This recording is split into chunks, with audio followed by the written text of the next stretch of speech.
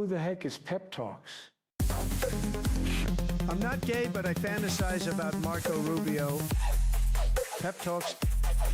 Pep Talks. Pep Talks. Let's eradicate the Kung Flu. I'm literally coming. Pep Talks. Pep Talks. Who the heck is Pep Talk? They want our women. They want our children. Pep Talks. Sometimes no means yes. Grab them by the pep talk. Grab them by the Marco Rubio. Obama is a racist. Pep Talks. I'm literally coming. I'm Pep literally coming. Pep Talks. We found weapons of mass Pep talks. destruction. My fellow Americans, it has been confirmed today from Pep Talks that we are indeed all high on politics. Yes, we are. Kinda. We're getting there. How's everybody doing? Hope you all had a good weekend. Well, Sunday.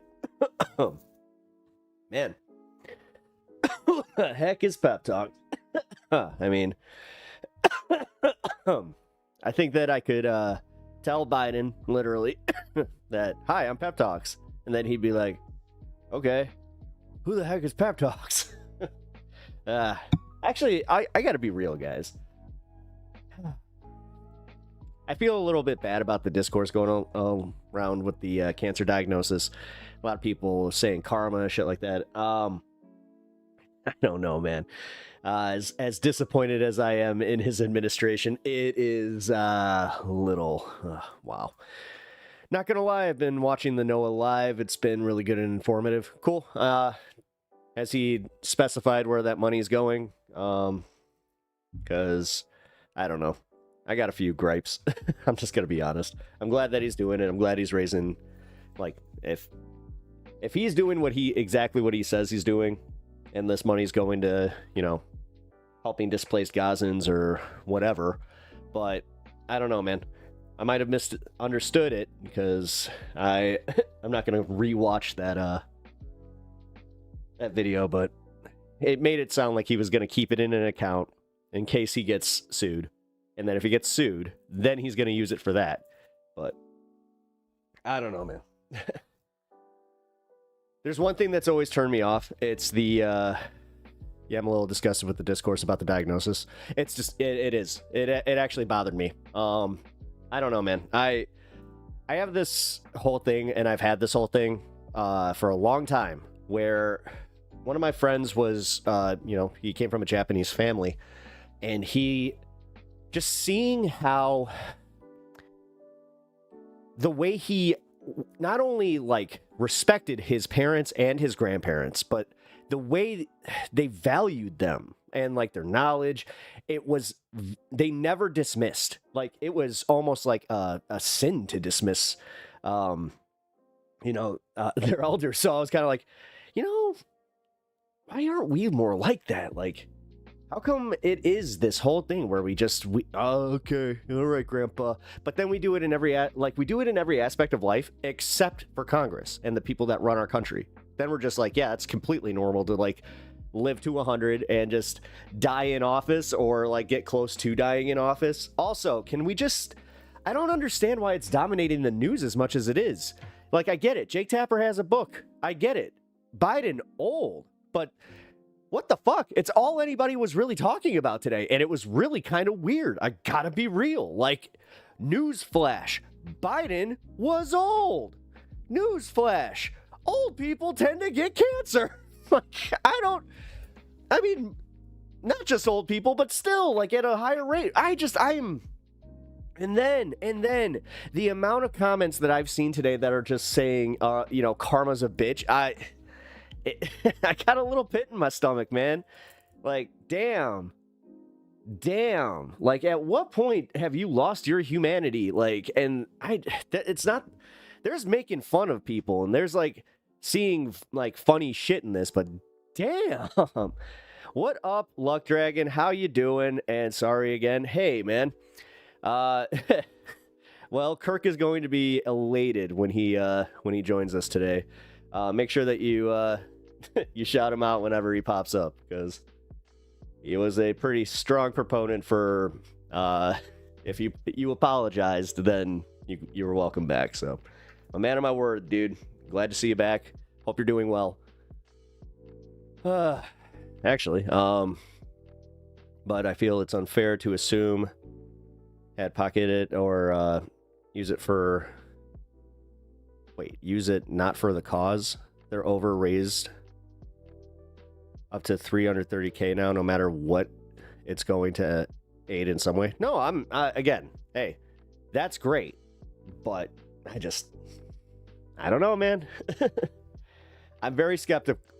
To be fair, this isn't just Noah Sampson. I'm very, very skeptical about any of these charity streams. And then, like, if I had the ability, I would do a forensic accounting of where it all goes. That's why I'm uncomfortable even doing this with my mom's memorial. Like, I plan on, like, essentially, not for content, but I will have, like, my pictures, and I do want you guys to at least understand, like, what's going on. And oh boy, how saying goodbye is one of the roughest things ever. Man, I have to say that I did have, like, a little bit of a moment just today where I was like, I miss my mom, guys. What I miss? Oh, Luck Dragon over on YouTube. He was formerly known as formerly known as Brian. Probably still known as Brian, but he I'm just gonna cover, because I mean, it was very public the way that you kind of, like, fell out with us, so but either way, guys, either way. And then you kind of missed what I was saying about Biden. If you just popped in, I was saying, like, again, not a fan, really not. Like, I get really a little angry now when people, because it's coming from the left and the right, where if I just say, hey, can you just show, I don't know, a little basic respect instead of just like, oh, this old mother effer, I'm so glad that he has his, like, what's happening to him is happening to him. It's just like, that's wild. That's just, I don't know, guys. And then on top of it, I have been bothered by the fact that it's just like, again, like, I was listening to Majority Report today, and I kind of found myself just like, why are we almost an hour in still talking about Biden? Still, like, at that point, it wasn't even reflecting on, like, oh my God, he stayed in the, like, realistically, what happened. But, man, just to act so surprised that Biden old. And like, again, he didn't have his wits about him. We all saw that. Like, I'm gonna just take it as the affirmation that it's like, oh, okay, my eyes do not lie. I mean, I saw it, I heard it. Like, that guy was definitely out of it. I wanted a primary. The thing is, I didn't get it. I don't see what crying about it now does. Like, we can hold the Democrats to the standards, like, that he was kind of setting for them prior to that, and then also enjoy the fact that, like, we have politicians like AOC and Bernie still who, they're holding the line against that the corporate Dem bullshit. And also, like, this is where we need to really change how we approach this protesting for Palestine, because I'm seeing too much of it just going to Dems, and it's literally, it's a very cowardly answer where it's just like, but if we can't move them, then who are we going to move? It's like the right. The thing is, Trump now doing the thing with Gaza and then kind of convincing people like, hey, look, see, like, we need to literally start, like, I don't know, protesting the people that are in power. Like, literally the people in power. And then also kind of like, I don't know, they do it with, like, the right is so good at doing it with the abortion issue, where they, and I'm just gonna say it, like, where they show up at clinics, they have absolutely no shame in like putting the pictures on their protest signs. Like, I mean, I don't know, but also I do have this weird thing where I'm like, exploiting those kids like that is also for your political agenda. Not sure if I'm cool with that either. There's a political agenda. stopping genocide. I like how that's now a political agenda. Ugh.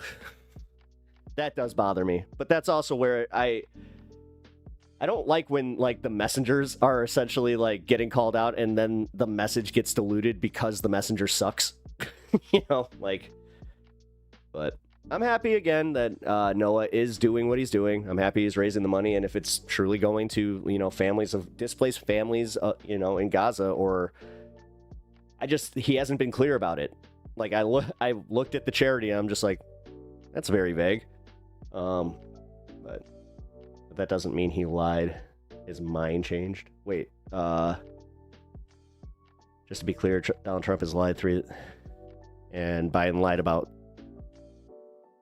Well, I mean, yeah, he did. Biden has some good policies. He was terrible with a lot of things, but he's out of power. It's not time to dig on Biden anymore. Exactly. Like, that was also kind of like, what is this safe argument bullshit? Like, why are we still focusing on this doddering old fool that has absolutely no bearing on our lives anymore? You know, especially kicking him when he's down. Like, that's wild. Again, like, I'm not cool with that. I really am not. And especially, like, with a cancer diagnosis, of an aggressive cancer diagnosis, and the first thing people said was karma. Yeah, I was wrestling with that one. I gotta be real, man. Like, I lost some respect for people today. Like, some people that I did not expect to see that from. I was like, what the actual F, man? But whatever. You're absolutely right. It wasn't a lie, but he should have stuck to his word. He should have stuck to his word for getting... I mean, again, in my perfect world, I'll wrap this up for me personally. In my perfect world, Biden would have held to his word that he was going to, you know, step down after his first go and just do a primary and back whoever was, you know, the popular candidate. But no. You know, and I think, again, the DNC was just like, nah, because if we do that, then it's going to be Bernie again, or it's going to be, you know, possibly somebody too far left. You know, if we do this now, this could be bad. But what up, Tragic? How you doing? I agree. That's where I was going with it. He just didn't stick to his word. Yeah, and that's cool. I like how that's an acceptable answer. Everything I said about Indian Air Force destroyed nuclear installations of Palestine turned out to be true. Or Pakistan. Palestine. Did it? Because it seems like you like to huff your own glue there, dude. So I don't know about that. And I loved your original answers of just, I live here. I know. It's like, okay. Also, I do kind of find it a little, like, disconcerting, but funny at the same time, just how quickly the world just went, okay, ceasefire? All right, they're good. Like, who cares? We agree 100%, Pep. Cool. Again, I've never been comfortable beating up on an old dude. You can check it. Okay. All right, what the fuck did you say? Hold on. I'll entertain this for a minute. Everything I said about Indian Air Force destroying nuclear installations. India destroyed nuclear installations.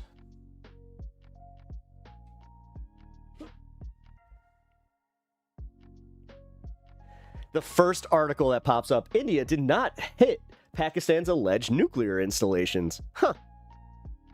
That's fun. That's from the Economic Times. The enduring legacy of the India-Pakistan non-attack. What the fuck, dude? War Zone claims swirl as India and Pakistan assess results of the no radiation leak from Pakistan's facilities.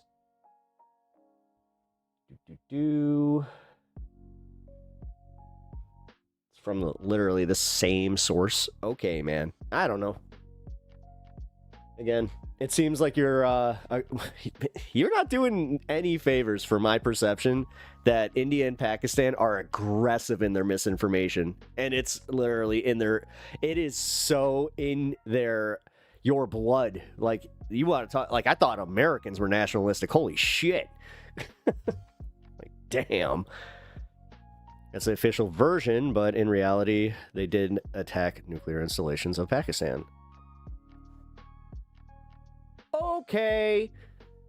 Not reported, haven't seen it. No, this guy, he's one of these guys that, like, while I was covering the India-Pakistan thing, he was trying to do, like, a live update thing, just being like, I actually live here. My dad is part of some so-and-so. He's a higher up in, you know, the Rebel Alliance. My dad knows Cassian Andor.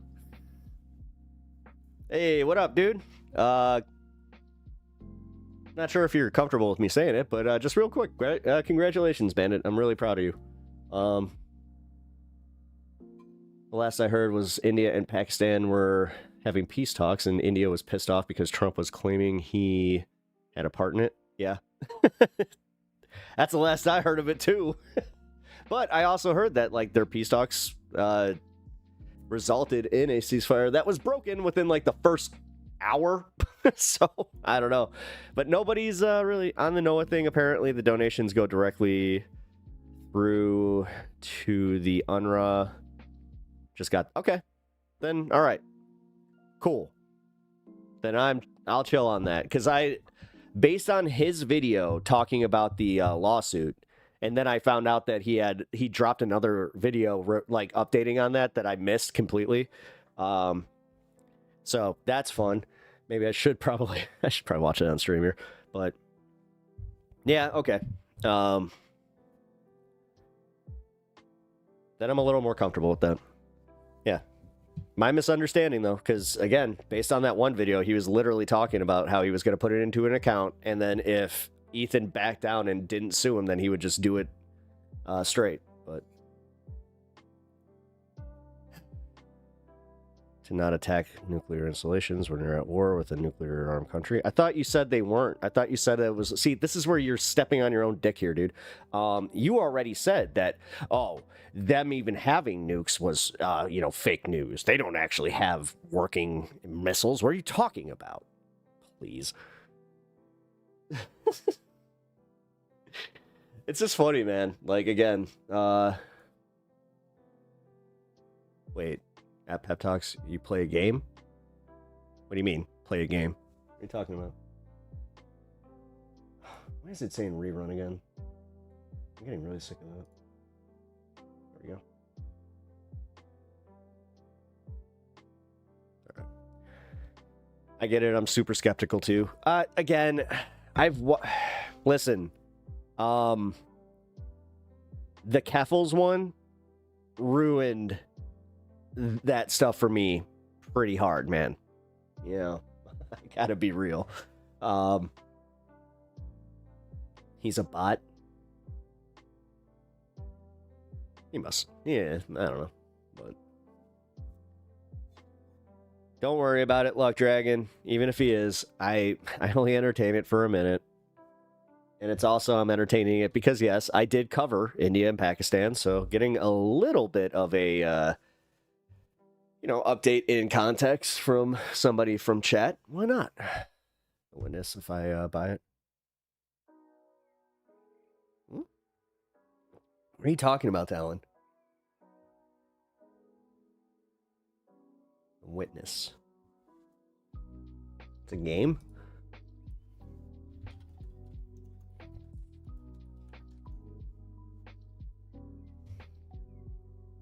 Yeah, sure. I like puzzle games. Yeah, I'll check it out. I mean, I like Myst, and it gives me Myst vibes, so yeah, I'll check it out. I don't want to go do a capitalism. Didn't I cover that when I when I was just like, guys, you know what I don't like? Doing the capitalism in Steam right now. I think I've, yeah, just look, you can look me up. It's Pep Talks TV. It's easy. I made it that easy for me.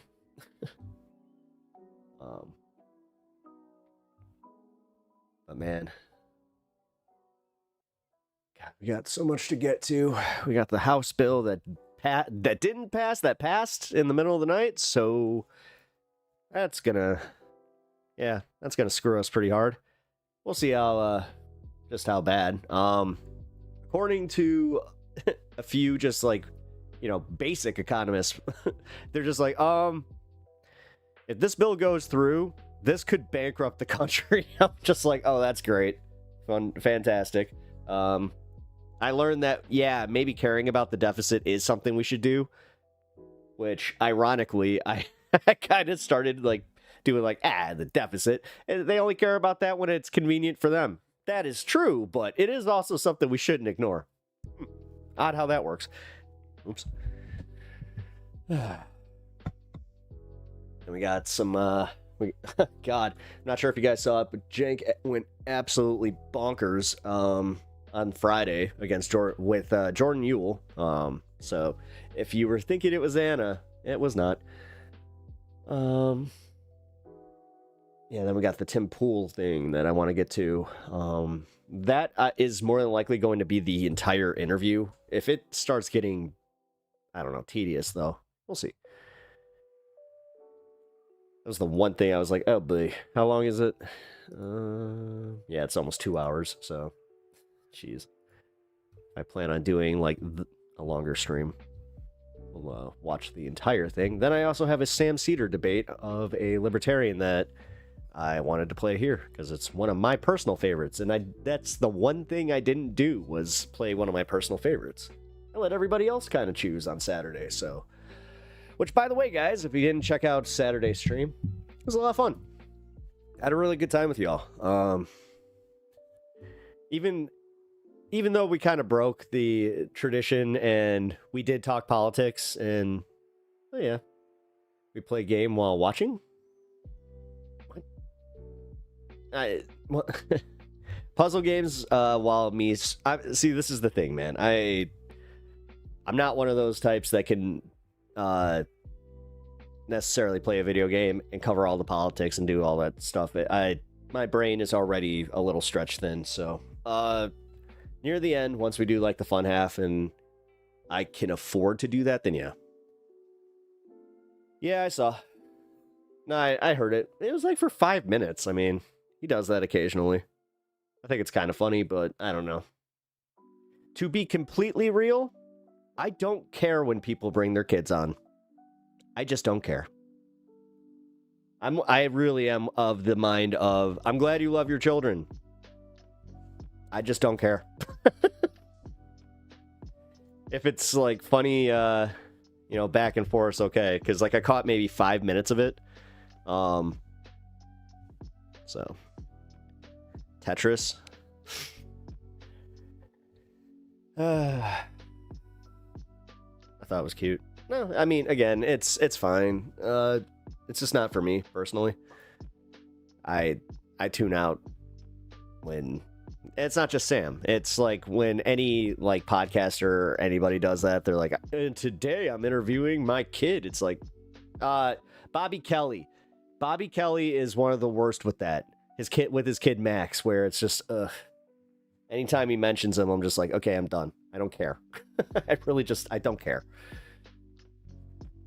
He was roasting Sam a bit. That was part of what, like, because I dipped for a little bit and came back, and I came back like right as he was kind of ripping on Sam, and then Sam was like, yeah, we have an appointment. He's just like, yeah, but it's at 3:30, and then Sam, I did see Sam just like look at him like, what the fuck, dude? Divulging some, behind the scenes information. Oh, geez.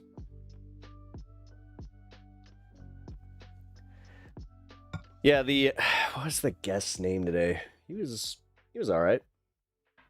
I like the informative guests on the Majority Report. Don't always need drama.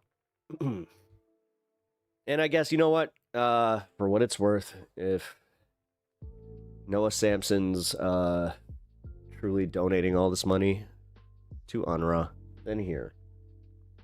I will allow it. You can check out his stream for a little bit, but come back. He's been streaming for like 3 days, so... Which is wild, dude. Like, he even did, like, the sleep stream thing. Like, that's crazy, but... Hey. I only tuned in at the end of the show. Oh, you did? Okay.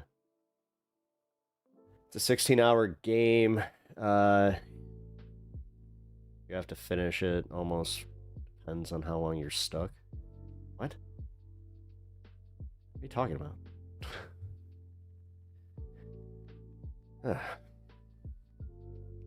Either way. Where the hell is Kirk? Here. You know what?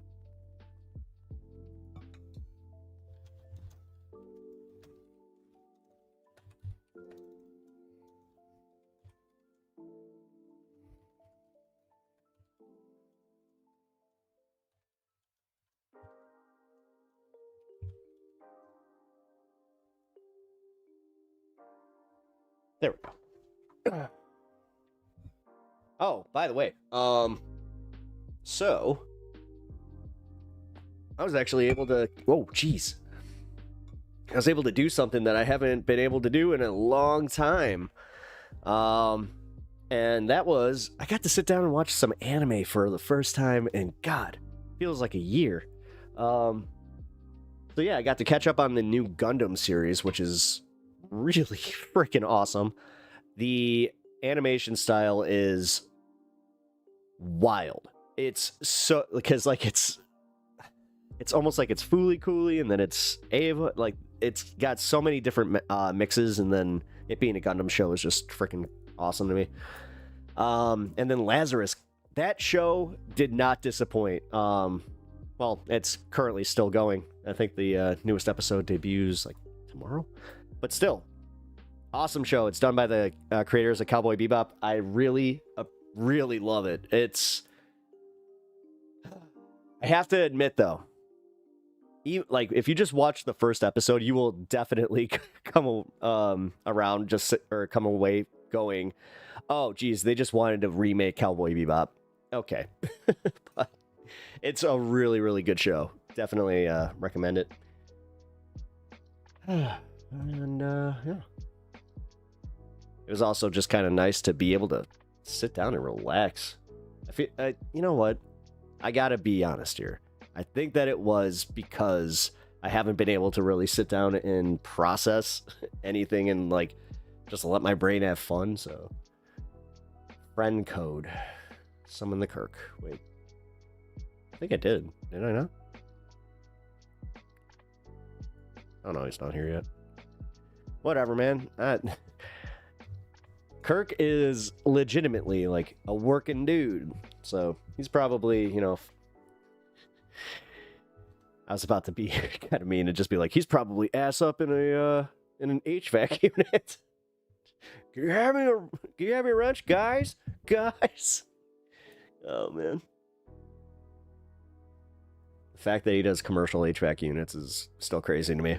And like, he will randomly in Discord just be like, hey guys, check out what I'm working on. But here, we let's see, what do I want to cover first? Let's do the ground news segment first. A working male will like this game. You will finish it. Okay. I mean, I'll check it out, man. I'm not in the mood to play a game right now. I accepted the idea of like, okay, I will check it out. But not right now. Not right now. Oh, guys, did you guys see that Ashley Babbitt's family is getting $5 million in a settlement from the Trump administration? Ugh.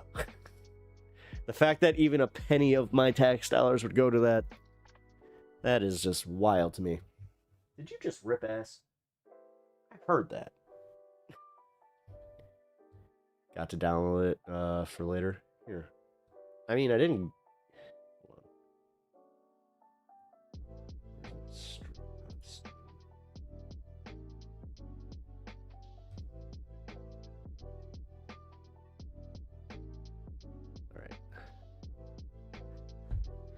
We'll figure it out. Hear the house smell. You know what? I want to cover this first. I need friend code. Oh, friend code. Here. Give me a second.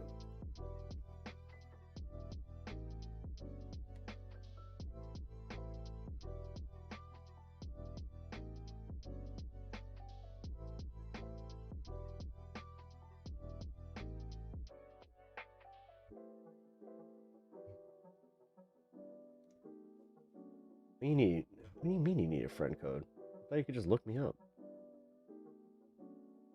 Yeah, it's just pep talks.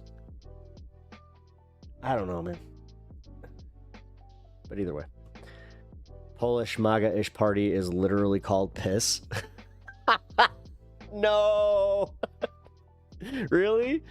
Oh yeah, you know what? I wanted to see what happened there, because I heard about that.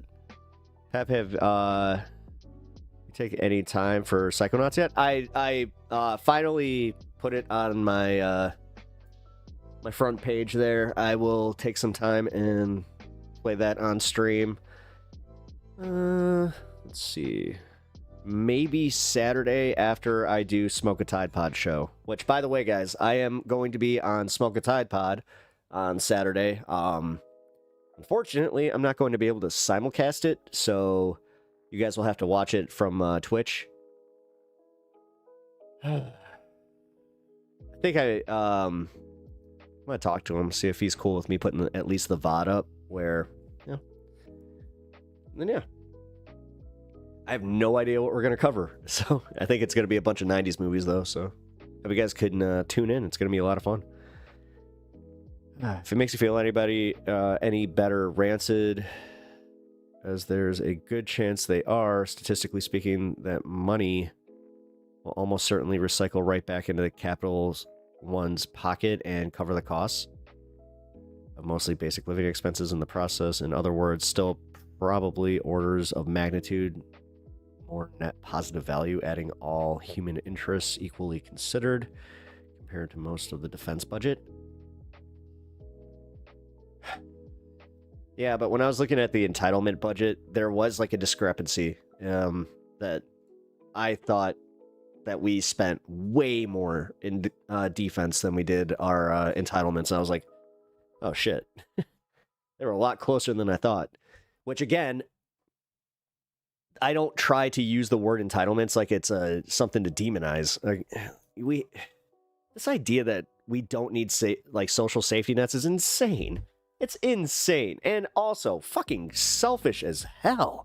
Thinking about it, like, okay, just the wheelchair aspect. There was I had an argument with somebody about how in our town we have a bunch of these new stoplights that have like the what do you call it? Like the blind. It's for blind people, where it makes like the little cues and it like talks. So it's one of those things where this guy was talking about how I don't want my tax dollars going to that. That's bullshit waste. How many blind people do we actually have in this town? Turns out that we have quite a few. Number one, gonna just go out on a limb and say it actually kind of surprised me how many came out and were just like, hey, dick. It's just like, whoa. And then on top of it, I was kind of just surprised at how many people were also selfish assholes that were totally just like, I agree. I shouldn't have to pay for this. It's just like, okay, if we're doing this. And then I made the argument where it's like, I don't have kids, so should we do this where you should only have to pay school taxes if you have children? Immediately, they're just like, well, no, that's not fair. Like, okay. Vosh has a little bro. Did you just call me little bro? That's kind of funny. I am 8 years older than him, so that would be wild. But also, if I look younger than Vosh, hey, you know what? That's a win.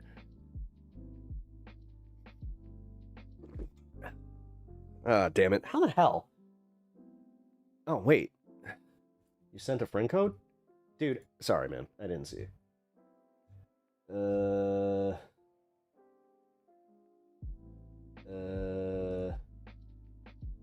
Where is it? There we go. Pending invites. There we go.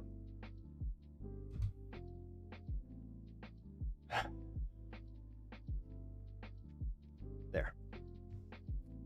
Yes, and if you guys want to, I don't know, if you ever want to try and game with me, I am Pep Talks on Steam. So you guys can find me there. All right. But here, I wanted to talk about this bill for... Oh, that's not the bill. Give me a second. There we go. Really? Why is this... Hold on. All right. Let's talk about the great, big, beautiful bill. The bill that includes all of President Trump's key campaign promises economically is back on track for now. House Speaker Mike Johnson is racing to get his entire conference on board. Man, you got to cover Adam Conover versus Simpool. That's the plan. By the end of this week, the potential for another derailment is still very much there. So what are the key sticking points? Among them, state and local tax deductions, very important to blue state Republicans. Eliminating Biden-era green energy credits, a key priority for deficit hawks and climate skeptics.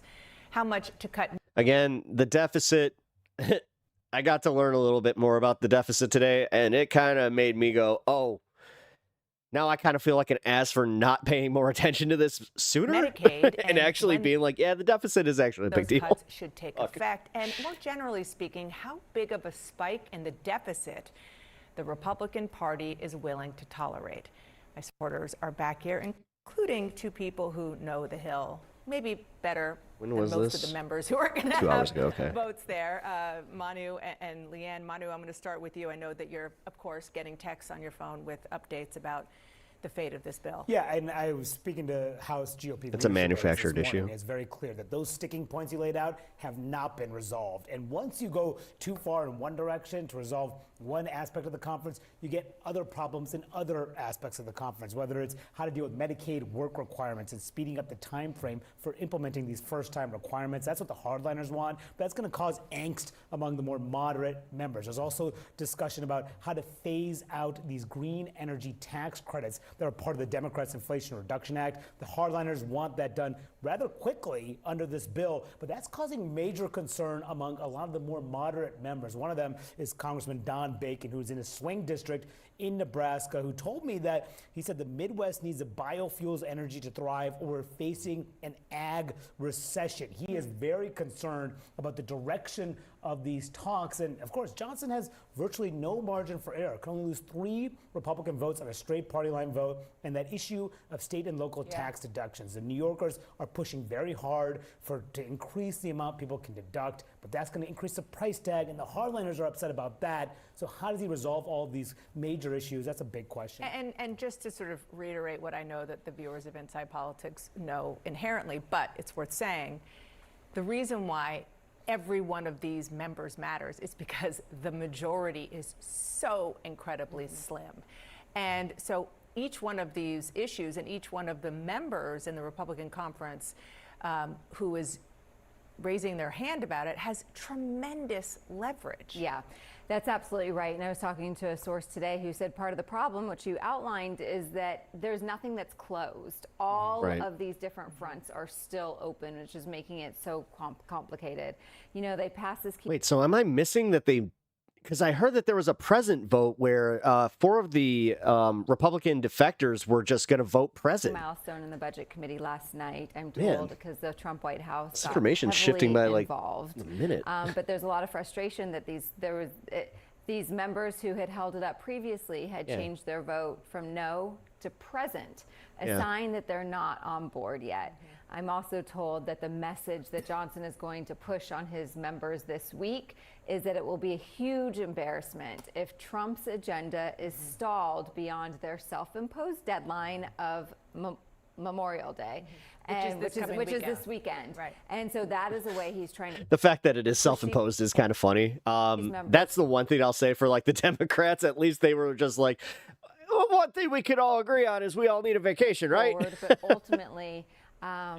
even though it's going to come down to incredibly Donald annoying. Trump having to get involved, which is how Speaker Johnson has won so many of these. The word fights. that he always uses, the president, is with the grandstanders, to suggest that the people who are using their leverage are doing so to get on CNN and elsewhere.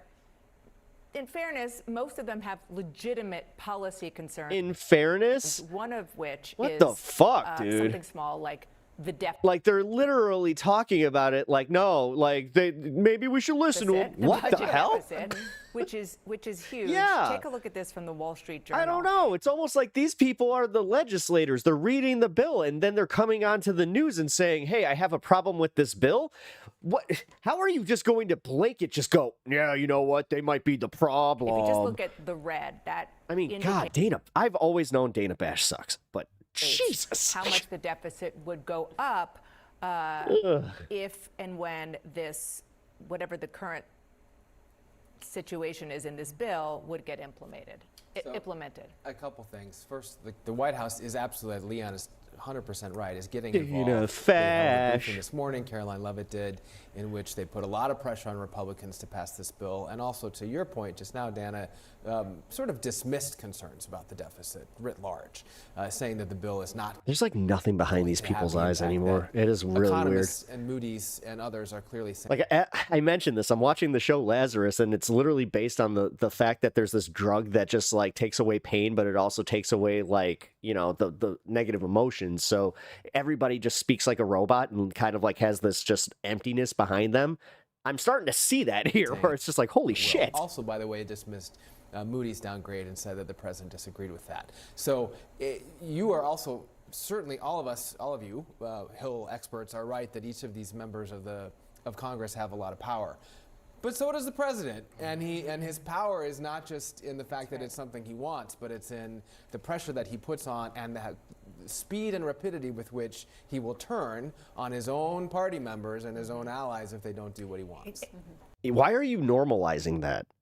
Again, that like I don't like doing this. Like, but what if Biden? But for real, if Biden even pulled in just a modicum of that, you guys would lose your fucking minds. CNN would be losing their minds. Is Biden overexerting his presidential powers?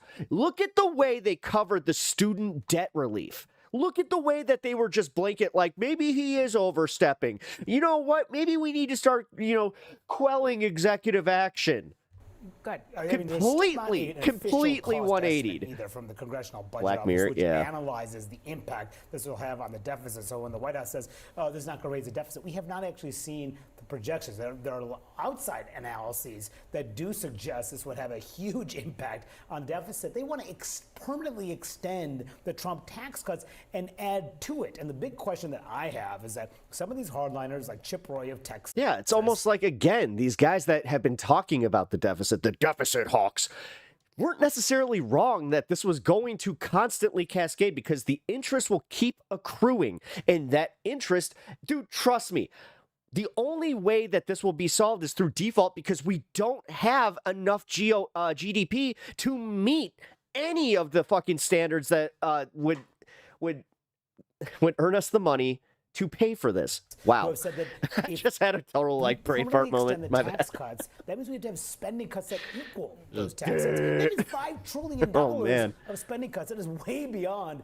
anywhere near that they're talking right now, which is more like $1.6 trillion. So that's they're wrong about the debt and deficit. How so? The world dig in and demand that, or will they ultimately cave under pressure from Trump? And this is what we were talking about in the break, sort of the whack-a-mole nature of the challenge for House Speaker Mike Johnson, because on the one hand you have the conservatives saying, okay, it's too much spending, and then you have no, I don't think so, Luck Dragon, including Don Bacon, who you were talking about from a swing district, and even Trump supporters have kind of like calmed down on that bullshit. The New York Republicans, because honestly, it was kind of funny how quickly they did do that thing where they're like, well, if Trump could technically run, then wait, like they understood how just bad that'd be for them. Saying SALT, which is the state and local tax deduction, which their constituents got in the last Trump in the last Trump bill. No, I understand the difference, but at some point,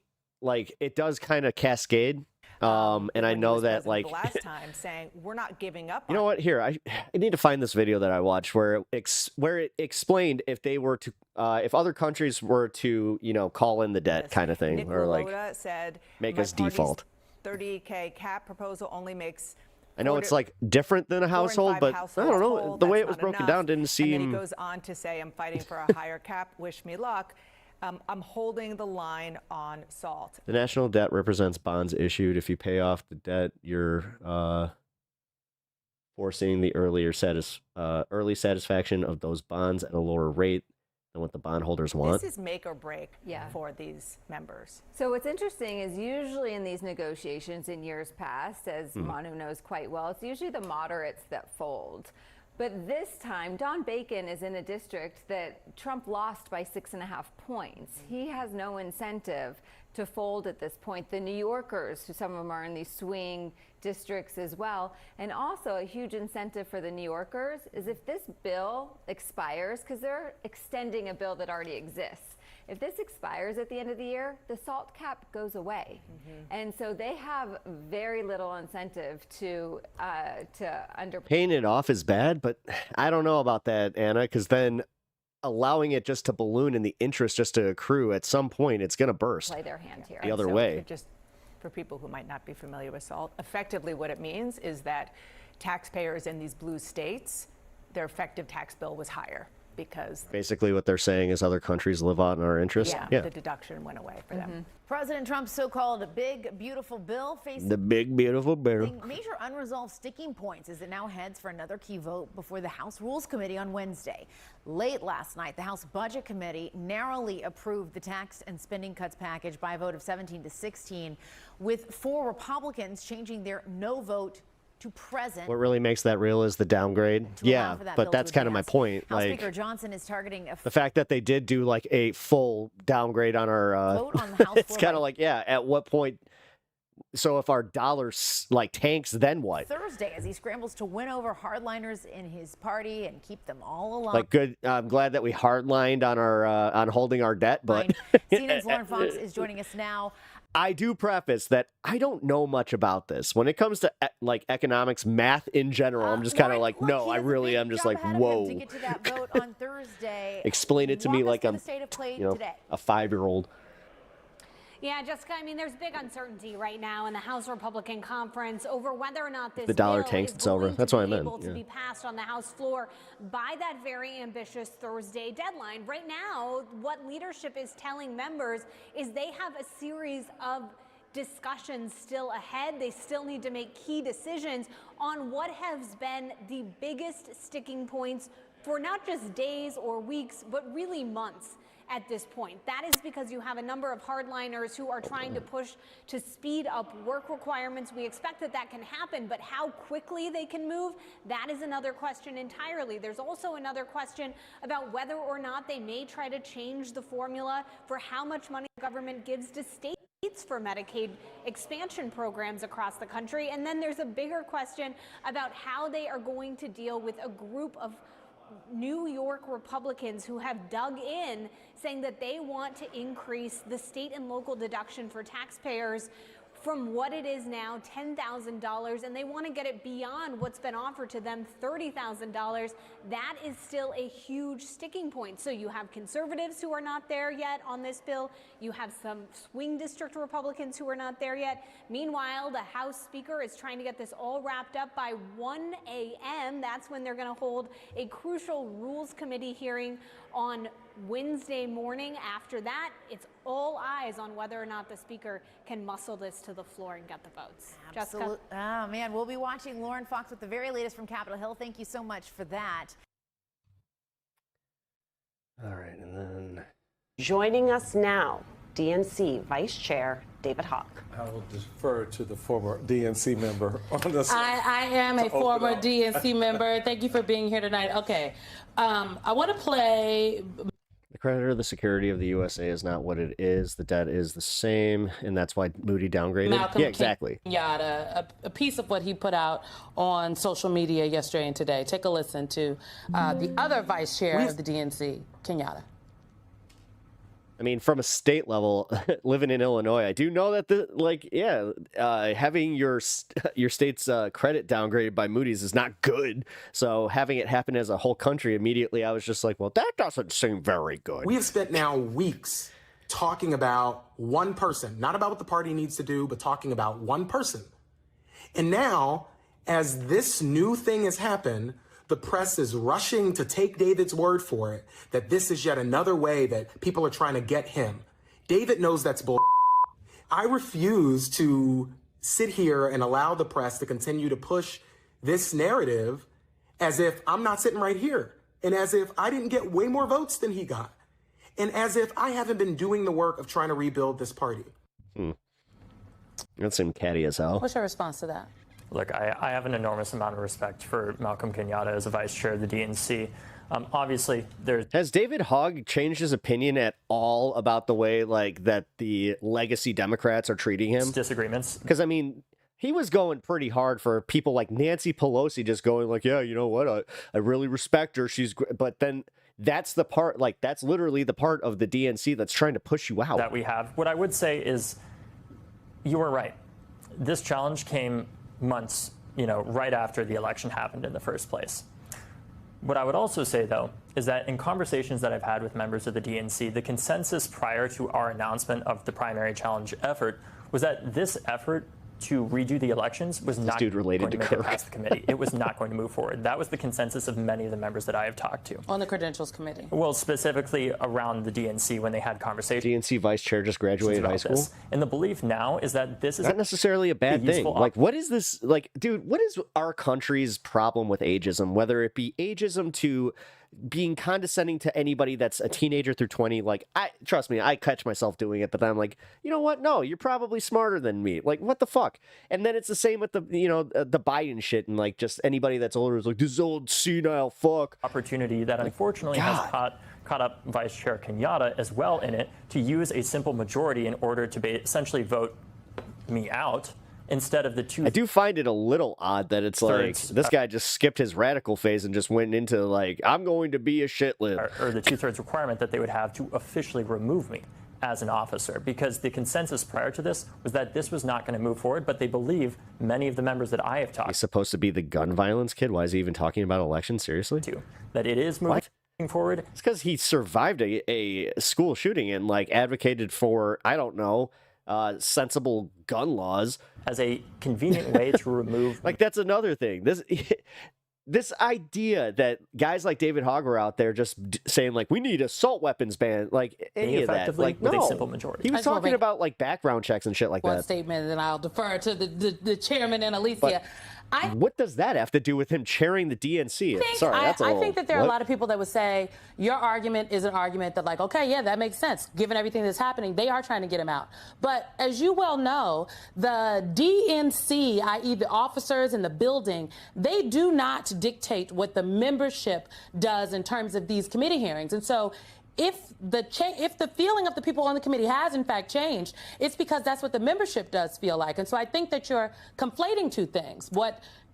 How Chairman Martin and maybe some of the other officers feel about what you have taken up in terms of challenging, getting involved in primaries, but not primaries that would cost a race. And then this thing here with the apportionment of the rules. But it's also the membership. And what I would say to that is, I believe when I talked to a member just about an hour ago. Goldilocks syndrome, didn't do any work, wanting everything to be just right. She said to me, David, I honestly believe if they came to the committee right now and said we have candidates A, B, and C in this whole situation, and they left our names off of it, that this never would have gone through in the first place. And that's the broader issue. It's not specifically that the officers are playing a role here. It's that people believe that there is a change in faith of what is happening. They're clinging to a world that doesn't exist anymore. Oh, I mean, yeah. Because of what we're doing in these primary challenges. And ultimately, what I think we need to be centering. No, they really do think that they can bring back the Obama era, which is disgusting.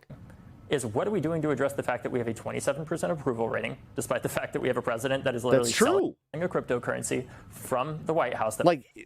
This is why I'm glad that he's asking the really tough question here.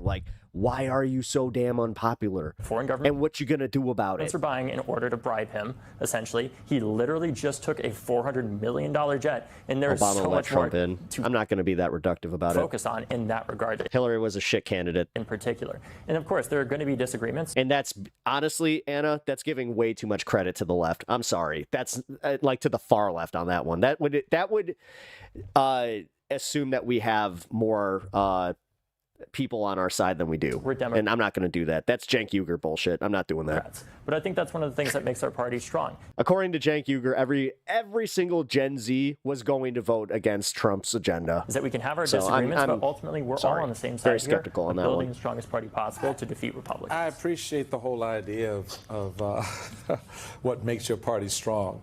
But it also, I think, creates an unnecessary narrative. That's what I'm saying. Hillary was shit.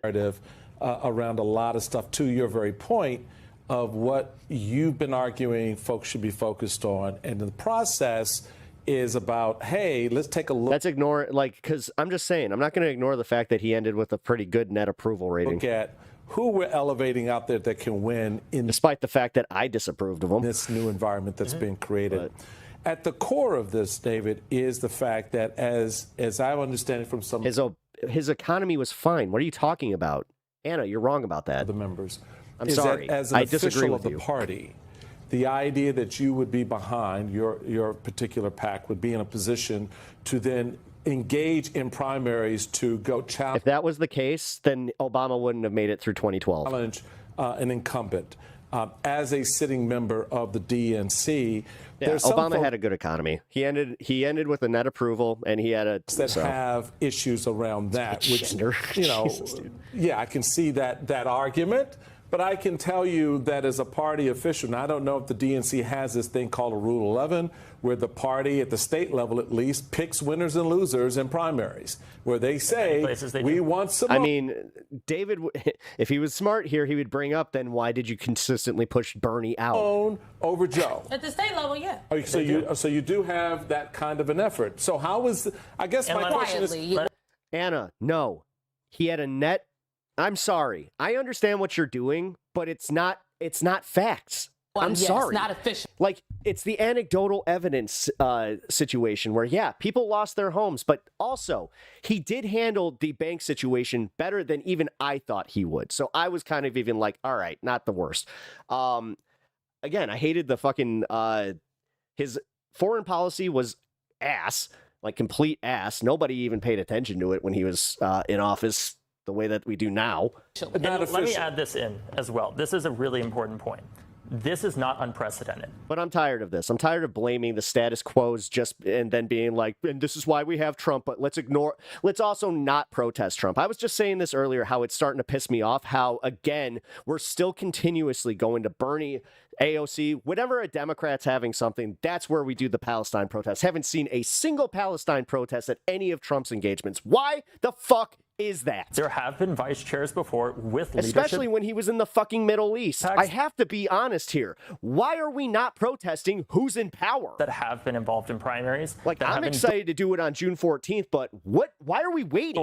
In primaries. And my concern here is that even if this rule does pass, it's going to be selectively enforced, where when the president appoints a member of Congress in the future that has a leadership PAC, and then they give to somebody either an incumbent or a challenger incumbent through that leadership PAC, I don't believe that we're going to say to that member of Congress, I'm sorry, you can't be a member here anymore. Can you clarify, though, which vice chairs had the PACs? Which we had Gretchen Whitmer vice and chairs? Tammy Duckworth that were vice chairs that had PACs. And there are also current sitting members of the DNC that are officers that endorsed when they were vice chairs.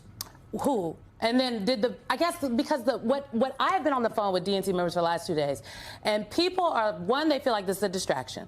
They feel like what you did is a distraction in terms of your announcement. You could have just quietly did it. They're like, why he got to make an announcement? So that's one point of contention you can respond to if you'd like. But also, a lot of people feel like you're trying to have it both ways. Even though there are people that, a lot of people also agree with you. They agree that members just are not entitled to a seat. Yeah, the thing is, you can move people a lot easier by not condescending to them and also just constantly being like, this was way worse than even you think it was. Members of Congress should not be entitled to a seat. The people this own is kind these of seats. like, this is what was pissing me off about people not in Kamala's camp, not running on the actual shit that he did. Like, unions was the biggest one that I was just like, how did they fuck that up so bad? So bad. Same with the Medicare bill. Like, we let Trump and everybody else run the campaign season, and then they did it. They just responded to it. Like, I'm not going to hold any water for the Democratic Party.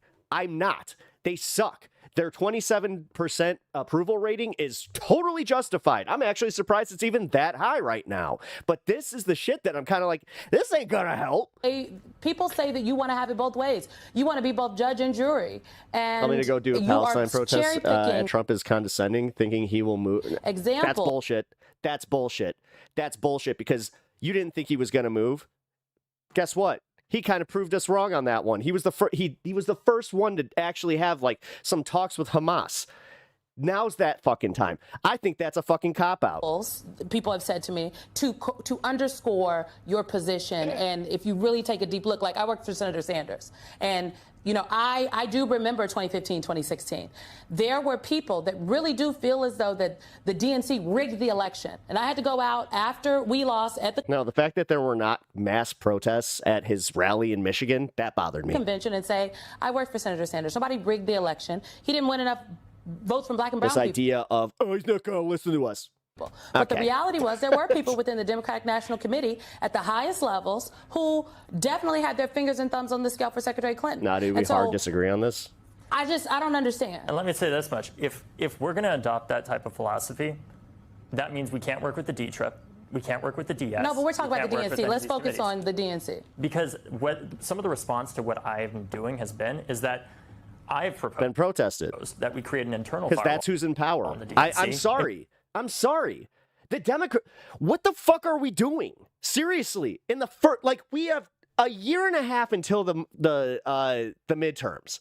In order to say, you know what, we understand that there are going to be people in the future that have leadership PACs, that are members of Congress, that are governors and other people. So let's just isolate them so that they don't have any insider information that could have undue influence in these elections. And the response to that has been, well, we can't do that because we're going to work with the DS and the D-TRIP, which famously do get involved in primaries. So my question is this really a matter of philosophy, or is this a way of trying to remove somebody trying to challenge the status quo? That's my question. Because if it really is a matter of philosophy, if they came out here and said right now, no officer, and we will enforce this, that no officer is going to be involved in primaries going forward by any means, but we're going to grandfather the current officers in who ran under the bylaws as they are. The DNC is an organization that is over 170 years old. Thank you, Stephen. I appreciate that. We have a long list of bylaws that do say specifically you cannot be involved in the presidential primary, because we do have oversight over that, and I think that makes total sense. But if we're going to say that we can't have any role in primaries whatsoever, we need our state parties to be held to that same standard,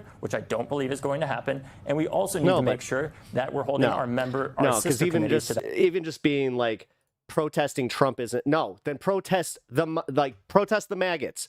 Go and protest against, start talking to these people and changing their minds, because just remember, a lot of them are already leaning towards the towards their anti-Semitism, and they're letting that run rampant and go, well, this is the reason that we don't like them instead.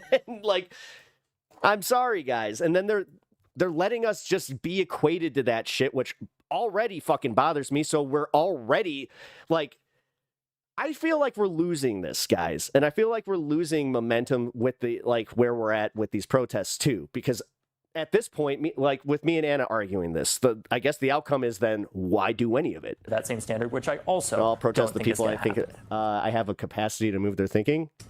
I agree with the distraction. That's where you get people like her. The shaved head lady part. I think the distraction, though, is that you came in and you upset the apple cart. Mm-hmm. And it needed to be. You came in and you said, okay, this is the... I mean, look at the way that they're treating this centrist David Hogg. This is the party that's talked generational shift. Let's back it up. Mm-hmm. And now let's begin to engage. It is... What makes your position tough is that you're at the table as an officer of the party. Imagine being Booker barely for speaking 25 hours and barely mentioning Palestine. If that there are insane examples of the party allowing that to happen in space in other areas, then what is it about this effort that sets off so many fire alarms. What I do know about Gretchen Whitmer's PAC and Tammy Duckworth's PAC is that they did not. They didn't elevate particular Democratic candidates in Democratic primaries. They gave across the board to Democratic elected officials, my understanding. And Tulsi Gabbard, who at one point in time was a vice. I also feel like this is a silly argument, Anna, because honestly, you can do both. You can go protest Trump and protest the Democrats. What I'm saying is I'm not seeing it from the other side. I'm not seeing anybody doing mass protests at Trump rallies, trying to actually change other people's minds. That's where I'm getting frustrated with this. She endorsed Senator Sanders in the presidential primary, and she stepped down. She had to give up her seat to do that. But what is it? So what I'm saying is, I think effort? That effort is different. That's what people are. When protests don't happen on the other side, normies, almost every Muslim I know think that Republicans are better for Palestine. That is what everyone is saying to me, that what you're doing is different than what's been done before. What's your answer to that? My response is that I think what I'm doing that's different from before is I'm challenging the status quo in a direct way and head on. And that really scares people. But frankly, I think right now, nobody should be comfortable when our country is in a moment of crisis. And I think that there is far too much comfortability across the board. And we need to make sure... Because there's no protest... Oh, sorry. I just got the back end of that. So when protests don't happen on the other side, normies, almost every Muslim I know, think the Republicans are better for Palestine because there's no protests at their venues. That we are electing the best people possible. And in our own party, using democracy to show how we're fighting to give you the best person to represent you possible, regardless of whether or not... And the reason that I'm animated about this is because it's just like, okay, I get fucking ramped up all day, every day by fucking Emma, Matt, pretty much you. Like, there is this thing where I'm just like, okay, so what are we doing? You're in a purple district or a very blue district. And ultimately, it's not me or any member of the DNC that is deciding these elections. It's the... Hold on, guys. My stream connection is, hold on, I gotta set something. 1 second. Oh, shit.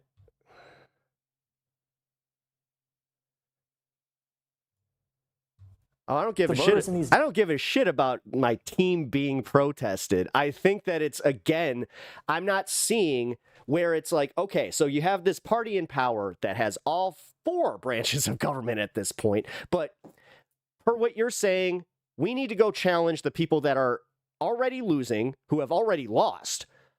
For what? Because what power do they fucking have right now? Answer me that. I am very confused by that. Where can they move legislation towards helping Gaza? Districts. And all we're trying to say... Instead of having the people from these districts where we can get the people living in our districts to start caring about that, whether they're on the right or the left. Here is let's give people the option when our party has a record low approval rating to say, here's what we're going to do. Here's how we're trying to address. The next chance will be the midterms. Anna, I'm gonna ask something dead serious. I'm not trying to be condescending about this. What if we fail then? What if we don't get anybody in? What if we don't get the movement?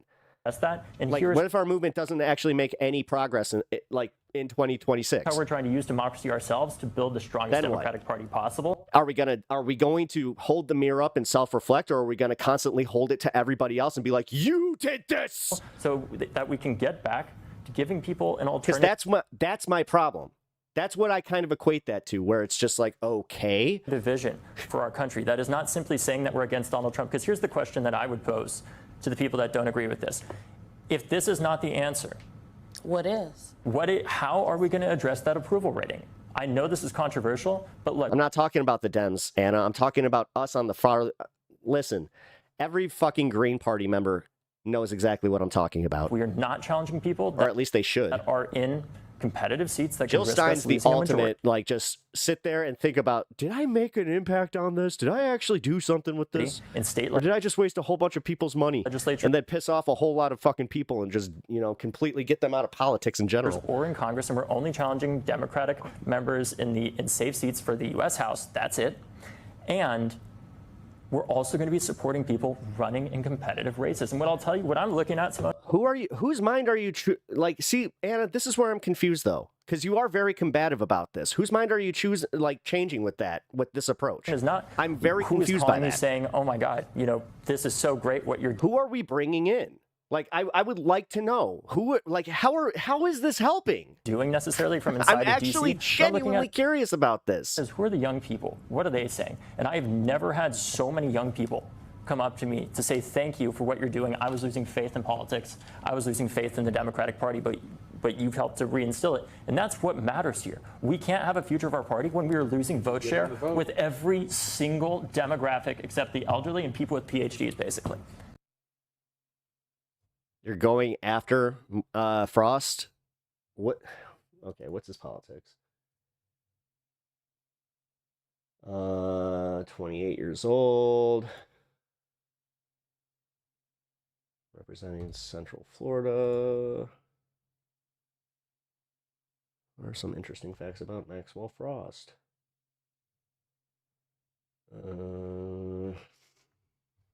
Democrat, okay. Okay, so when you say you're going after Frost, what are you doing? Like, are you trying to primary him? What's going on? And do you have a candidate that has popularity that really seems like they can actually like threaten his seat, or are they just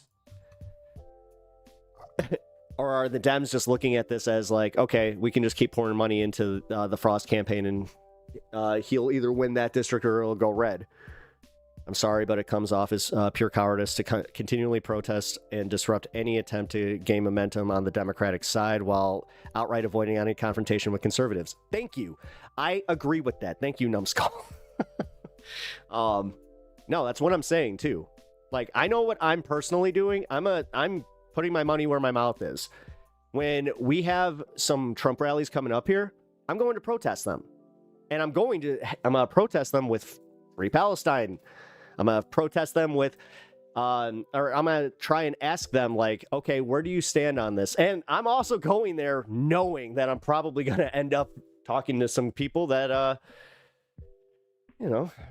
some jackboots.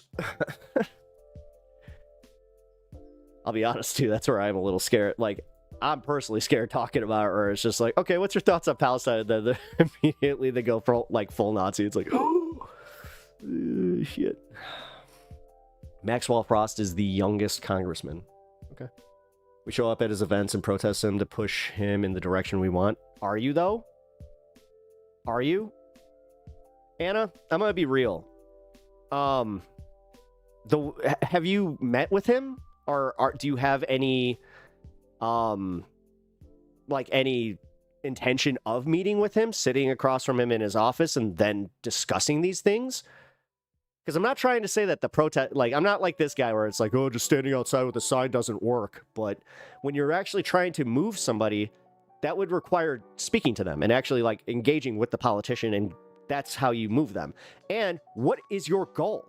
What do you want them to do? Do you want Maxwell Frost to put a bill onto the floor? And if it fails, then what? Like, I need a little bit more here. And also, I can only exert so much energy to where I'm like, guys, like, me personally, no. My org and other orgs that I work with already done it, still doing it. Okay, but why aren't you? Why can't you personally? You're one of his constituents. I know that for me, I can go sit with Jan Spakowski when she's actually in office and if she's awake. Let's be real. Again, me pulling the ageist. See, again, I'm a little bit of a hypocrite, I'll admit it. Like, again, I'm not happy with the fact that I have like an 80-year-old woman representing me who can barely show up to do her job. Not exactly thrilled about that. But I'm also not thrilled that the other person coming in to point that out happens to be somebody that doesn't even live in my effing district. That, again, politics aside, I'm not cool with that. I'm not cool with somebody being like, oh, you know what? There's this old politician in this district instead of mine. I'm gonna go there. It's like, I'm actually not in his district, but also I wasn't available at the time. Well, then talk to who... Anna, I'm not trying to be a dick, man. I'm really not. But these are the things that you can do to also move your party. These are the things that you can do to actually kind of change their policies. Because, again, pointing out how bad somebody's constantly doing is not going to result in a good reaction. Psychologically, I'm gonna just break this down. When you're in a relationship, if you have your partner constantly telling you how bad you're doing, are you gonna respond by doing exactly what they want? Or are you gonna start retaliating a little bit? Are you gonna start pushing back a little bit? Like, that's the kind of shit that I'm like, But he's the easiest to move in the context of all Florida Congress people? Is this Anna Kasparian? No. What? No. Do not insult her like that. That's absolute. I will not stand for that. Death toll in Gaza is way higher than Sudan. But yeah, it gets no press. It's not the same. I'm not in a romantic relationship with Maxwell Frost. I'm not talking about that. I'm not talking about that. What I'm talking about is the human condition to react a certain way when you're being spoken to a certain way. Kind of like the way you're probably reacting with me even speaking to you like this, because you probably feel like I'm condescending to you. Like, that's my point. You don't like it, right? People don't like that. And they're not going to move to your side if you're going to constantly just be like, here's your face. Here's the shit. Ah! Now, are you on our side? Sorry.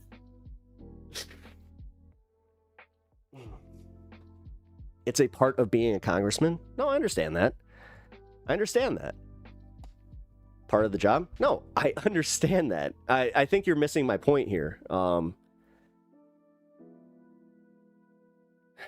There are no young people at these protests. It's mostly boomers. Let's be real. Carlitos, I mean, let's be real. Are you in America protesting? Because I can tell you right now, it's not the case. I've been to a bunch of protests. Well, a bunch of protests. I went to the last one. God, what was that for the... What was that for? I forgot. Because No More Kings is coming up. I forgot what that one was called. Okay. If you understand that, why are you arguing? Because I think that the way that you're approaching this is not exactly the most productive. And I don't think it's going to result in the outcomes that you want. That's why. Mr. Pepper is correct about using criticism effectively. Thank you. Like, that's kind of my point. Like, it's so easy. It's so easy to take your negative feelings and just be like, you know what? Hands off. That's what it was called. Yeah, the hands off protest. Yeah. And, yeah, we had over 3,000 people at that protest. Again, I disagree, but it seems like we're not getting anywhere. Well, no, that's just because me and you may not be getting anywhere right now. This debate is kind of helping people. People are engaging with it. People, don't do that. Don't do that. Don't do that where you see people starting to agree with me and just cop out. That's wild. Like, come on. 100% is the case. People making a big deal out of it is, it's all over Reddit. Really? Subreddit addressed it directly, dude. Oh, well, yes, because Reddit seems to be, you know, the be all end all of everything I've got. No, that's okay. Well, I also got work in 5 minutes. Well, that is more of where I'm like, okay, that's a good reason to go. I agree with at Pep Talks. No clowns. Next protest.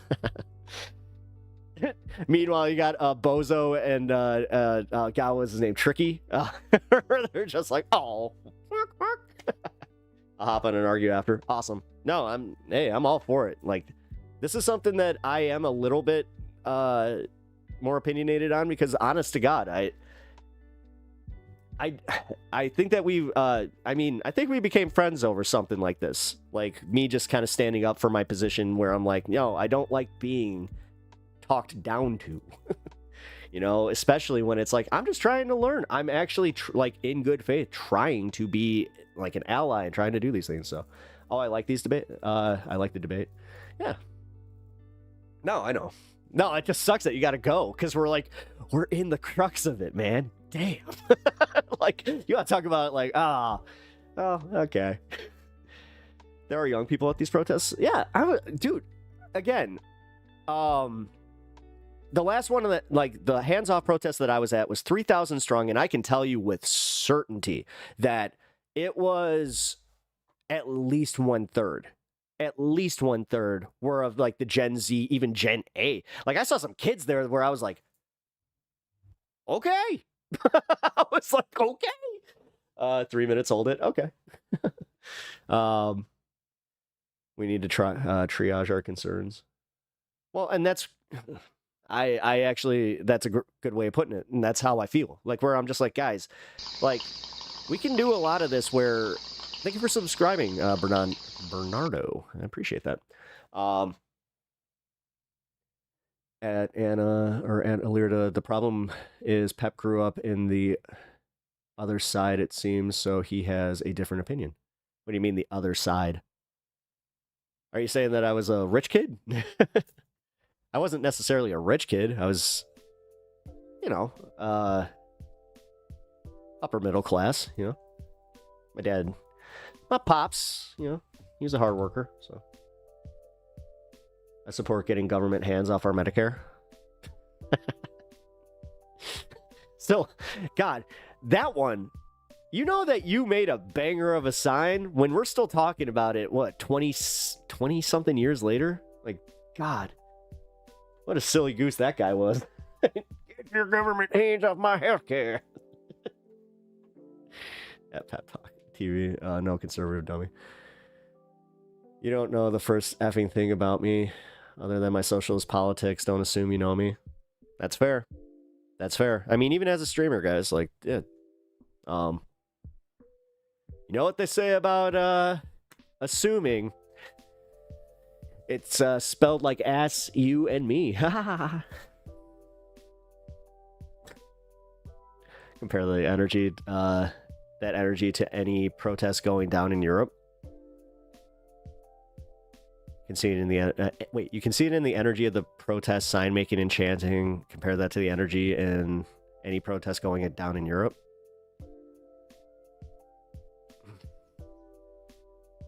I was very proud of my sign. I'm still proud of my sign. Also, your white balance is it is. Thank you. Why does this keep happening?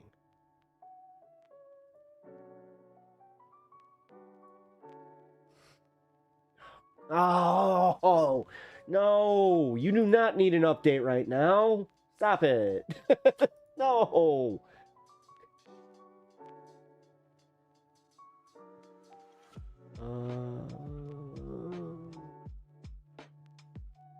Whoa, no.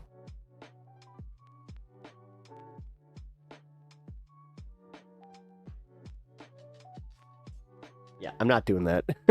Sorry, guys. If my camera starts fluctuating, I'm sorry. That's something I'm going to have to fix post-show, because it's something that I have to set before I go on. Some people are too far gone, but you won't know till you talk to them. Oh, I mean, that's kind of the thing. Like, if you're just going to automatically assume that these people are too far gone and not engaged just based on, like, whatever, like, then what are we doing? Like, white imbalance. Amon Kang, are you lefty? Yeah. Yes, I am, but I'm literally sitting here debating a somebody that we could argue is farther left than me. So,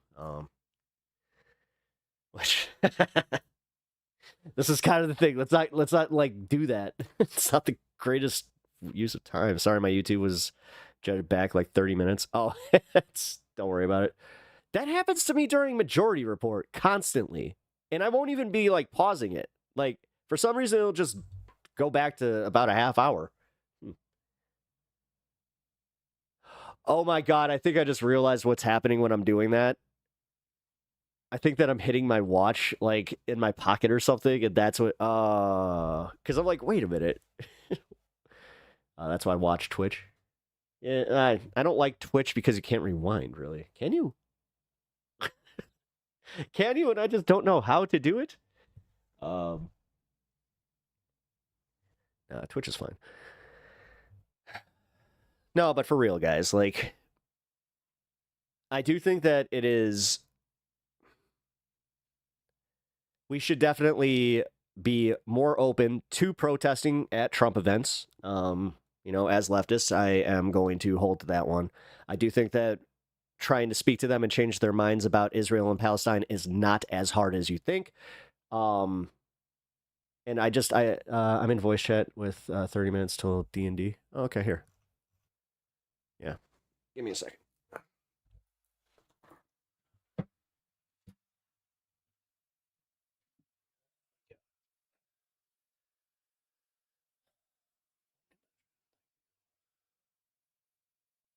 Really?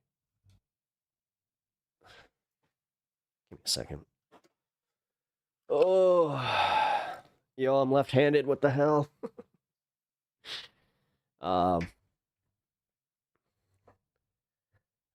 Technically, I am too.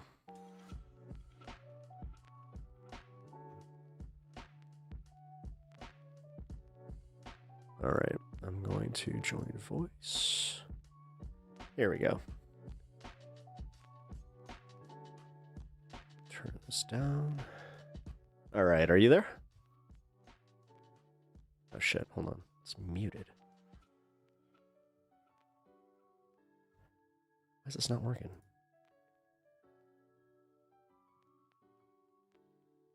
Turn on cam. No, don't turn on cam. Are you muted? Shit. Here, give me 1 second.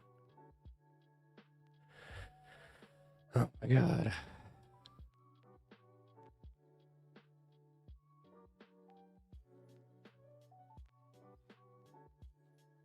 Why is this not working? Sorry, guys. I got Anna in voice. What? Did I do something with my settings? Give me 1 second here. Invite friend.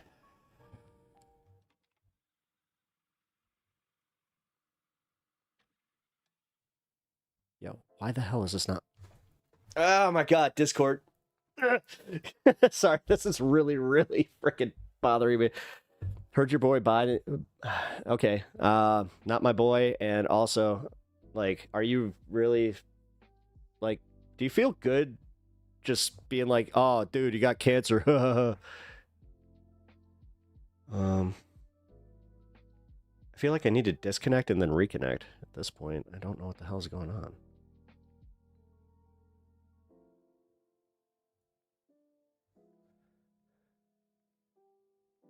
User volume.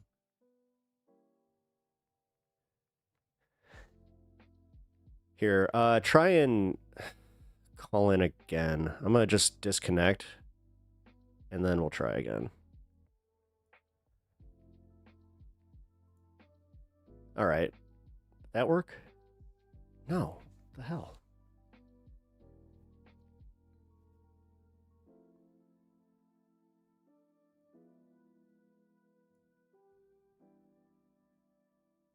Wait, what did I miss? I'm trying to talk to Anna on voice chat.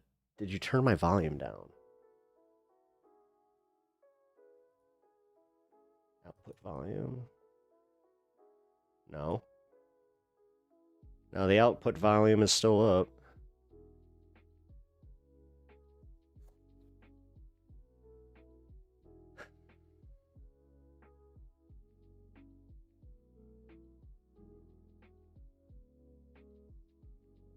Oh, wait, hold on.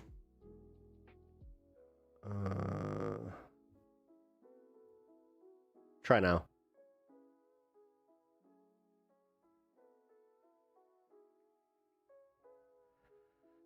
Shit. Nope. Summon Kirk? No, I have not summoned Kirk. Well, I mean, I tried to. Dude, why the fuck is this not working? This sucks too, because like I need to get this working. Because I have another interview coming up here. Shit. Is your streaming program taking Discord as an audio? That might not be the case. Give me 1 second.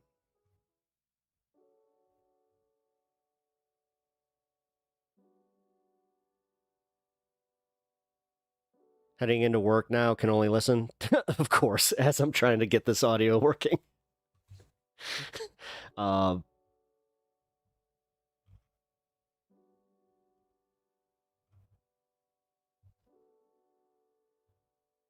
Due process.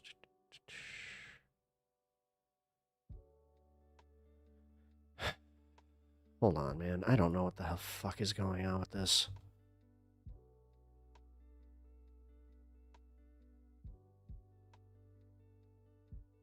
Me? I'm on voice call. What are you talking about?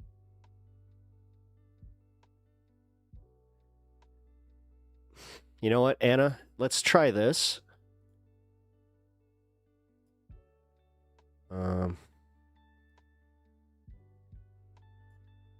Go to general chat and let's just try that.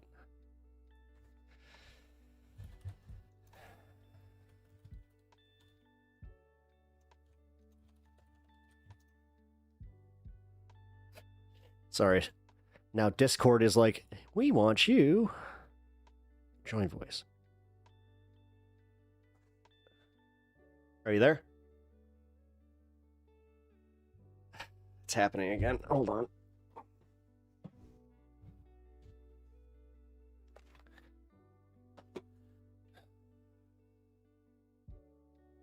Yeah, damn it. I don't think I'm gonna be able to get this to work today. This sucks. No idea what the fuck. All right. Now I can't hear you through Discord. This is ridiculous. All right. Hold on. Okay, let's just reset my call.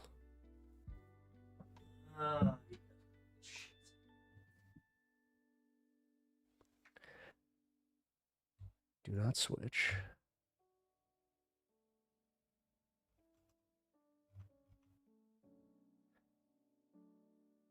All right, here we go.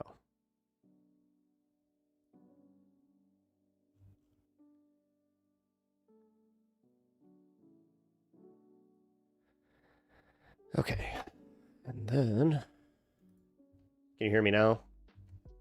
I'm picking you up, but I'm not picking up any audio. This is ridiculous.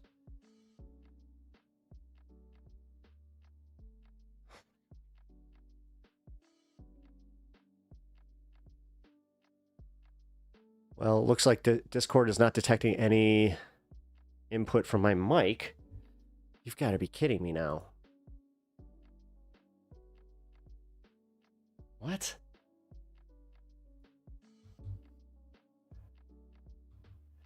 All right.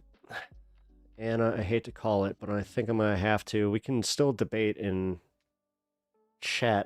Fuck, man.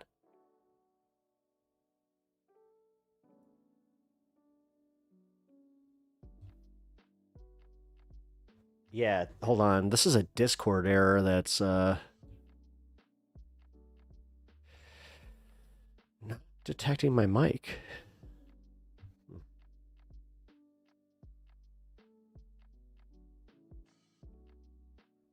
Wait, are you guys hearing me like over on stream still? Like, I hope you guys are. Like, hit one if you guys are just capture. I am capturing desktop audio. Thank you. I understand what I'm doing. That's not the problem. For some reason, in Discord, it is saying that my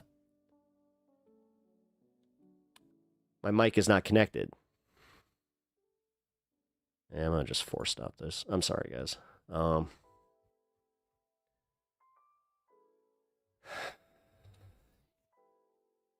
Yes, I am doing that. Thank you.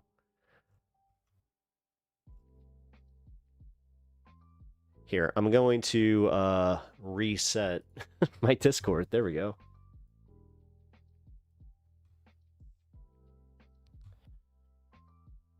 Did that work? Streamer mode is enabled.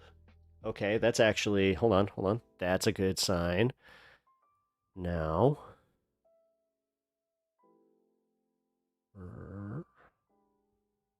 Force be with you. Crowbar the skull. Oh, geez. What do you think about the Democrats recently being exposed as having blatantly and cynically lied to the American people about Biden's increasingly severe medical conditions for 4 long years? I think that it is completely messed up. I think that the people that were involved, we need to have a referendum on that, which I was going to say, all right, last try. Still not hearing it.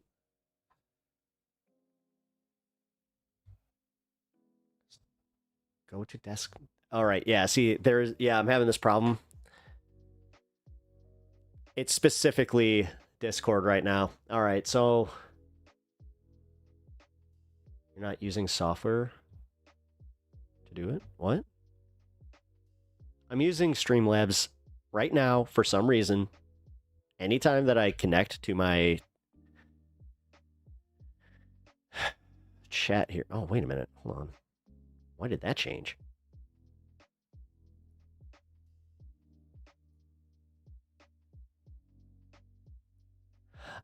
Here we go. There we go. Output. Here we go.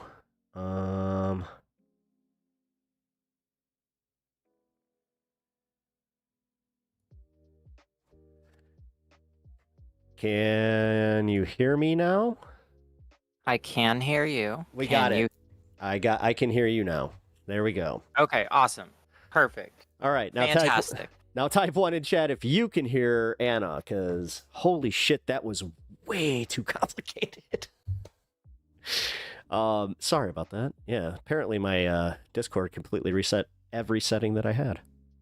Listen, I wouldn't have done this if I had known that you had to go like defuse a whole ass bomb to get this working. But hey, you know what? It's fine. No, but okay. Right. So yeah, because I am a little bit more passionate on this one, and I hope that you're not like. I feel like I might be in a position to be misunderstood, and I do it to myself sometimes. But realistically, again, I think that. Like you protesting these guys is fine, especially that younger congressman, because you made a good point about his mind being changeable. But the core of the disagreement is whether or not it's valuable to protest specifically Trump or conservatives at Trump rallies or at their individual rallies, whether they be like Congress people, whoever, like Republicans in general. Yeah. Like, is it of any value to actually go to, like Lindsey Graham's town hall or something like that in South Carolina and protest for Gaza? Not Lindsey Graham necessarily, but it's also not necessarily.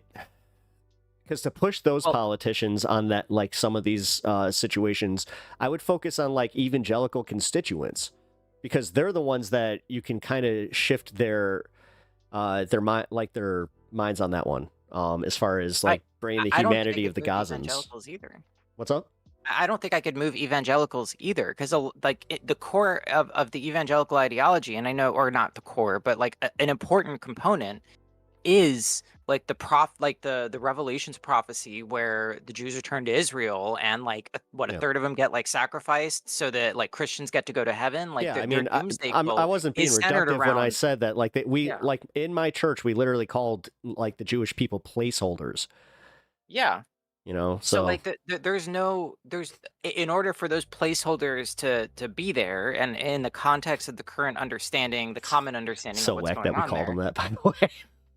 Yeah, it's really fucked up. It's fucking wild. But like in order for them to be there, like there would have to be an Israel first. And so like there's no moving those people. Like you can't move them. Like it's a waste of time. And if you have a limited amount of time and energy to spend protesting, and you ask yourself, okay, is like, what am I going to get out of protesting Lindsey Graham or Tom Cotton or like Donald Trump at one of his rallies? Trump's not going to move.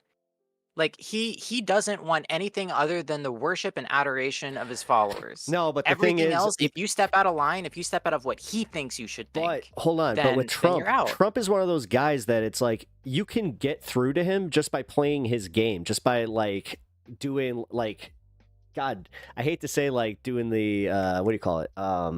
Like bloviating, just be like, oh, great Trump, but here, you know, like my thing is, it's like, you know, it would be a really good idea, kind of what that one dude was doing.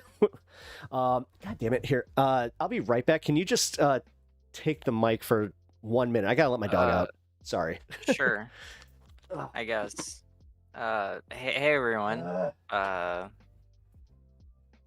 everyone doing? Hey, shut up, Kirk.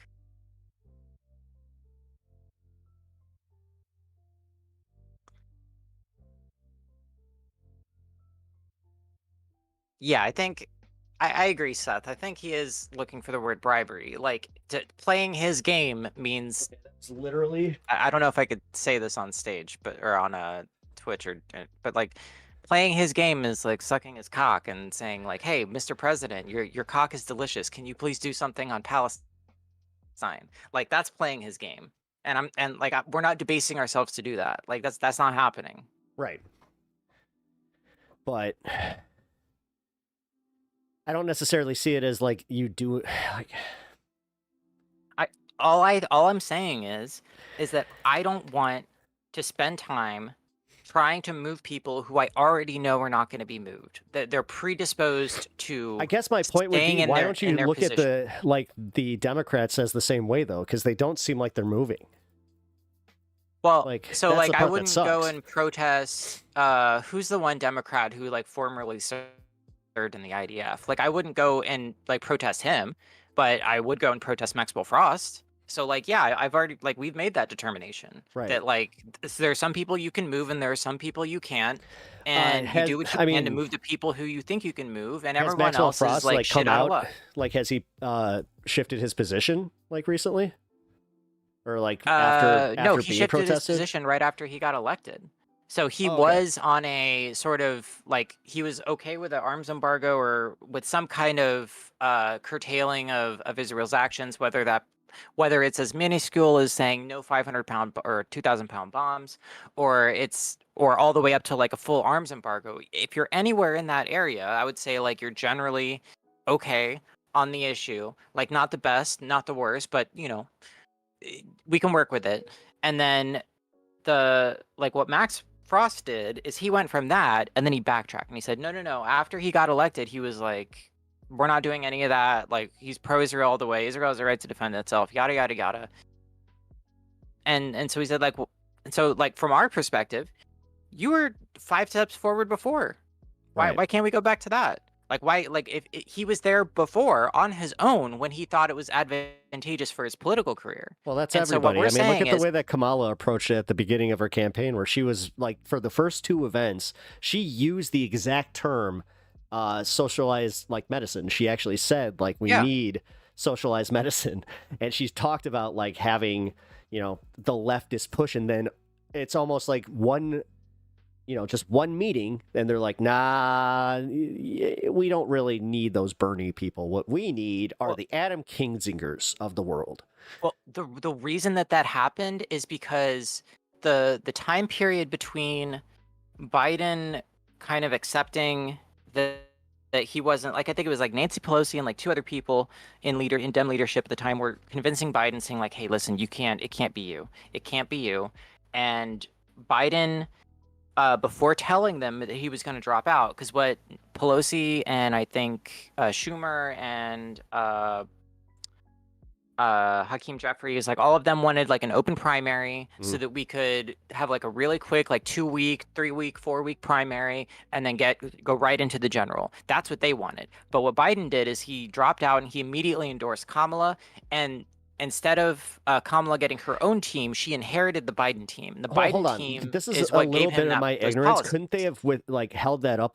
Couldn't they have put a bit more fight into getting, you know, him to capitulate for a primary? Because like I think that's why everybody was so jarred by it. Like it just seemed like nobody tried.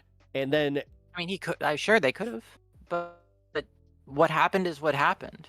And so when we look back retrospectively, and we see like, because there were interviews with members of the Biden team that got transferred over to Kamala, and a lot of the policies that the Biden team had advised for Biden, they also advised for Kamala, and they told her not to separate herself from Biden because they thought Biden was popular enough and he was going to win, and the only issue was like his age and his health. And if they took Biden and made him like 10 years younger, 20 years younger, that he would have won. And that's what they tried to do with Kamala, is take all the same positions and essentially transplant them. And she did try to sort of figure out her own lane in the race, but that didn't work out because she said, well, I don't have time to develop a new like strategy or lane or policy, so I got to inherit like the one that before, because they had like 4 months or something but that's before the that's why I elections. brought up something the like fact that she was willing to like go farther left and then just abandon that position so like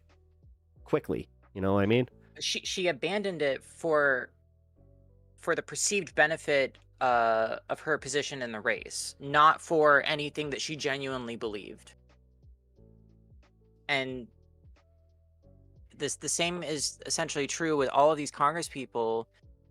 Even like I would say, yeah, go ahead and protest Bernie, go protest AOC. Like they voted. Like Bernie is honestly the best person on Palestine in Congress right now. I would say, besides like Rashida Tlaib and Ilhan Omar. But I think Rashida is not in Congress anymore. I think she lost her seat. Yeah, she lost her seat. Back. Yeah. But like those are the people who we say, okay, we hold like a further left position and we would protest you to kind of pull you in our direction. But for those people who are not going to move, right? I don't want to like spend 2 years protesting Trump so that he can go from his current position to like the Schumer position on any other thing. Like That's where I think I might disagree with you, because that would imply that he would like takes linear movement as far as like his politics, where it's like he does. That's the one thing about Trump that's appealing to pretty much anybody that, them or people on the right, where it's like, yeah, he is willing to be the wild card. He's just like, I don't give a fuck. I'll do what I want. And like that's also why like people were kind of so taken aback when he sent Jared Kushner's ex-roommate to have discussions with Hamas. And again, like, look at how pissed off that made Netanyahu. And I guess my broader point is also like, if you can appeal to like, oh, actually, this is what you should do. You should make Trump more angry at Netanyahu. Like, just be like, just do like troll signs where it's just like, Netanyahu is Trump's daddy or some shit like that. Because honestly, I know it sounds stupid, but that's the stuff that really gets to him. You know what I mean? Like, I don't know. Maybe it's stupid. I mean, yeah, it would get to him, but I don't, in my opinion, I don't think that like a better world is going to get made out of like trickery and manipulation of some bozo who's in power, right? Like, I mean, the bozo in power is the most powerful president in our history. Like, at least he is. So he is the most powerful president in our history, but what he's content to use that power for is only self-serving. And I don't know if there's a way that's to where make... that's the weird part. If his self-service means less human suffering in Gaza, then that's where I was even willing to take that capitulation, which is odd to say because I was fighting back against that. I was getting angry where I'm like, is this really the mother effer that's going to be like that? Is he gonna possibly bring peace? That would be. As far as I understand, there's been a total shut off of water and food for the last almost 3 months. Didn't Israel like in protest to him doing that? Like, didn't they technically clamp down? Ever since Trump has decided to meet with the Houthis and have a deal outside of or without Israel, and he's starting to do that with Iran as well, the Israelis have ramped up the genocide. More suffering is happening as a result of this. There is a way to stop Israel from inflicting all of this suffering, and that's through an arms embargo, and that's what we really want. Like, everything else is going to either be a wild card that we don't know, or it's going to be a demonstrable increase in suffering like what we see now, right? Like where children are starving, like more than before, right? We didn't think it could get worse, but it did. And like, I'll admit that, like, before the election, you said, yeah, it couldn't get worse. You should vote for Kamala. Yeah, it did get worse. Yeah. And like, it's a bad thing. Yeah. But And that's also to why I turn was around pushing and, to back turn against around and say people that like getting mad at me. but to turn around and say that we should now sort of play to his self-interest to try to minimize that suffering, I don't think is the way either, because he's already trying to serve his self-interest by saying that he wants to like personally own or have the United States own the territory of Gaza and develop like a Trump strip mall on it or whatever. Yeah, Trump Or Gaza. the other plan that Biden was promoting, or that they were kind of planning before with the Democrats, was to turn Gaza into some sort of emirate for the Emiratis, to be like privately run by them. Was it? Neither of those options I didn't hear about that. are good. I didn't hear about the Emirati thing. It was it wasn't widely published because they wanted to keep it secret because they knew everyone would hate it. But the idea was essentially to let the Emiratis come in and run Gaza, and because the Emiratis have a good relationship with Israel, they would essentially run it on behalf of Israel as like a proxy. And you know, Emirati LNG to Israel and all of the other sort of economic and trade dynamics that go on in the region. They would also try to benefit from that because there's a lot of oil and natural gas off the coast of Gaza. Yeah. But anyway, I don't think Now, anything other than a random free and question, though. independent Hold on, Gaza is 'cause- going to reduce the suffering. Okay, but this is also where I'm starting to like not see where they're coming from like the Trump perspective, but who is going to do the rebuild, and in what way can the Palestinians then control their own resources in a way that is like beneficial not only to them but also like to making them like their own separate state? Because right now I don't see them being able to, like, without outside investment. So like whether it be Emirati like you were saying, or like US even. Well, like, outside investment is different from being like owned and or operated by. If we said like globally, like I know people who said that if Gaza was independent and free, that they would go, or like that Palestine was free, that they would personally travel there to donate like work and labor and skills and whatever else that they have to help them rebuild, right? I don't know all of the technical details about who would fund it, where the funding would come from, all that stuff. The point is that the current situation is literally genocidal. Right. And the conditions that Trump would like to see there are admittedly a little bit better, but are still a position of servitude and are not a free Palestine. And that's the goal. And if deviation from that goal is going to lose support. Well, hold on, at least but- from people, but from me and sometimes people deviation like me. from that goal is then just allowing them to completely get destroyed. Because like that's where I think I do get a little bit angry at this, is because I've watched a lot of internal fighting for the past, since October 7th even, and honestly it really got us nowhere. Like it lost a lot of what I consider people who would support, like that even do support Palestine, but then they're not interacting with like the you know, the circles that could generate, you know, revenue. Like Noah Sampson, for instance, is a good example where I know plenty of people that got turned off by his content that would totally donate to the cause. You know what I mean?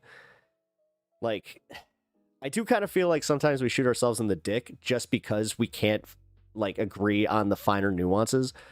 Because again, See, like my broader point being, anything that stops the genocide and anything that results in like the bombs stopping is a tentative good, whether or not Trump does it or not. Like, I know I already made that point, but If Trump turned around tomorrow and said arms embargo on Israel and then he enacted it, I would be for it. I would not be like a Trump person. I would not be wearing a MAGA hat, but I mean, would accept it. That's why I was bothered by Hassan, like whether he was joking or not. It seemed like he was way too like, oh, bro, let's do it. Let's, you know, I don't know. I don't not watch so Hassan. apolitical anymore. I don't really watch Hassan, but either way, I'm very sober about what the United States can and cannot do and what would be effective, at least from the United States point of view in Israel, and that would be an arms embargo because we supply most of the arms to Israel. Right. Now, additionally, most of the weapons that Hamas has, the explosives, are actually unexploded Israeli bombs. Like the bombs that we give to Israel, I they know. drop on Gaza, and if they don't No, I explode, know. the Palestinians will take them and turn them into weapons against Israel. Yeah. So if we stop sending arms to Israel, that stops the whole thing. Mhm. It No, doesn't. I know. Like, That's all of these other ulterior sort of strategies of turning it into a strip mall or an emirate under the Emiratis, or like whatever other harebrained scheme that they want to come up with to try to make it acceptable. It's not really up to us. At the end of the day, it's what Palestinians want, because that's Right. the whole thing, is that their sovereignty, their land, their homes have been taken, and they get to decide whether they fight to the death, like whether they go through a genocide to get freedom, or they die. And it's not my choice. I don't get to decide, like, for them whether or not they surrender to be an emirate under the Emiratis, or Trump Gaza, or whatever the fuck else. well. I mean, That's to your up to point, though. them. Hold on to your broader point with that, like, because when they were talking to that Hamas commander, I think we watched his interview just was the other day. He was actually saying, he's just like, I would be fine with it.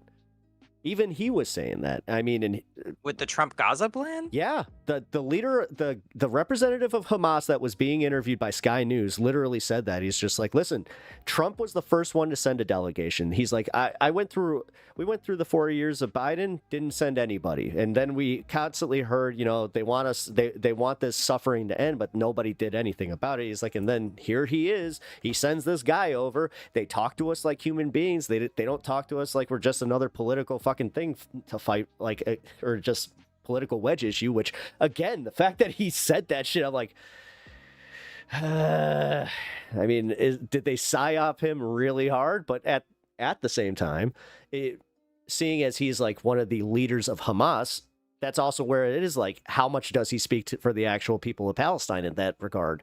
Like, this is where, as somebody who's just sitting in America, that is a little bit like, okay, I just want people to stop suffering and I want aid in the country. I want the bombs to stop dropping. But then even in these debates, then we start getting into like well, if we don't solve this, then that's never going to happen. It's like, okay. Well, I mean, yeah, that's been a theme throughout history. We actually just did a political education thing about, like, literally how reminiscent there are certain elements of the Russian Revolution that just really echo strangely in this current time. But about like being told constantly, well, we got to wait for this. If you want this, you have to wait for that. If you want that, you have to wait for the other thing. And if you want the other thing, you have to wait for the third thing. And it's like, well, fuck you. Like, we can actually do all of it. Like, if we can elect the right people, if we can get it all done, we can actually do all of it, and we don't have to pick and choose, right? We can have healthcare, we can have good housing, we can have like a safe society with free speech and with all of our civil liberties restored. But the problem, and even so, it doesn't support your point to say that that this Palestinian or this Hamas representative was for the Trump Gaza plan, because why would I, if they were for it and I was supposed to agree with that, why would I then protest Trump? Why would I go to his rallies to protest him if he's doing the thing that Palestinians want him to do? Well, why wouldn't I go protest the other people who weren't doing that? To move them farther, because at that, like, my broader point is literally. Well, now you're taking my position. Well, you want to protest the person that you can move. But you see where I'm coming from. I hope, where it's just like, yeah, but they're in power, so moving them that way is literally. I just do kind of feel like, I don't know, like, pressuring people. From my perspective, when Trump did this, like, all that caused is for Israel to accelerate the genocide. And if the point is to get the genocide to stop, then it's not working. It's true, because it all came from let's be real. This was all a selfish thing from Trump. He doesn't like Netanyahu. He probably, like, I watched this one video that was just like doing a quick summary of it, where they were just like, no, this is as simple as Trump got talked to in a way he didn't like where Benjamin Netanyahu tried to big dick him, and he was just like, I don't fucking think so, buddy. And that's what happened. And that's all of a sudden he's just like, okay, you got to big dick me? I'm going to send somebody over to talk to Hamas. We'll see how much you like it. Like, for real. No, Trump specifically said that he felt not like he got big dicked. He felt like he was being used.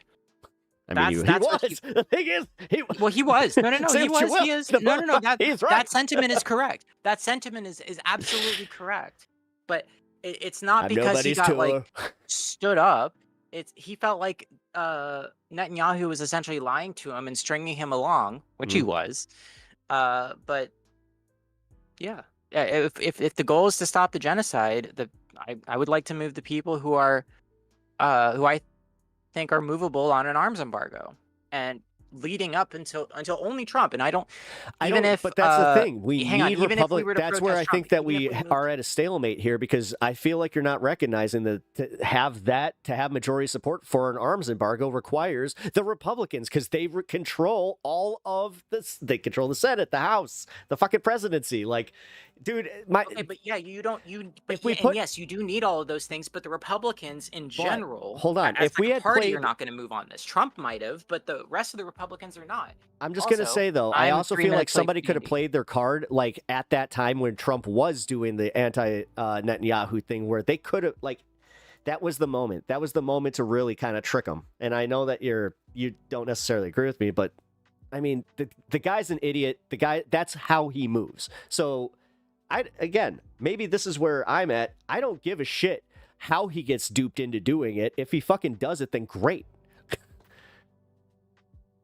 But I do feel like having more like Republican, like, let's talk about like the people that are in my area, right? We have 2 Republican Congress people.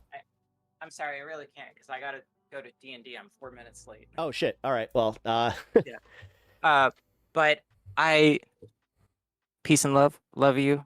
Peace and love. I will talk and maybe I'll talk to you guys later. Yeah, I'll see you later. All right. We'll continue. But I might be around to chat a little bit, just moderating, but I probably won't be talking. Okay, no problem. But yeah. All right, peace out, Girl Scout. Later. Oh, it was fun. I do feel like, and this is where it constantly comes back to it, is like I broadly do feel like we're on the same page, as long as we don't lose the actual goal of just having less suffering. And I don't know, man. But yes, no, thank you for the discussion. It was fun. God, that moment where you're like, I'm late for D&D. Shit, I'm that guy. As long as they don't have to, if you miss the recap, that's always the worst too. I was gonna say, Squishmallow, you took us shopping. Hell yeah. Well, I'm glad that you're still here. All right, well, we're done with the David Hogg thing. Here, you know what? Let's go into the Cenk Uygur thing. Cenk Uygur and Jordan had a major blow up. But let me know what you guys think, though, because honestly, 2 states. Is that what you're saying? Like 2-state solution, or because again, man, I'm not looking for status quo. I'm definitely not looking for that. I do know that when the Hamas representative was talking to one of the Trump team members, God, I keep forgetting his name, but it's literally Jared Kushner's high school roommate. When he was talking to him, man, like it seemed like they were making so much more headway. Shout out to J.R. Jackson putting Cenk on blast too. He did? See, I didn't know that. Yeah, Jordan Ewell was the one that I saw, like, they had a huge falling out, but Crowbar, that's the... What's safe spaces? Me? I don't wait, what do you mean safe spaces in D&D? What are you talking about?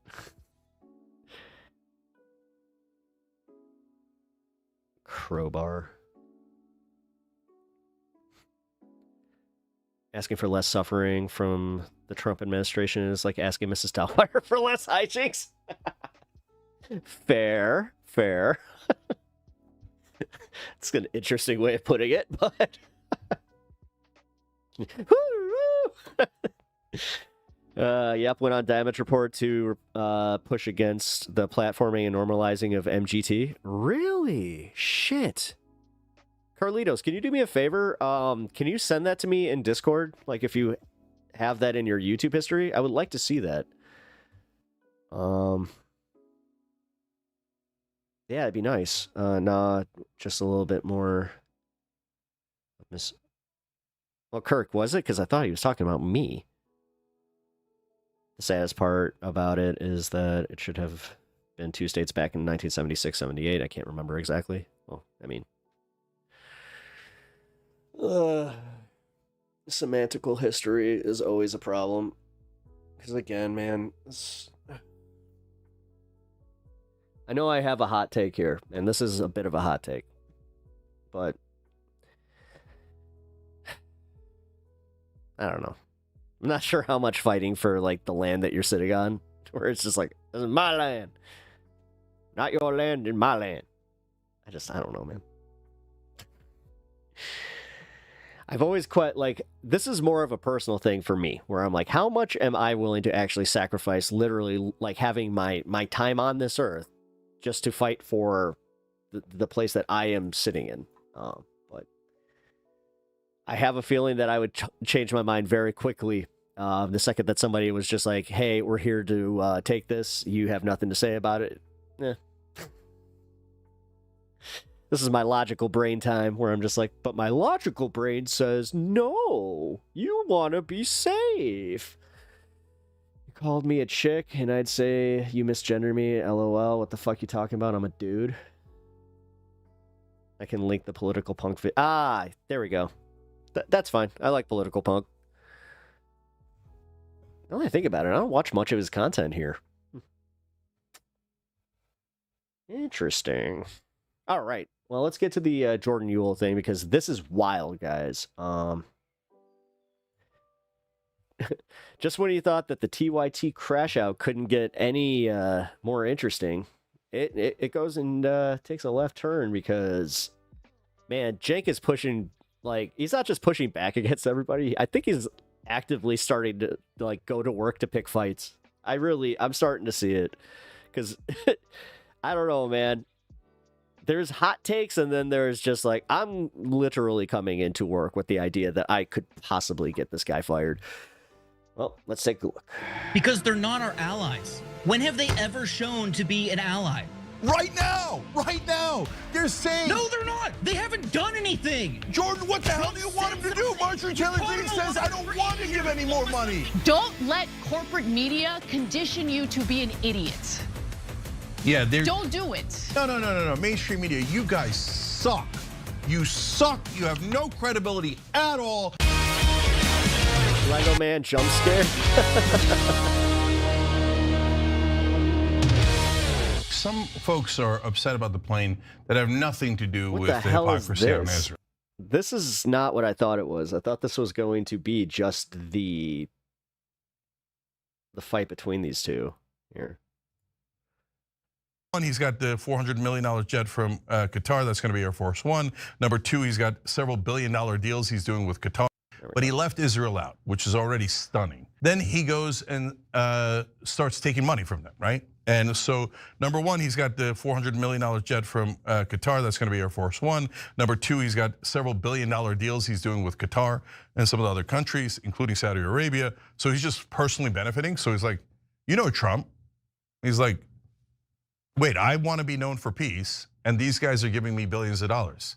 Where's the question? And so when he talked about Freedom Zone in that context, there's this. The second plan is the U.S. goes in, but we go in with Arab countries, and the Arab countries then run it so that Hamas doesn't and the Palestinian Authority doesn't, and that leads to an independent Palestinian state. Oh, that would be amazing. See, now that's kind of.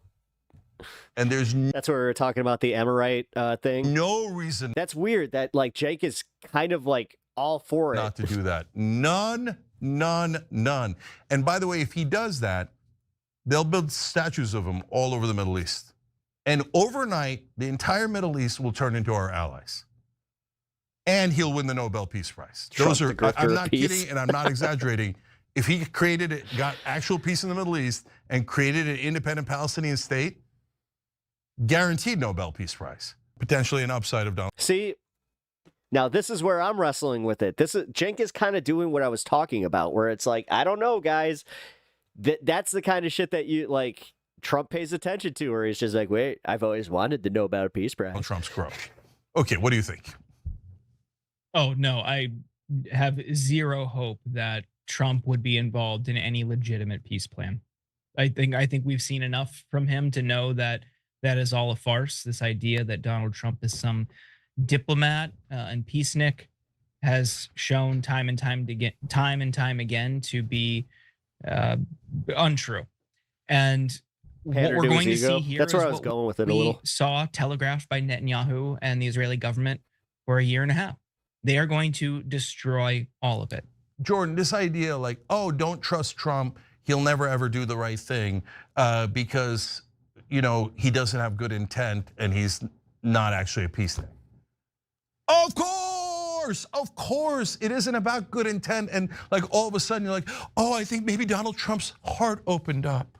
No, the only reason he might do it is because of corruption and ego. If he thought they're gonna build statues of him all over the world and he was gonna get a Nobel Peace Prize and he was gonna get to take home a couple of $2 billion, that's why he would do it. Yeah, and that's painful. It's not complicated, and Trump's not a complicated guy.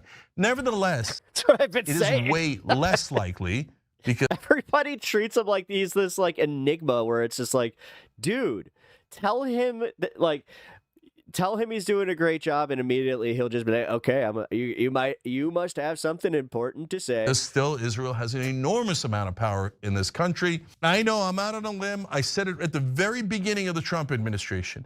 It's not even a majority likelihood, but is there for the first time a chance, a non-zero chance, that they'll get to If you think the evangelicals will let Trump get anywhere near a Palestinian state, then I have a rapture to sell the right answer because of all the forces that I just explained, the corruption, the ego, etc. Yes, there is. Yes, there definitely. Oh yeah, trust me, you haven't seen Zionism until you actually get like the white churches involved. Yes, there is a possibility. Anna kind of said something in his book. And if you're not open to that possibility, you're making a giant mistake.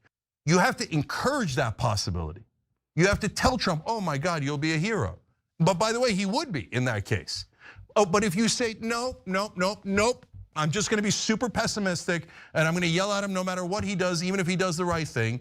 And you know what? And because if he does the right thing and frees the Palestinians, no, he's still doing other things wrong. Since he's doing other things wrong, I'll never give him credit even though this would be a historic act. I think that's a massive mistake. So, do you see that encouraging him to do the right thing, especially encouraging the right wing to push him to do the right thing, might be the right strategy? I don't have faith in them doing that. Like you just laid out, all of the opposition to this plan is rooted in Islamophobia. Much of it, to be fair. It is. Why would they suddenly take a different tact here? I think what we have seen, especially from the right, boo Dodgers fan. Foreign I agree. Policy going back to the golf days, if you want to be accurate, but largely from the war on terror on, it is a jingoistic foreign policy, and that's going to extend to Palestinians as well. So I just am not holding my breath. I mean, sure, I guess I'll encourage you, do the right thing, but like, I feel like it's falling on deaf ears. But they've shown Jordan, what how they can you say want. it's falling on deaf ears? Joe Rogan's talking about anything. it. Like I'm not just talking about Candace Owens, Tucker Carlson, and the far right. Rogan, Theo Vaughn, endlessly. Like Tucker Carlson is a straight up anti-Semite. The reason he's taking that position is because he's an anti-Semite. He is a white nationalist. Oh my God! Like, that's why no, Jordan, I'm being serious. Hold on. If he's an anti-Semite and that guys, see, I couldn't bring myself to say that because I realized that as I was talking and I was kind of just like, yeah, but you have these anti-Semites out there. You would think that, you know, at some point you would just try to be like, well, hey guys, you know how you feel this way? Well, the Palestinian people, and then it's just like, nah, you know what? Winning them over, totally lost cause, and who cares? That's our speculation. Fuck them. Okay, that's terrible, and I'm going to deal with that later. But are you trying to discourage him? If you think that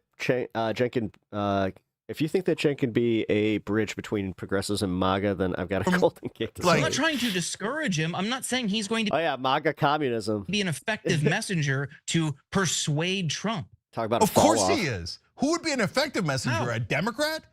That doesn't make any sense, Jordan. Not.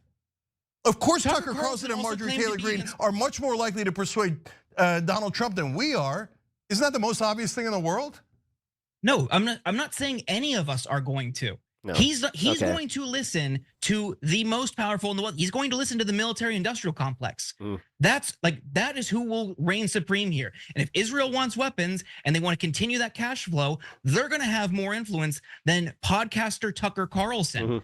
It boils down to money. The only reason he's saying that. It boils down to money, yes, but Jordan does have to recognize that the only difference with Trump specifically is the fact that ego is also in play. He would gladly lose out on money if his ego could turn out to be the winner in the situation.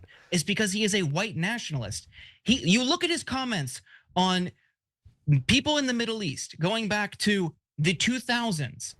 He sees them as subhuman. Like, there are many comments that he made on that shock jock shit.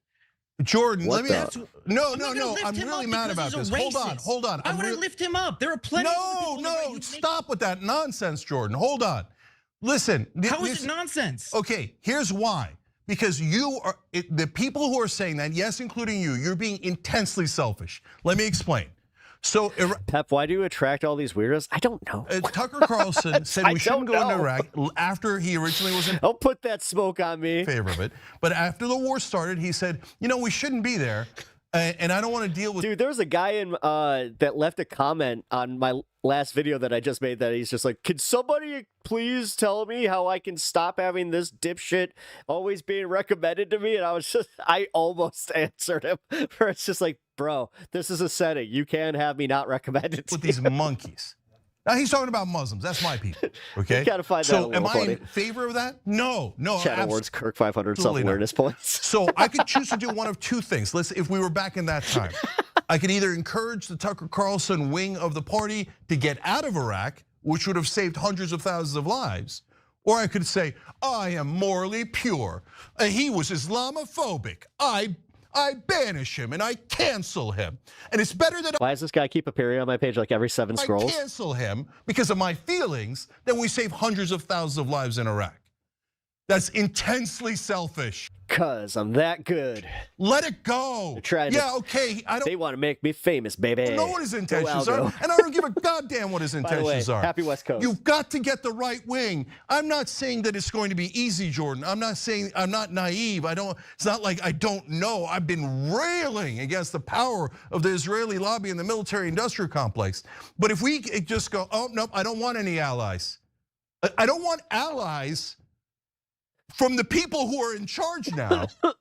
I'm a conservative. I didn't tell the algorithm to recommend a commie channel to me. But since it did, I came in to check it out. How can you not? I'm not a communist. See that's maniacal and intensely selfish. Because they're not our allies. When have they ever shown to be an ally? Right now. They're saying. No, they're not. They haven't done anything. Jordan, what the hell do you want him to do? Marjorie Taylor Greene says, I don't want to give any more money. Because he says one thing, you're like, oh, let's listen to him. He hasn't done anything.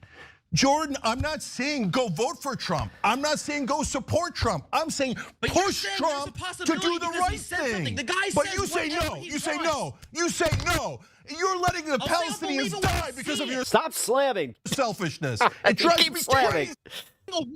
Cenk, I have an award for running a ceasefire website. Cenk getting ready to have Nick Fuentes on to discuss the United over the war of Iran being that bad. Millions of people around the world have used. You're calling me selfish? Yes, I am. Jordan, you've done. Because I don't inherently believe one thing that Trump said on camera. No. Oh, here, guys, real quick. Here, let's go back and just watch right as Cenk said that. He regretted it. Selfish? Yes, I am. Jordan, you've done. Because I don't Right there. He had the self-realization moment of, oh, this is why like Francesca isn't here. Like, dude, TYT is seriously falling off, and it's not just like because I'm a lefty content creator that has, a bone to pick with them. No, I've noticed it. Like they're falling off quite hard. Apparently believe one thing that Trump said on camera. No. I mean, the fact that Anna's kind of on her way out too. It's not about believing, Jordan. It's not about believing. So first of all, Jordan, you have been freaking amazing on this issue. You've been one of the best people in the country on this issue, and I love you for it, okay? But I'm not asking you to be naive and go, oh, I just trust Trump on everything now. I'm asking you to be political and strategic and your normal, incredibly smart self and go, when the right wing comes to our side, we're not going to their side. When they come to our side, whether it's Tucker Carlson or goddamn it, Joe Rogan, when they're all coming to our side, don't tell them, I don't want you. You're an anti-Semite, you're a white nationalist. I don't want you, and I don't believe you. Take yes for an answer. For God's sake, for the Palestinians' sake, Jordan, you've been amazing on this. Please take yes for an answer. When he does something. No, we gotta push him to do it, Jordan. Oh. Jordan, by the time he decides to. Okay, now I'm starting. All right. Now, if Anna had framed it like Jenkins, I probably would have turned it as been like, you're right. Do it or not do it. It's too late. If you just sit back and go, oh, I'm not going to help the right who wants to stop the. It is weird to hear this reframed and just be like, oh. Well, I mean, I said it a little bit differently, but Jake said it a lot more annoying. Funding to Israel, the right who wants to stop the ceasefire, etc. I don't believe them. They're all racist. I don't believe them. I'm not going to help them. Okay, oh, oops, they didn't have enough power because they had no allies on our side. They had no allies anywhere else. And so we gave up, we sat on our hands, and we were losers, and we were pessimistic, and we gave up on the Palestinian people. We just gave up on them because calling Tucker Carlson an anti-Semite was more important to us than saving Palestinian lives. That's my opinion. I can't stand it. I think you're dead wrong on it. I love you. You've been wonderful on this issue, but no. When the other side comes literally to us sweating on a super important issue where lives are on the line, I don't care about what their past is. And oh, they said the wrong word once. Oh, what do they think about trans people? Are you kidding me? Let's go save some lives. Let's save some lives. We're not in charge. We're not in charge. They're in charge. And when they say yes. And as much as he's being a blowhard about this is what I was kind of saying, where I'm like, I kind of get where he's coming from. We agree with the left. Yes, we agree with Palestinians. A little bit. The correct answer, definitively, inarguably, is yes. Thank you for coming to our side. We will take yes for an answer. Thanks for watching The Young Turks. Really appreciate it. Another way to. Oh, they're back to their old bumper. I guess that new one. I ain't the one. Check yourself. Swift. I mean, yeah, we got a new person in chat that is, no, Swift. I think that you're misunderstanding what Kirk was saying. He wasn't saying it about you. All right. Where is it?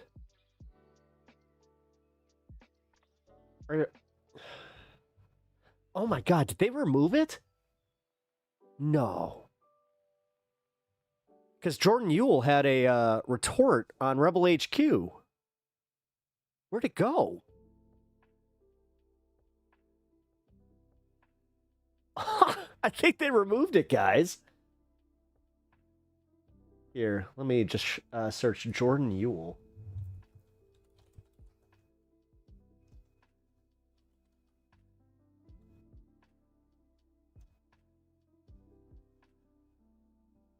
Is it with an E? Wait a minute, what the hell just happened here?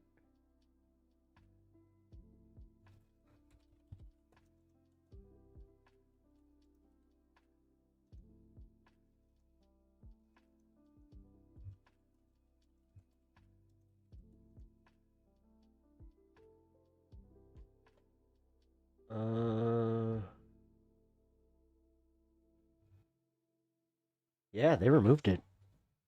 Dude, that sucks.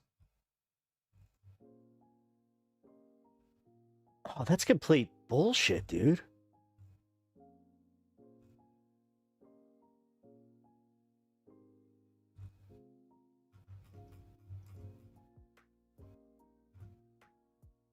Wait.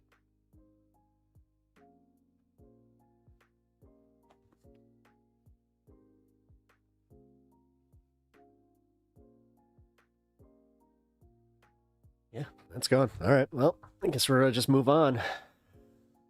Blinded by something, not sure what.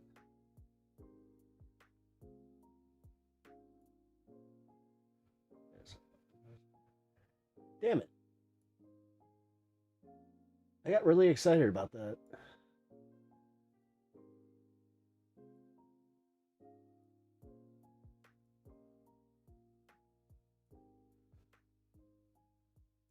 All right. Let's see. Ooh, we got an update on the Ethan Klein situation. Ethan Klein. Timestamp talks about Noah Samson. You know what? Here, let's take a look at this. Why not? Why not?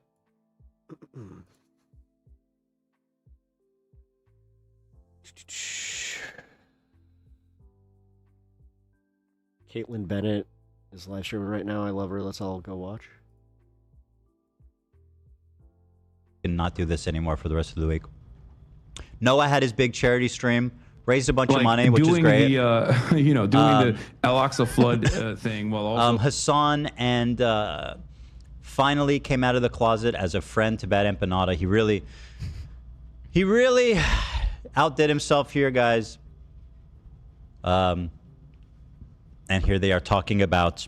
This is Noah's stream? Wait, yes. the shit her pants girl? The guy who's a tiny little boxer that nobody cares about. Oh, wait, Poopy Girl? In the cat video. Yeah. I'm not sure exactly because I was live at the same time, but I think one of the sub goals was face off between these two, Hassan and Bad Empanada, because people have been wanting it. So they're being featured. Okay. All right. Fair enough.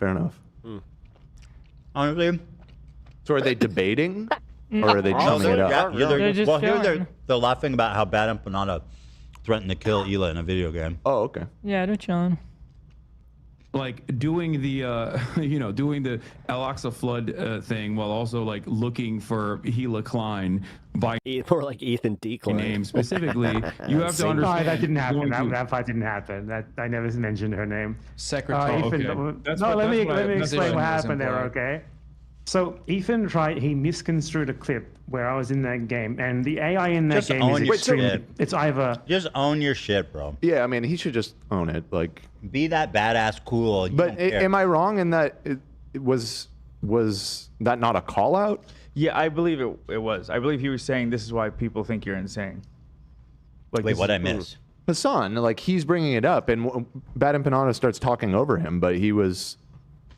When he said, "Oh, that didn't happen," he's like, "Well, implied." He says the secretary. Play one more time. No, I don't think. Play one more time. I think Hassan is criticizing Bad Empanada. Oh, then we're agreeing. That's what I was saying. Yeah. Okay. But, like doing the. So the context of this is him telling him why people think he's insane. Potentially, I haven't seen the before and after. Okay, it seems like it. I'm inferring that, but that's a fair inference. But Is that a pretzel? It looks really good. Damn the it. problem is just that It's he's on a happening call again, with guys. them I'm getting hungry. No. to begin with. I get hungry on stream. Listen, you could get on a call with Charles Manson and politely explain to him why people think he's crazy, but at the end of the day, you're still yucking. That'd be an interesting call. Well, let's see. I haven't seen the rest of it. I was just off that first part. Thing while also like looking for Hila Klein by name specifically. You have to understand. No, that didn't happen. That fight didn't happen. That I never mentioned her name. Secretary. Let me explain what happened there. Okay. So Ethan he misconstrued a clip where I was in that game, and the AI in that game is extremely. It's either the AI is very good or it's very bad, and by that I mean I don't know if the designer intended for the opponents to be really stupid or not. So like my first experience in that game is like I walk up to two Israeli soldiers right next to them and they don't react. You're such a liar, bro. He's such a pussy. You're he's so such right. a Just pussy. stand on it, dude. He literally starts. I have to admit that it's like for the way that he makes these videos, like I'm just saying this with my chest. Come at me, bro. Like by being like just stand on your shit. If you want to be this then badass, when he gets called out on fucking cool terrorist you know lover. what? I'm not even trying to take the side of H3 here, or just be that. Don't be a baby. Don't act like you're fucking. Just own it. Misconstrued. Be cool like that, bro. Just say you want to kill Hila Klein. Or not. Or not. You know? Just own that you said it. God. That being said, he starts it off by being like, I'm dedicating this video game where you play as Hamas and kill Israelis to Ethan Klein for getting the word Zionist banned on Twitch. And then he's walking around some kind of structure and he goes, where are the secretaries at? Please, bro. The reaction's pretty quick. And he goes, found one, and kills them. And I said, are these a bunch of Ethan Kleins on an Ozempic binge? Like, as in, are these fucking morons? I didn't. That part I wasn't offended by. I don't care about that part. It was the part where is obvious, and you're just a coward for ignoring that. Are they high on like drugs? What's the blue and pink flag? The trans flag. Ethan Klein took that and he's like, he was saying, "This is me." What? That's not at all what happened. What? These people are so annoying. They can't just be honest for a second. They can't just explain. It's almost like we have these hours and hours and hours and hours of content that I don't know might put you in context, but there's no way to tell, guys. There's just no way to tell. They all do this. Giant pussies. But they did this on stream last night. Where they'll just retell something completely different. I know that's the insult. They did. No, somebody sent me the H3 reacts to Noah Sampson's lawsuit. So they hate the most, but they really are. I do want to know what's going on. You want to say that you want to kill me? Just say it. You know, I don't give a shit, but just say it. No, the worst insult. We know what you're doing. I'm starting to believe is actually true. Is that Bad Empanada is a Mossad agent? I swear to God. See, but this is what you don't get. How are you going to fucking file a lawsuit for defamation and then you're just going to go out and say shit like that? Like, I believe it. The evidence stacking up. Because I don't know, man. I just think it is the biggest pussy move to just be like, I'm suing you for things I don't like that you said about me. He's basically infiltrated this whole movement. And he makes everybody look terrible. And now, honestly, the only one that I think has like even a slight bit of a case is the one against Denims. Just because if he can prove that somehow part of her audience was like responsible for CPS being called. Look, he's got Hassan, the face of the movement, right? Look but at everything him. else is ridiculous and He looks so giddy. It's also weird to see H3 being the first ones to go like, we're going after people for defamation, despite the fact that we literally set the precedent that they based all of YouTube TOS on, and especially in relation to actually like using clips. That's a really good I actually time. haven't seen Hassan smile like that in a while. They had a really good time talking to each other. Yeah. Thanks for that soundbite, Hila, by the way. What's that? What did She say? said giant pussy. Oh. Oh God. You're welcome. Yeah. Make good use of it. He was saying this. Use it in good health. Yeah. This is me and simulating killing me. That is, you're such a liar, bro. That's not what happened. You dumb fucking liar, coward. Nice. I hate this shit so much. The same thing when he was trying to tell people to harass me. It's like, here are his socials. Go give him a follow. It's like, Yeah. he's such a little bitch. Yeah, he is. Yeah. I just don't know why this works. It's like on video. I've talked about it. We all know what was said. We all know what you meant. And somehow he can just go sit in front of his audience and be like, no, this was actually something totally different about something else. See you later, you godless America-hating commies. Mad about and didn't even call out. And everyone's like, oh, okay, yeah, Ethan's crazy. It's like, what? Guys, we haven't had like a straight up like right-wing troll in chat for like a while. I hate to say, it was a little fun. Oh fuck! They were riding that line of transphobia though. What's happening? That's the I sort was of just thing like, okay, ban upcoming. that he was referring to in that. No, it was not, man. I think you can understand how. You know, I do have to say, he looks kind of sweet when he's like normal and smiling, when he's calm. I feel like he might be a nice guy. Underneath the exterior. Under the massage. Ethan is always looking for the positive in everyone, and I do appreciate that. It does, like, well, because he seems so psychotic. Like, he would like stab you in the back in a dark alley. Yeah. But that's not who I see here. I feel like someone who wants friendship. I know this is crazy to say, but there are certain times that his trolling, I have to say, was kind of funny. Like, specifically Denim's referenced it when he started just reading out binary, like 001001. I mean, that made me giggle a little bit. Yeah, when I was reacting to his video on me, I even was like, you know what, I think he just needs a makeover. And like I went on ASOS and I was like picking him out an outfit. I think he just needs a hug. Yeah. And Yeah, some jail time, unfortunately maybe. though, he's also incidentally a terrible human being. Irredeemably terrible human being. I mean, let's be real. The fact that Noah and Hassan are using Bad Empanada the way that they are, like when they themselves have made hours of content criticizing Bad Empanada for also being a bad faith actor, is insane to me. Like, That's the kind of stuff where it's just like, oh, so now that he said something that you can use for your, like, to further your goals, now he's part of your little circle now, huh? So you know, it's both not worlds. weird It's a at mixed all. bag. Yeah, it's a mixed bag. How that could be misconstrued, considering that the entire thing that you're engaging in is already considered like. I think it was hilarious. You're laughing, don't lie. Well, no, some parts are not. I'm just saying that, like, Hassan goes, I'm not saying it wasn't funny. I'm just saying optics. When you do that, people are going to, so many people that would otherwise like. Wouldn't it be fucking awesome if he was like, actually, I don't think it's you funny. need the rest of this. Because he basically goes on to say, like, I think, if it's what I'm thinking, that so many people otherwise would love your content, basically, if you didn't go so unhinged. We have the whole stream. There's a lot of interesting moments in there. Well, it's actually still live right now, so that's why there's not as many clips. He's still live? Yeah. Oh. How much he raise? I think he's over 300K, but for him. YouTube at a certain point, it like kind of restarts. It's kind of weird, but The charity is great. I don't know why people think like raising money for charity is owning me, or maybe it's not even about. Maybe everything's not about me. There's also that possibility, which I am not willing to consider at this time, Dan. I mean, Hassan talking to Bad Empanada is definitely about you. Just a fat L, dude. Noah thinks that disrespecting human remains is activism.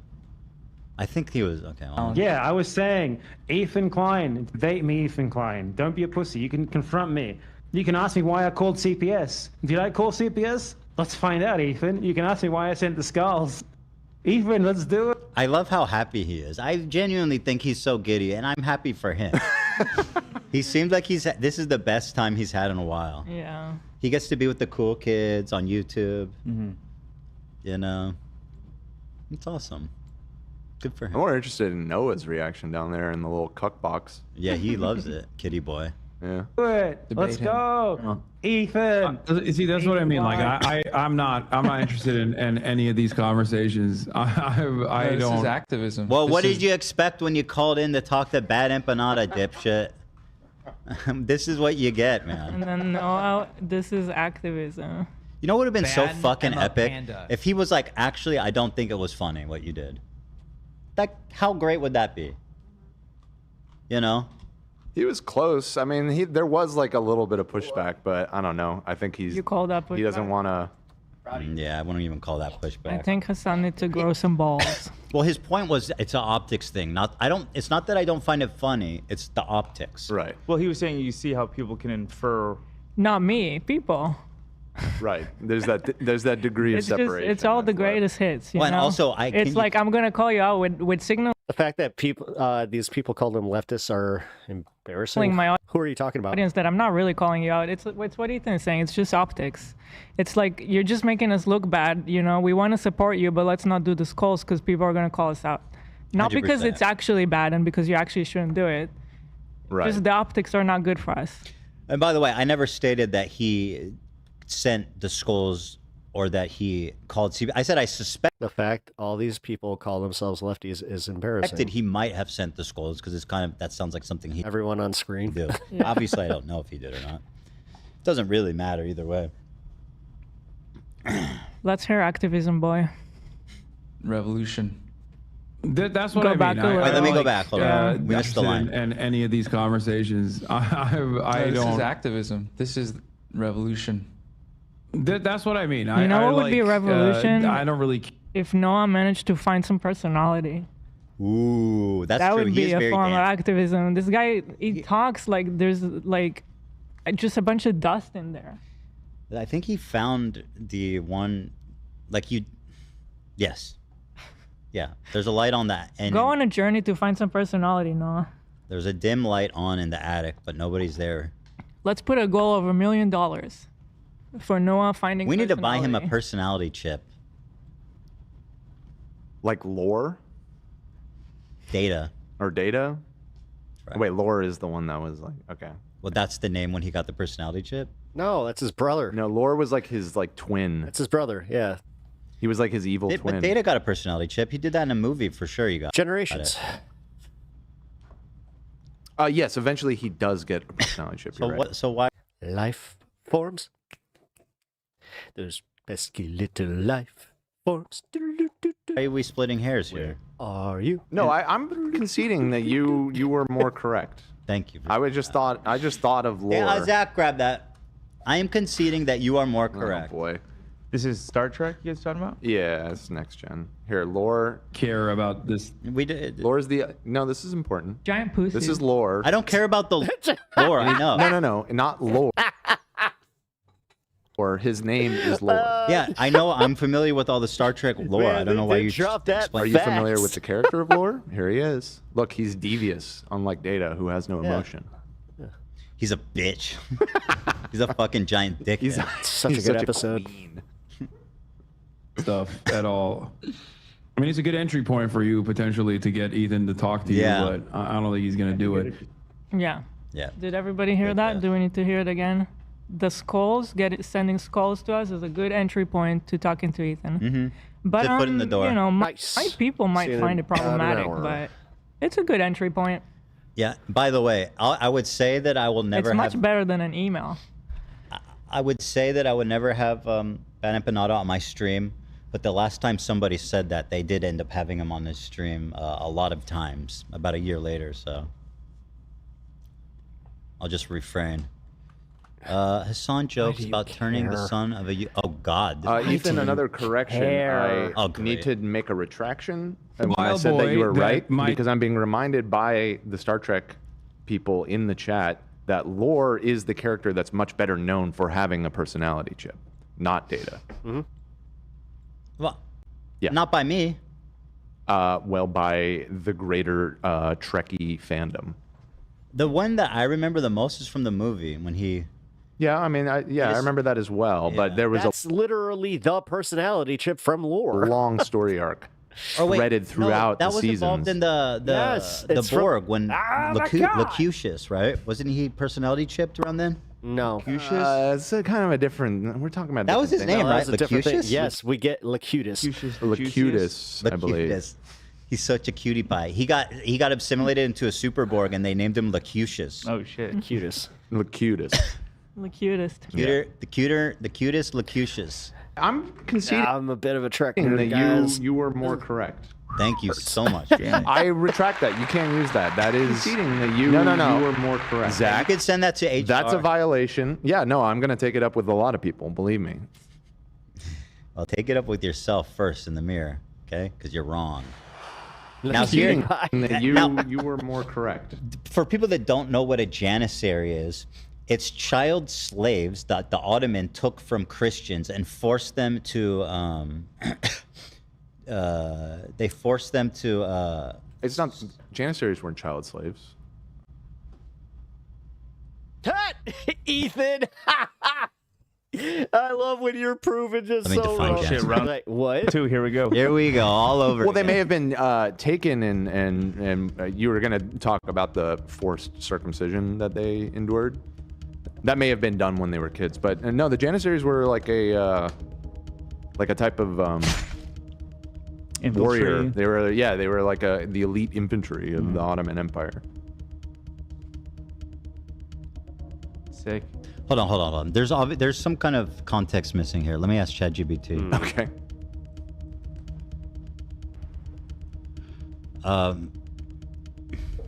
One sec here. What is it? Janissaries. JANNISAO. ISAO. Sorry, guys. Why? Got sent something from. Janissary? Okay. Was a member of the elite infantry units that formed the Ottoman Sultan household troops. They were the first modern standing army. Oh. And perhaps the first infantry force in the world to be equipped with firearms. Wow. Adopted during the reign of Murad II. Here, the Janissaries were primarily Are recruited they really trying to say that through this Weinstein system. is A practice initiated in the 14th century. actor? Under What? this system, Christian boys, mainly from the Balkans, were taken from their families, I converted didn't to have that on my bingo card. and subjected to rigorous training to serve the Ottoman state. These recruits were trained in various military skills and disciplines. Right. So they steal children from families and force them into. They indoctrinate them and force them. Yeah, to it seems become- pretty brutal. It was just. I mean, slavery. That's not that far off. Sounds like slavery to me. Yeah, essentially, they're like slave soldiers. So anyway, when they're talking about Janissary, that's what they're talking about. So here they're laughing about. And by the way, people have accused Hassan of being like a Turkish supremacist. I mean, after all, to me, you lose all credibility when your go-to is ChatGPT. the Young Turks is the name of like a group, like a Turkish group that did like genocide. Listen, I'm gonna try to be nice here because I do know a few other content creators that do use ChatGPT or Grok or like they use their AIs.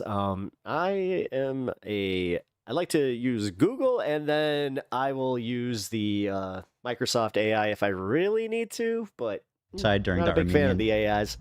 genocide, like the history of that. Even Google AI, immediately I'm just like, okay, I'm taking that with a grain of salt. Let's go see the sources. That name alone is fucking insane. But here is. Oh God, are we the last generation that's gonna have that, like, the objectivity to question AI? Them joking about no. Turkish supremacy. Mobile boy that my soldiers brought in and were like, this boy right here, he's gonna be a good warrior. Drew Pavlov's son is gonna be the Janissary, not mine. No, he's a terrible Janissary. Well, I think he would make for a horrible Janissary. I would never allow him to be. We would need to get to him very early before Drew destroys his mind. Yeah, so they're talking about this guy Drew Pavlo, and they're talking about his actual child. This is a guy they just don't like. Last generation to have critical thought. I see. So they're calling they're laughing about his child is edgy. Yeah. Pretty gross.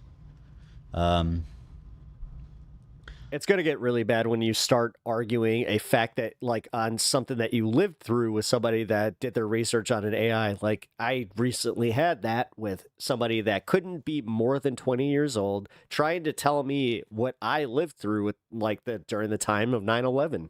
Moving right along here. That was a wild moment and also made me feel old as dirt. Your guys were getting where I'm like, oh God, I finally experienced something that I definitely did to somebody when I was about that age. So why are people saying Dan was wrong? What was I wrong about? I was About right. The Janissaries being slaves. Oh, I didn't mean to say that they weren't slaves. Yeah, it sounded like you were. Oh no, it was the child part. Oh. That. Well, because Ethan initially defined it as like children that are used as slaves, and I guess they were taken as children and raised. Yeah. It's just when I hear Janissary, I think of the adult ones because that's what they're most famous for. They're the children that were kidnapped. Right. Conceding that you were more correct. Zach. And I mean, listen, I've watched Game of Thrones. I know that those slave kids make great warriors. What was the Unsullied? The Unsullied. The Unsullied, Oh, yeah. yeah. You cut their dick and balls off, and they'll do anything you tell them. Yeah. It's been a big distraction for me. That's a great character. Here is Hassan doing his speech at Chicago University. Does anyone want to guess how long it takes him to mention me? Well, are you playing that game? Are you playing that game, Ethan? Dude, Ethan's been obsessed with Hassan. Are you really now gonna do the guys? Because he got prompted by this. Progressive one. beliefs, whether or not it draws criticism, and even when it's taxing, like debating Ethan Klein for 4 hours. Yeah. Sure. Originally from She said it. He didn't say. Oh my. Istanbul. He really, dude. This is where it's like, how does his audience try to stand up for him when it's like, no, dude, you are just being kind of a petty bitch about this. Like, my God, they made fun of you. Get over it. And you keep doubling down, and then your audience, then you turn on your audience and go, oh, anybody that left my audience was just a plant anyway. It's like, what the so annoying. All right, I think we're good on this. How much longer is the clip? Piker began his career after college at the Young Turks, where he created the segment The Breakdown for the TYT network. He's been profiled by the New York Times, which noted his combined 4.5 million followers across YouTube and Twitch. He rose to prominence during the pandemic and gained further attention for his. He's called Nasrallah a great guy, based. He said that the Houthis deserve a Nobel Peace Prize. He said that. If you're gonna, dude, again, if you're gonna do the thing where you're gonna mischaracterize. Some may even call this slander, Ethan. God. Nelson Mandela would have kidnapped the 15 Filipino sailors. I don't have an issue with them. Yeah, no, bro, you're not dunking on him the way that it's not working anymore, guys. Yeah. At least from my perspective, everything that he's saying now is just some of the cattiest bullshit. Of the Anne Frank one. Oh yeah, and that this You know what? I'm done with this. All right. That was fun. We dealt with Ethan. That's the Ethan update. I guess he's still as catty as can be. Hee. Despite the fact that, Noah is literally dressed like a little cat lady. I'm pretty sure that's what he was dressed as. I think he was in the cat maid outfit or whatever. All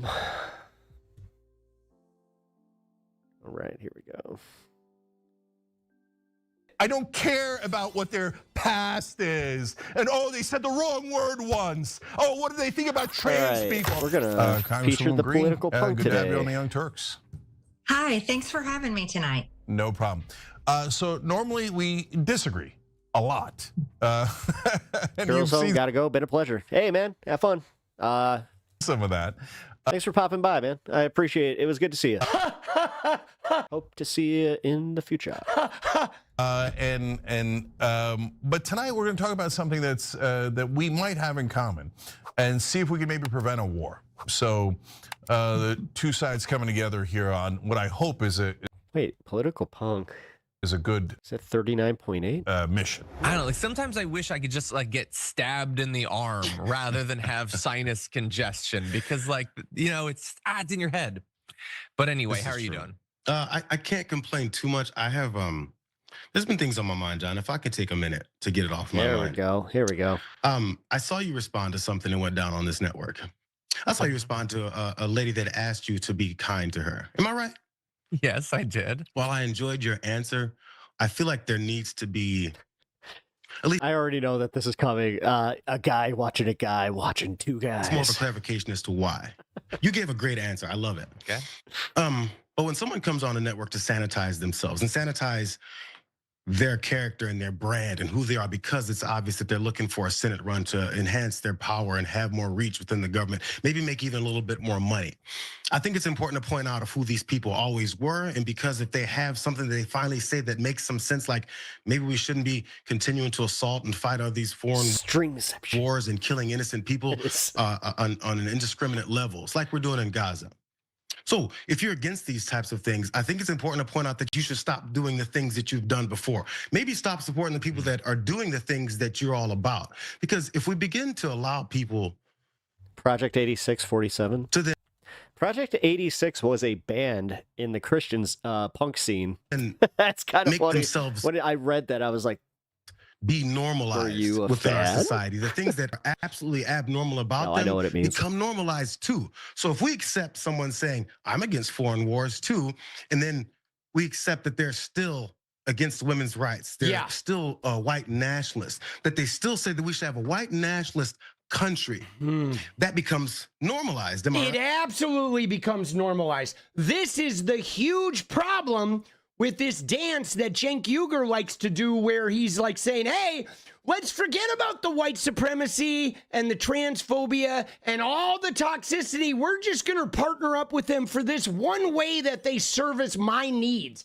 But being transactional like that, you cannot do that when everything else that they are about is antithetical. A lot of people don't realize that Creed is a religious band. They were. I mean, they started as one, like a normal, healthy, functioning POD was too. Society. That is like allowing Nazis to backdoor into normalization and popularity and acceptance simply because they agree with you on one issue. Okay? That gives every Nazi the right to get normalized. All they have to do is pick some remote issue they agree with you, and then you have to ignore all their other toxic shit. Dude, it's bullshit. We shouldn't be fucking doing it. And I know Cenk said, who cares if Tucker is anti-Semitic? He said, who cares if they're transphobic? He actually said that. And it's like, that's bullshit. You cannot normalize outright bigotry like that simply because this is the only, it's not, this is where I would argue that it's not necessarily normalization when you're trying to de-escalate, genocide, but fuck, man, because that really is putting us in a position where it's just like, well, then which argument are you going to sacrifice? Trans rights, gay rights? Because Like, you we shouldn't agree have to on be in a some position to do that. satellite fucking issue. So I'll say that much. Okay, no, we're not doing that. Fuck you, Cenk. I'll talk to you about it. You want to have a debate? Let's fucking debate it. Okay, your head might pop off, right? But we'll fucking debate it. They're still against women's rights. They're still white nationalists. That they still say that we should have I'm walking around the store screaming. It's a white coming out of my nationalist pocket. country. Between Cenk, him, and then me when I get mad. Normalized, am I right? If someone who still says, I still support Doge and this guy Elon Musk, and he's firing all these veterans and people working in cancer research and actual disease care in our country that actually kills people, maybe we shouldn't support them. Maybe we shouldn't allow them to sanitize who they are in our faces and act like it's all normal. I just think if you're gonna have someone say something finally that makes some sense, at least ask them to not say the things that don't make absolutely any sense. Because as we become, just normalized to these things that maybe other folks weren't paying attention to because we're these wonky nerds within the political sphere and we talk about this every day. There's so many people who aren't, that when they first get introduced to someone who's trying to sanitize their image and their character and who they really are and how they dismiss school shootings from elementary to high school to college shootings that continue to happen on a daily basis. If we get to normalizing those things, those policies become normalized. We have an I want to see him debate this with JR so bad. Government full of a bunch of people who are white nationalists, who do want these types of policies as our norm. So in order to stop these things from being the norm, if we're still fighting that fight, I think it's important to point out who these people are and whether or not they're really being authentic. So yeah, if Marjorie Taylor Greene wants someone to be kind to her and stop being mean, maybe she should stop following policies from someone who literally has his right-hand man talking about suspending habeas corpus, continuing to push ICE agents to go up in people's homes and rip a 16-year-old girl from a little baby's arms and slam them on the ground and then charge them with the crime. I think those things need to be highlighted just as much we'll highlight someone like Marjorie Taylor Greene saying, I'm against these types of words. I'm willing to hold up this legislation that would criminalize people from protesting. Yeah, and I think it goes even deeper beyond that because you can't argue with the substantive merit of what he just said about how if you meet them on one issue and you ignore all their bigotry, you're normalizing them. But I think it goes even deeper than that.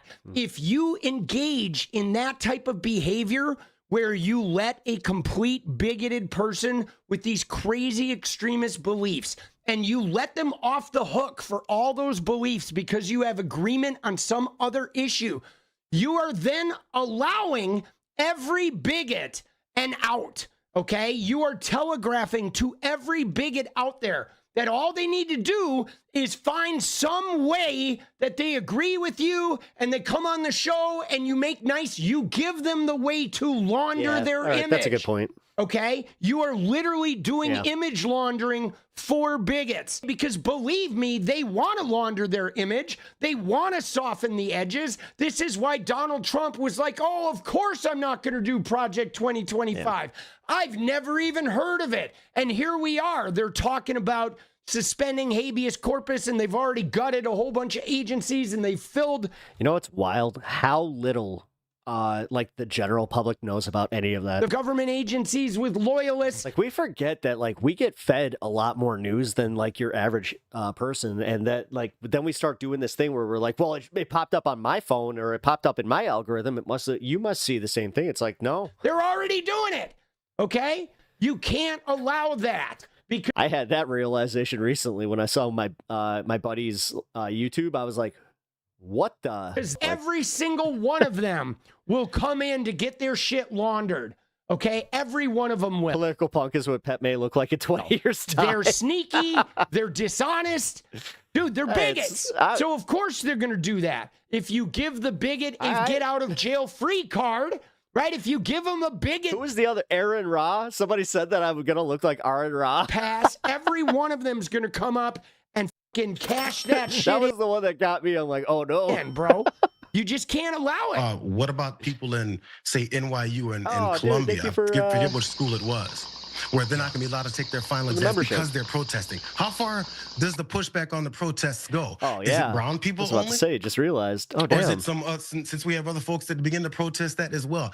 I just want to point out that if we're going to sanitize someone's image or allow them to try to sanitize it, that they should sanitize the whole damn thing, or else they're still filthy. Yeah, I think that, like, for Cenk Uygur, that could have been the substance of the MTG interaction of saying, I get it, MTG, that you're trying to say, you know, you agree with me. You agree with this idea of, like, no war in Iran. And it appears as though we're on the same side. However, Jewish space lasers, Mahmoud Khalil, free speech, open. Why does that one still hit me? Transphobia? Because it's just so out. No. She said it. She said Jewish space lasers. No, we are not the same. We cannot talk about sharing this The Jewish space lasers are controlling our weather. War Iran situation, or even partnering up on this particular issue, because you have a whole bunch of issues where Also, every algorithm is actually controlled by the worst human beings on the planet. you are way off board. You are way beyond board on those other issues. So let's address these other issues. Let's address your bigotry if you want to form a coalition here, because I'm not making a coalition with bigots. I appreciate that you say we have similar feelings on this subject, but frankly, I disagree. No, I like that, and I like the fact that he just puts a line on it where it's just because like, no. I can only assume that your non-war take on Iran is based in some form of bigotry as well, right? There you go. You know what I'm saying? There you fucking go. I mean, at some point, though, guys, because of the 60 votes in the Senate, in order to achieve public policy in America, we do have to work with some people who have differing opinions. Like, it's unavoidable. We do have to meet in the middle with some people. I think you do have to pick and choose who those people are. And I get it. You're going to partner up with some people who have common enemies and shit. But, like, it's not going to be perfectly pure. You know what I mean? I mean, it's not. You can't be perfectly pure, but I think there are certain things. No, there's certain lines to definitely hold, and not aligning with bigots. That's a good one to hold. Where you do need to take a sense of purity. Like, I got called a baby killer by people in my own party, right? Because of me not being far enough left on Gaza in the beginning of the thing.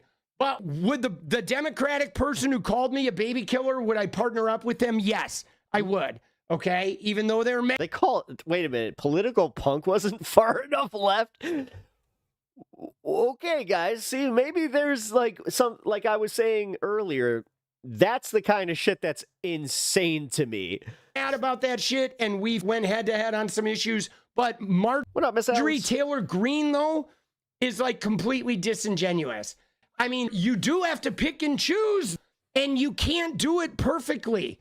Because, you know, you just can't. I don't think we're ever going to have a situation in America where we don't have to make some type of compromise with people that have slightly different political beliefs. That's literally the entire, like, way But that's what our country was built on. Like, whether you like it or not, bipartisanship was kind of part of it. I think it's like rooting out the extremist beliefs. You know what I'm saying? It is. It is rooting out the extremist. I love political punk, but he is very DNC establishment kind of dude, though. Beliefs. Oh, is he? And we still need to take them to Really? I thought that he leaned farther left. You absolutely do. But the funny thing is, though, guys, to make a point about Cenk Uygur, or a few of his videos, is Cenk Uygur threw Kamala Harris under the bus because of Liz Cheney. But then he said, is that what happened? Because I could have sworn that he was over 50K the last time that I was looking at him. Did he have like a falling out with like some... Sat down with MTG. And that's inconsistent. Because if you're throwing Liz Cheney out with the bathwater and saying you can't meet her halfway, then you sure as can't be making deals with MTG. That's actually a fair point, though, because he did he rallied against Liz Cheney, but again, MTG somehow just like, well, we gotta work with her. It's like, okay, you know what I mean? Good point. What is up, guys? Nice little end bumper. Mine tends to just like bleed into the video where it's just like, all right, did you like that? Leave that like and sub. All right.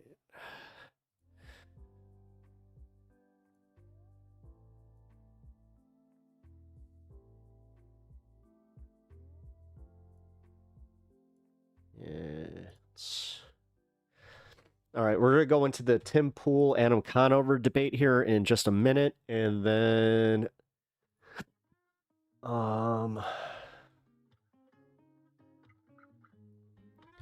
here, actually, let's react to this because I kind of did a little bit of coverage on this yesterday with Theo Vaughn, but I had it brought to my attention that I was not going to be able to use the video element unless I asked for some permissions, which, dude, this is the one thing I don't get as a smaller content creator.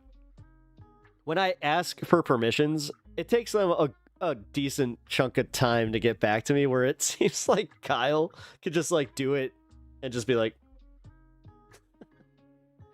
dude, somebody just called me an English cigarette. What the fuck? All right, well, I guess at least you got a little creative with the way to say it. Theo Vaughn is one of the Rogan Bro comedians. Oh, bro, who, thanks for the I gotta be gifted. honest, I feel like he's gotten away largely unscathed with the sort of reaction that the other Rogan comics have had.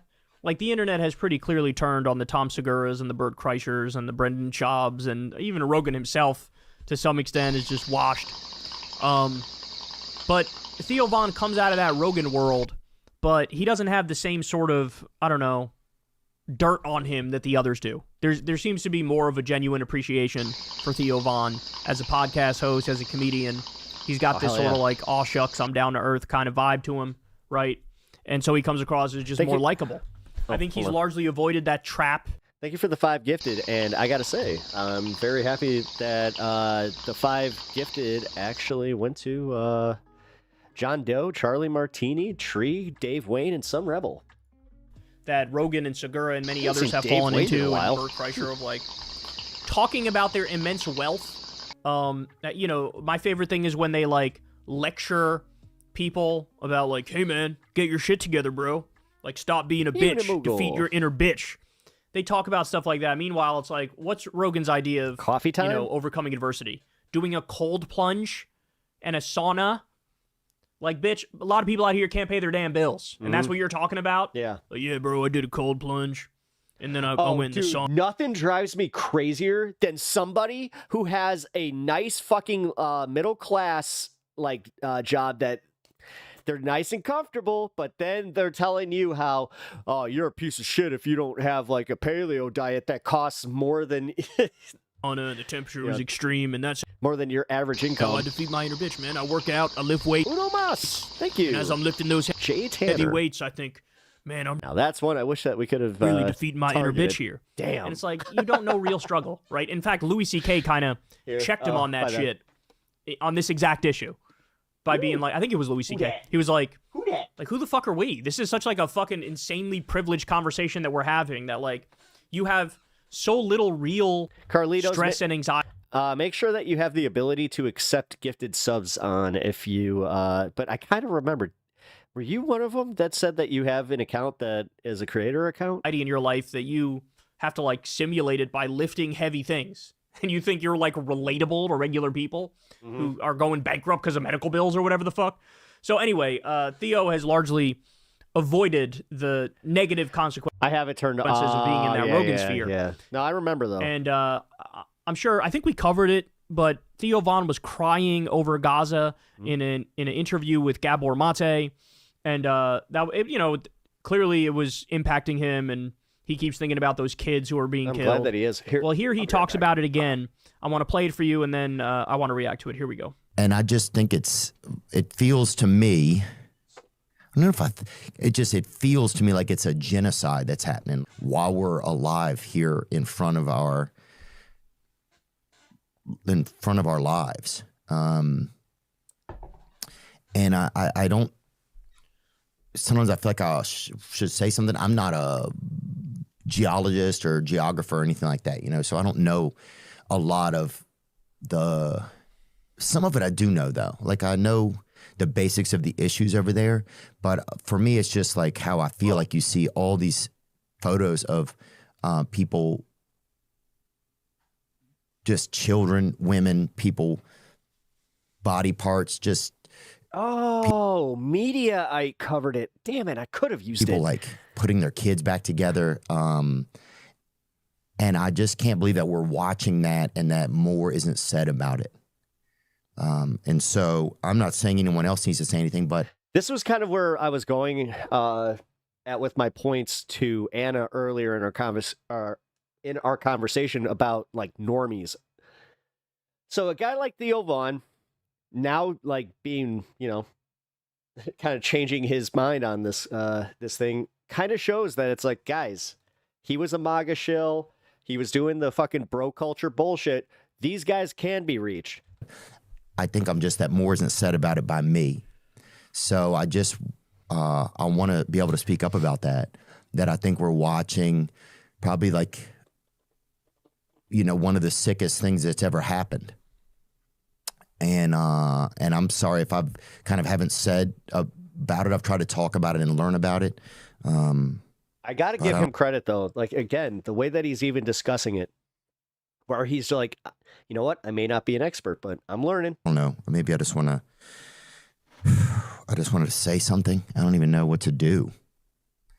You know, and it's crazy because our country's also complicit in it. Watch the full clip before you decide. You know, it's in it and has been for a long time. And it's just kind of interesting because then you just realize, oh, well, I'm a member of this country, but I'm just, what we want sometimes doesn't matter, you know, and you just have to be a member of a place and your government is making other choices. So I don't know if I said that correctly, or I don't even know exactly what I said, but took him this long though. But yeah, good at speaking out. It's just like been making me really sick. That's the attitude that I was kind of saying is this, yeah, you took too long. What's the point of being so negative all the fucking time, where if somebody does come around and they're literally talking about how they changed their mind about something and it brought, like, it's a good thing, how does it help if we're just like, yeah, you could have done it sooner? And I feel like I just needed to say something. Like, also, that's pretending that you've never had a bad take. That's the one thing I cannot stand, and I hate to do this, but we on the left tend to do this a lot more. Where it's just like, you don't have to think. No. I've never had a wrong take. I'm not asking you to do anything. Keep watching. Uh-oh. Oh, no. Now you got me on pins and needles because is it that bad? But I just have to say that so I'm not sitting by. You know, there's that piece inside of me like, why wouldn't you? It's called learning. Can you say something? Apparently, we don't, like, allow people to do that. You know, there's people that can't even speak, and you can say something, you know, and so that's how I just had to just speak up. Anyway, I think maybe it's starting to make it about me there at the end, but yeah. So just praying for those people and just the grief that is all going to cause. He's making it about him a little.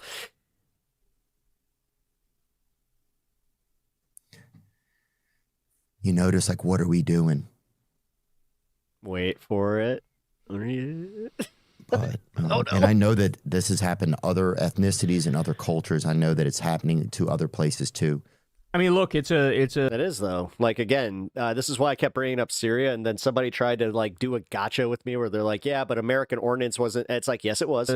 Yes, it was. Human reaction. I wish more people would kind of react like that and think of. Trust me, as somebody that was protesting the Assad regime, yes, we were complicit about this. It sucked, and I'm still not happy about it. And feel it. I'm still not happy. Like, there isn't any fucking points. Like, I'm not trying to be rewarded any points. It's just the fact is, people from Syria completely got like forgotten about too, and we haven't heard anything about the rebuild. We haven't heard anything about the new regime. We haven't heard any of it. And say something, do anything in order to try to make a dent and move. But I'm also not one of these guys that's just like, yeah, but you know, we have to forget about everything going on in Gaza to talk about this issue. Like, what? The ball in the right direction. We need to start a campaign to save Theo Von, though, man.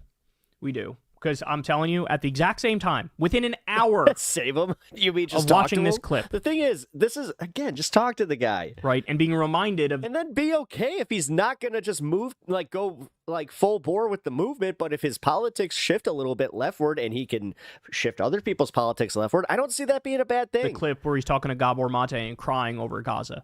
Within an hour of that, this came across my feed. Ivanka Trump.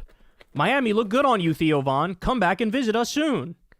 So here's Theo hanging out with Jared Kushner, hanging out with Ivanka Trump at some fancy schmancy restaurant in Miami. But that's not even all of it, dog. Look what we got here. Theo Von makes surprise appearance at Trump's speech to troops in Qatar. As president reveals, Barron introduced him to the podcaster. Okay. I'm not trying to be an asshole, man. I promise Never mind. you I'm really not. I promise you I'm really not. But, ooh, shit. I mean, this is such a massive contradiction. Wait a minute. Was he the one who shifted him?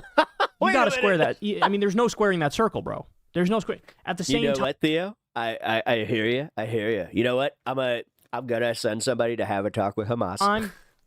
you're That'd be like wild. tearing up over Gaza and having this like deep human moment. You're schmoozing with the same fucking assholes that are making it happen.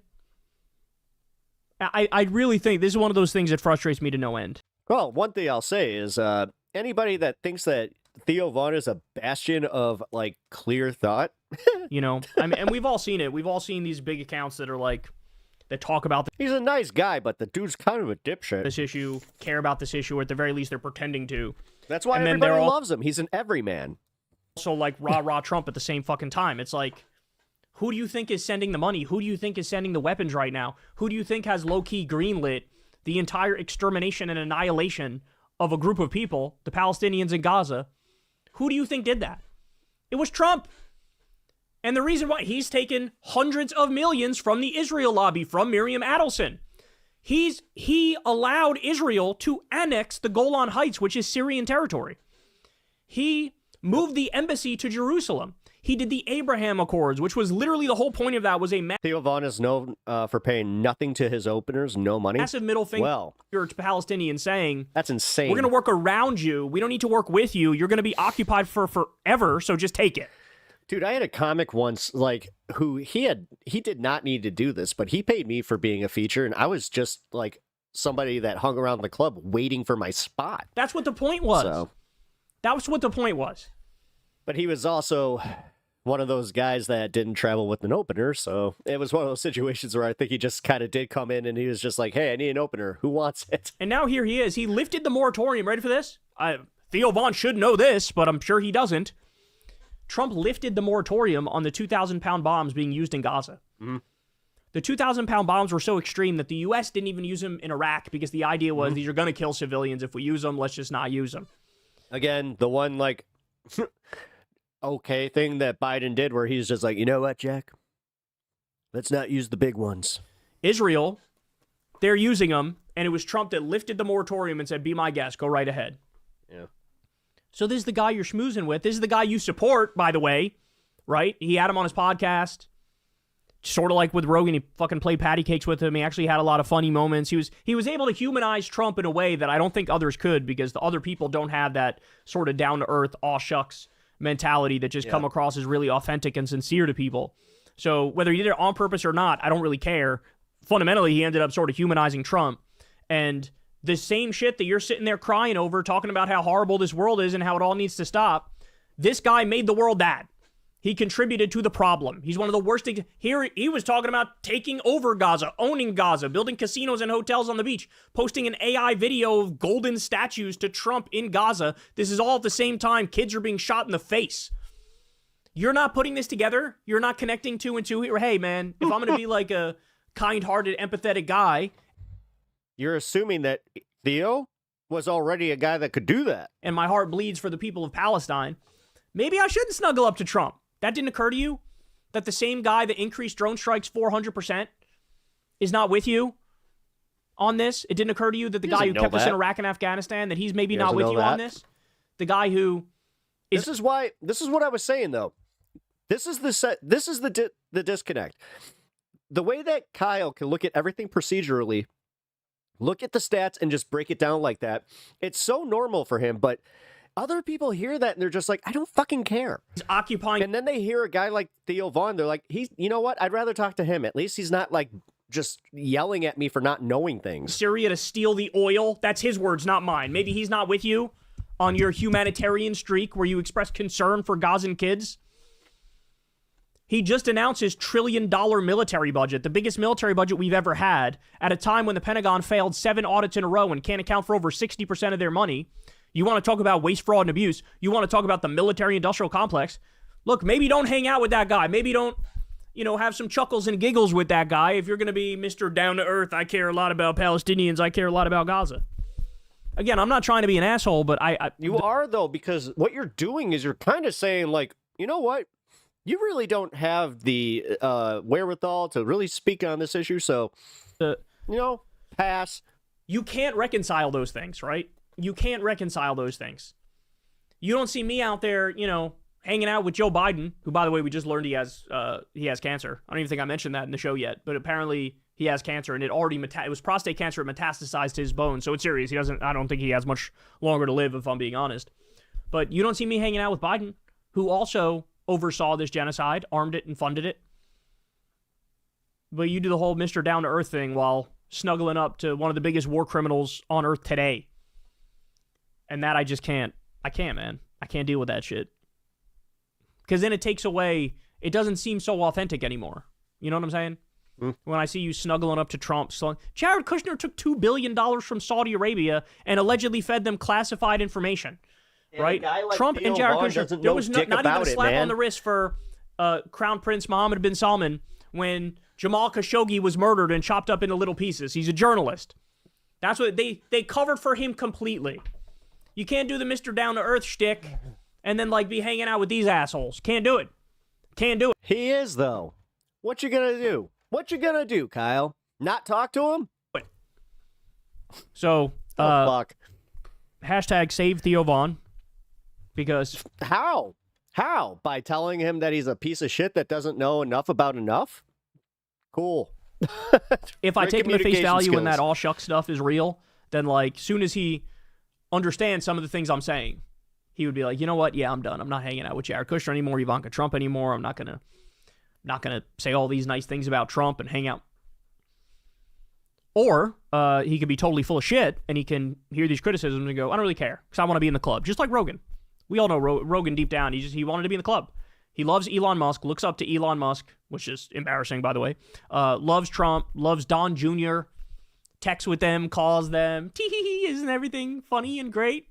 Oh, you're destroying the Constitution? It's okay, you're my buddy. Tee-hee. He wanted to be in the club. Guess what? He's in the club now. So there is no authenticity and honesty anymore. He's a fucking bullshitter.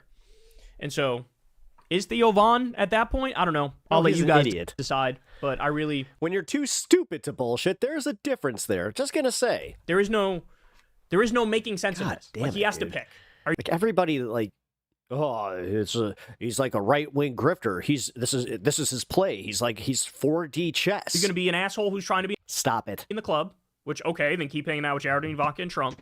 Or are you gonna be a truth teller and have actual empathy, in which case, you cut those people off and choose the people over them. I mean, it really is that simple. God, you know that Jake would actually go to dinner with Ivanka and Jared because he'd be like, I'm just trying to change their minds. How can you change it?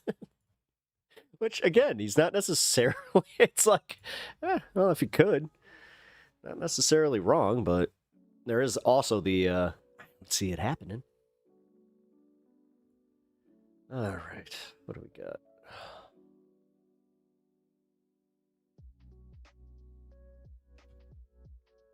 Trump regime says betrays Gaza. Oh. All right, welcome to the show, y'all. We got a lot of stuff to get into today. up. So in just a second, the Trump regime has betrayed Gaza as Israel unleashes hell and really implements Theo Vaughn doing what's good for Theo Vaughn. A lot of people can relate to their that. final solution, Yeah. if we're being honest about what's unfolding. Let's be real. You do understand that most Americans are nowhere near as principled as you would like them to be, right? So we'll talk that's just a fact about that. Most of them only care about their kids, their family, themselves. That's it. Got a lot of horrible updates there. That's why we are in this situation that we're in. Get to Kash Patel and Dan Bongino lying about Jeffrey Epstein's death. Totally normal for a whole country to be watching stand-up comedians for their hot takes on geopolitics. Carlitos, I mean, this goes back to Jon Stewart, like being the arbiter of truth. And honestly, yeah, that is kind of how it goes. Cover up, which more people... Look at Zelensky. Zelensky was literally the guy who ran the Daily Show over in Ukraine, and look at him now. Should be talking about. You know what? There is something to be said about the people that make you laugh also being the people that do tend to have good ideas. We also have sometimes, but guys like Theo Vaughn are Trump. they kind of take that point. They're just like, I'm going to prove this guy wrong right now. Threatening Supreme Court justices. We have Theo Vaughn talking about Gaza and nearly crying. I'm going to react to that. I have a lot of things to say about that. And we also have the U.S. That reflects the education system of the country. Credit rating has officially been downgraded. I didn't go to public school. As stocks plummet and the U.S. dollar goes down because every decision Trump has made and the state of the when it comes to I'd say it's almost more of a state of the media. The economy has been an unmitigated disaster since day one. So beyond that, we have Trump doing something to effectively lay the groundwork to mass arrest Democrats. We have the tariff price hikes are now officially here. And wait until I show you these protests that are currently happening over the massive Medicaid cuts that the Republicans are trying to do. Really heartbreaking stuff. And this is one of those stories, again, that doesn't get nearly enough coverage. I mean, people are out there fighting for their lives, fighting for getting health care. And, you know, it's not treated as the life and death issue that it quite literally is. So there's a lot of stuff to get to. Everybody do me a big favor. Please subscribe to the channel. That helps out big time and costs you nothing. You could also like the video. I mean, by the way, we're going to hear a lot of stories, a lot of on-the-ground stories about people who died because of these, you know, what they consider very simple decisions. Thank you to everybody who supports this show on Patreon. Literally couldn't do it without you. If you like to support the show on Patreon, now whether or not it happens in by the time 2026 comes around, and because here's the part that scares me that guys like Kyle are not talking about. The fact is, people are already forgetting about the tariff shit because they're not feeling it right now. Inflation did go down. So even with the prices increasing, it's going right. Like now it's literally tricking the people where they're just like, it's not that bad. I mean, the price was, a little bit higher or the price is a little bit higher than it was last week, but still not as high as it was, say when Biden was in office. Like that's the kind of shit that they're playing. And honestly, you're seeing the shift in the polls where they're already kind of like, you know what? The country's going in the right direction. Below to do that. You could also sign up for Crystal Kyle and Friends below as well. And while I'm on the topic of shameless plugs, everybody go subscribe to my boy Corin's YouTube channel. The name of that channel is Corin's World. We've been posting Kyle and Corin's there every week, and we're trying to get him all the way to 100,000 subscribers. So he would deeply into it. So unfortunately, starting with incredibly serious and incredibly heavy news to give to you guys. So this came out on May 14th, and I wanted to show you. Israel is committing genocide in Gaza, scientists say.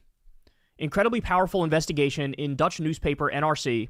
7 of the world's leading genocide scholars, including renowned Holocaust experts, describe Israel's actions in Gaza. But layoffs and price increases begin as they're genocidal. Already starting. So Rutger Bregman goes on to point out here, these are not activists.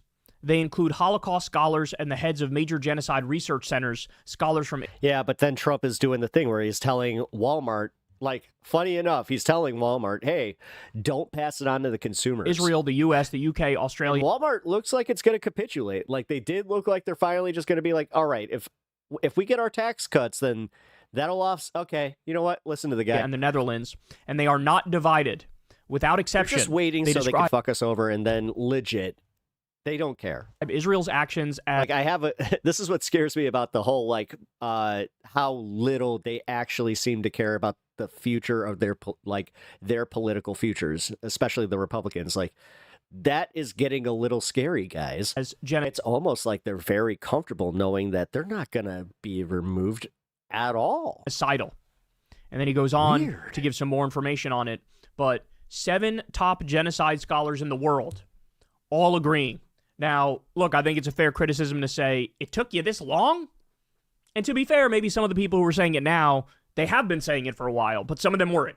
right? So I understand that criticism of like, it took this long, really? But at the same time, the message could not be more clear. And this is on top of virtually every single human rights organization on the planet.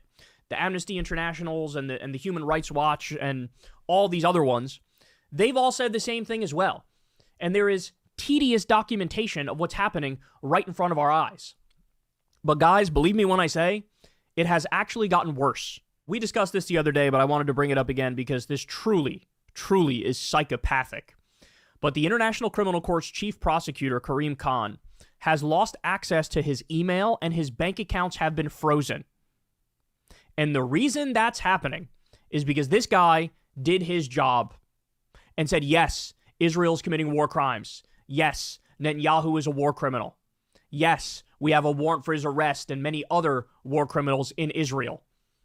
As a direct result of him doing his job, his life was just effectively ruined where he lost his email and his bank accounts have been frozen. The US and Israel are trying to send a message. Sit down, shut up. I don't care what you see. I don't care what you hear. I don't care what the evidence says. We're going to plow ahead with this genocide, and we don't give a damn who stands in our way. We will destroy you. We will take you down. By the way, I have a story for you tomorrow on this thing called Project SEDER, which is basically Israel's detailed secret plan to destroy freedom of speech in this country, in the United States, and make it so any sort of activism in favor of Palestinians is spun as anti-Semitic and will get your life basically destroyed. So that, we'll do a segment on that tomorrow, but I got more for you here. So do you guys remember, I remember when we had our first fake Trump ceasefire in Gaza, and I remember a bunch of idiots falling for it, thinking that Trump was negotiating in good faith and that the ceasefire would actually stick and that this was real. And then what people learned very quickly is it wasn't even a ceasefire. It was a fake ceasefire. Israel had the word of the United States. After phase one, you could just ignore it completely and that's fine. You can go back to doing the genocide and even doing the genocide harder. And so we called it out from day one. There were many others who saw through it, but unfortunately a lot of people fell for it. Well, guess what, y'all? We just had another round of this nonsense where people fell for the head fake as if the Trump regime was going to make a deal and do right by the Palestinians. And of course, that didn't happen. So look at this from Dropsite News. Hamas says that Witkoff, that's a top Trump administration official who's involved in these negotiations. Hamas says that Witkoff personally promised to lift the Gaza blockade in exchange for the release of Eden Alexander. Now, Eden Alexander was a hostage being held by Hamas. This person is both American and Israeli, but interestingly enough, they're an IDF soldier. They were in the IDF.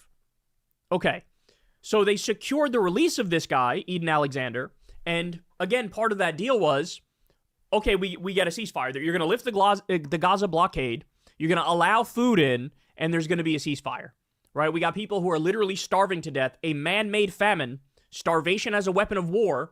The deal is, we'll release this dude, you allow the food in, right? Guess what? The U.S. immediately broke the deal. Senior Hamas official Bassem Naim tells Dropsite News they threw it in the trash and there has been zero progress on a Gaza ceasefire. So this report was by the great journalist Jeremy Scahill. He lays it out in detail. But the bottom line is this Trump regime thug goes over there and tells Hamas, yeah, we'll allow in food for the starving Palestinians. You got to release this Eden Alexander guy.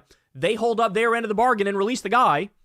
And then the Trump regime turns around and goes, ha, we didn't actually mean it. Starve to death. Unbelievable, man. Unbelievable. Now, there's been some updated information. Ready for this?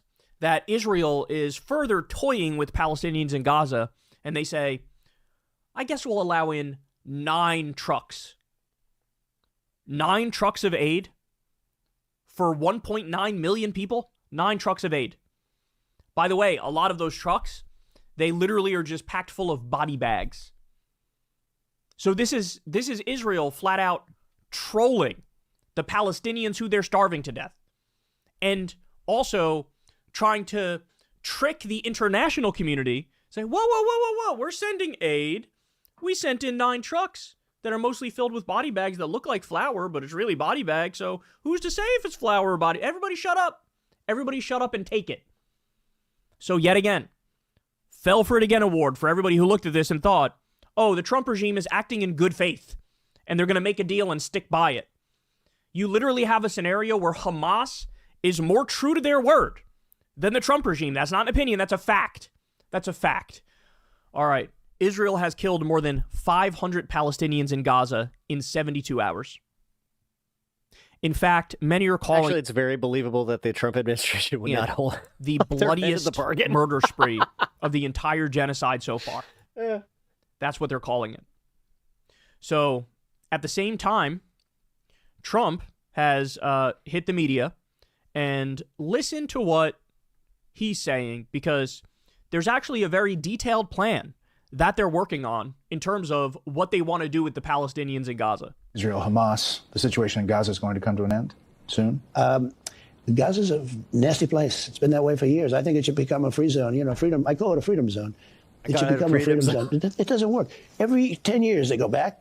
They have Hamas. They have everybody's being killed all over the place. I mean, you ever see? You talk about crime stats. It's a nasty place. Are these people, these countries that you were just visiting, are they going to have to be a part of the solution? Well, they would be. They would be. I spoke to all three of them. They would absolutely be. I mean, they're really rich and really, really, really, even more than rich. They're good people, and they would help. And so money's not even the problem. Well, you got to get countries to say yes, to take them. Look, these are people that want to be in the Middle East. They really want to be in the Middle East. They love the Middle East. I see that. There's a spirit for the Middle East. They didn't have to go to Sweden, Germany, these different countries. They could have been home in the Middle East if somebody had the brains to build beautiful communities. You know, 1.9 million is a lot of people, but it's not a lot of people. So why is he saying that? Why is Trump saying that? The answer is pretty straightforward. NBC News reports, the Trump administration is working on a plan to permanently relocate up to 1 million Palestinians from the Gaza Strip to Libya. 5 people with knowledge of the effort told NBC News. This is a highfalutin way of NBC admitting ethnic cleansing. We're working on ethnic cleansing. That's what we're doing. We are trying to complete our ethnic cleansing plan of Gaza. So in other words, when Trump said recently, we're going to take Gaza, we're going to own Gaza. Dude, this is wild to just see like how mask off it is. And this honestly goes back to, it's like, now's the time to be protesting them. We're going to build beautiful casinos and hotels on the beach. It'll be a freedom zone. It'll be amazing. When he said that, he was serious. And when he said, we're going to ethnically cleanse the region and not allow the Palestinians back in, he was serious. All these things that Trump says, and people refuse to take him at face value when he talks about Greenland, when he talks about Panama. This is what pisses me off the most about Trump and the people that, like, is the way that they pick and choose what he is saying to be outraged about, and what they also go, he's just saying things and being him. When he talks about Iraq. At Shock Pikachu, when all of a sudden he does the thing that he was saying. What if a lot of these things he says, he actually does mean? I get that he's a pathological liar, but the way he works is, you can tell when he's pathologically lying. Why is the left not protesting this shit like when Biden was in office? That's what I was saying, Soviet. That would be positive that he's going to do, right? Thank you for the and then follow. He ends up doing something. Yeah, Soviet, I'm not sure if you saw the beginning of the show. I actually debated with Anna about this because I do feel like it is ridiculous and a cop-out to say, oh, we're not going to be able to move these people. I'm only protesting people I think I can move, when it's like, no, you're the ones literally causing, and you're behind the genocide. Like, there's the ones that were just, you know what? Yeah, Biden didn't do enough, but he was not doing this. Something shitty. Hello, where do you politically align? I'm center left, looking for some debates. Ooh. But when he says he's going to do the bad thing, you're center left? He does the bad thing. I'm probably a little bit farther left than you, but... Right, so if he's saying something outrageous and extreme and insane, usually... Somebody called me a commie earlier. I'm like, I'm not a commie. That's actually... those are actually his honest moments. I've been labeled a democratic socialist. Here we are. They're literally working on the details of a plan to ethnically cleanse Gaza right in front of our eyes. The other thing is, they keep giving up the game, right? They'll say, oh, there's about 1.8 or 1.9 million Palestinians. This is what Trump will say, right? This one, they want to move 1 million of them specifically to Libya, which is, by the way, a failed state. Let's be clear about that as well. Open slave markets are there. I'm sure it'll go well for the Palestinians who get forcibly sent there. But when they say there's 1.8 or 1.9 million Palestinians, what they are admitting is that the genocide has killed hundreds of thousands, probably 400,000 Palestinians. The embedded admission is because there used to be about 2.3 million Palestinians in Gaza. God, see, I just thought about this too, because they are going to pull the thing where it's like, well, what do you want? Do you want them to be in Libya alive, or do you just want them to now you're saying continuously get bombed until they're just not here anymore? It's like, it's 1.9 or 1.8. That's 400,000 to 500,000 really shitty people who were options here. killed, by the way, 90% of which are innocent civilians. Even the IDF admits about 80% of them are civilians. Happening right in front of our eyes, y'all. Right in front of our eyes. Michael Tracy says the following. Have you noticed that Trump's big lavish tour of the Gulf monarchies literally coincided with Israel commencing its end-stage annihilation campaign in Gaza, subduing regional opposition from the already docile potentates? And even the ruler of Syria somebody also tried seemed to frame it like that was a retaliation to Trump, and I'm like, that's too convenient because that benefits him way too much. Neutralized. No, I would almost go out on a limb and say that like that was the deal that he made with Benjamin Netanyahu, and even Netanyahu, like, this is going to be fucked up to say, but even Netanyahu at that point was probably like, that's a little bit much. He goes on to say, Trump gave a big speech decrying interventionalism and nation building, and then on the same trip proceeded to repeat his idea for the U.S. to take Gaza gave and 2 thumbs up and said, I got you, bro. Turn it into a freedom zone. So we might need some clarity as to what he was actually decrying. Only Trump can be this immensely contradictory. You can't at the same time say, I'm against interventionism, I'm against nation building.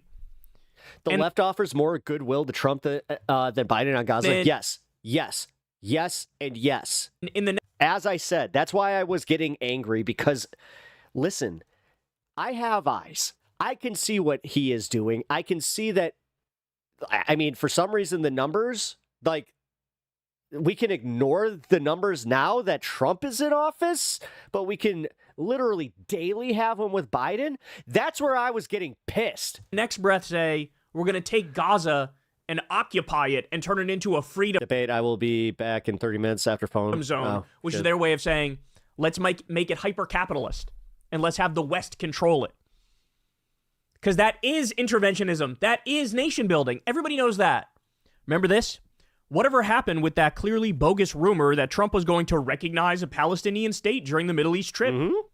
Historical note, George W. Bush visited the same Gulf states in January 2008 and declared, the establishment of the state of Palestine is long overdue. Even George W. Bush. Talon, I don't know. I still have another thing to cover gave after the this. lip service to the idea, which was the official Western position for a very long time, even though his policies were contradictory to that. Here's Trump. I saw all these articles. Trump's going to recognize a Palestinian state, bro. He's actually really pissed at Netanyahu, bro. They're not getting along, bro. What happened? None of that. Of course he didn't recognize a Palestinian state. And by the way, him and Netanyahu, there's no rift there. It's fake. It's kayfabe. Yeah. Don't you all remember? Yes. No, this is, yeah. I'm glad you said kayfabe because it is very wrestling. These 17 different articles at different times that said, we call it a swerve. I do the swerve. They tell me swerve. Time for real. Seriously, Joe Biden is actually really... All of a sudden, I'm the face. I was a hero all along. Mad at Netanyahu. They're not getting along, bro. He's really... Netanyahu's reaching the end of the line here, bro. He's going to be put in line shortly. In this exact moment? I don't think so. Biden in this exact moment is literally wrestling with the fact that he's not going to be here very long because he has prostate cancer that moved to his bones, which I'm not going to sit here and just be like... woo-hoo. No. Bro. And the people that are, that kind of bothers me, man. That never happened. That never happened. Vosh agreed Biden was one of the worst presidents, like, bro. But with Trump? Vosh is stupid. Vosh is fucking stupid. Honestly. This is what really pisses me off, too.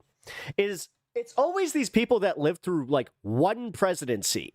Or they don't have any context from when they lived through the Obama presidency. Like, this shit's wild to me, man. After living through Bush, I didn't think it could get worse. Then it got worse. All of a sudden, people see it and they believe it? No, this is all... You know what I didn't do? Go back and go like, yeah, you know what? Bush wasn't that bad. Kayfabe, this is all bullshit. It's all bullshit. They are on the... Biden was not the worst fucking president.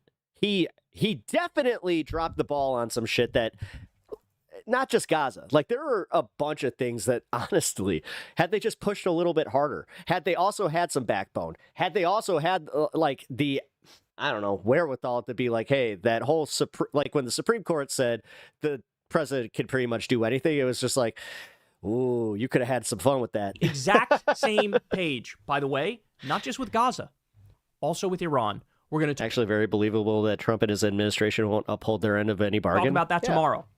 That the truth. Now, you just don't appreciate how actually evil Biden is as a person. If you think anything other than it's way overdue, him going to hell. Flipped out. Steve Witkoff on one of the Sunday news shows. Well, even by your, like, if you have that belief structure, he's not going. Let the truth. He's not going to go to hell. Slip out about what the that's plan how it is goes. vis-a-vis Iran. And I'm going to break that down for you tomorrow. But understand, Netanyahu and Trump are on the exact same. And also, stop treating him like honestly, this is the one where I'm actually really getting upset about it, man. Like, I really am.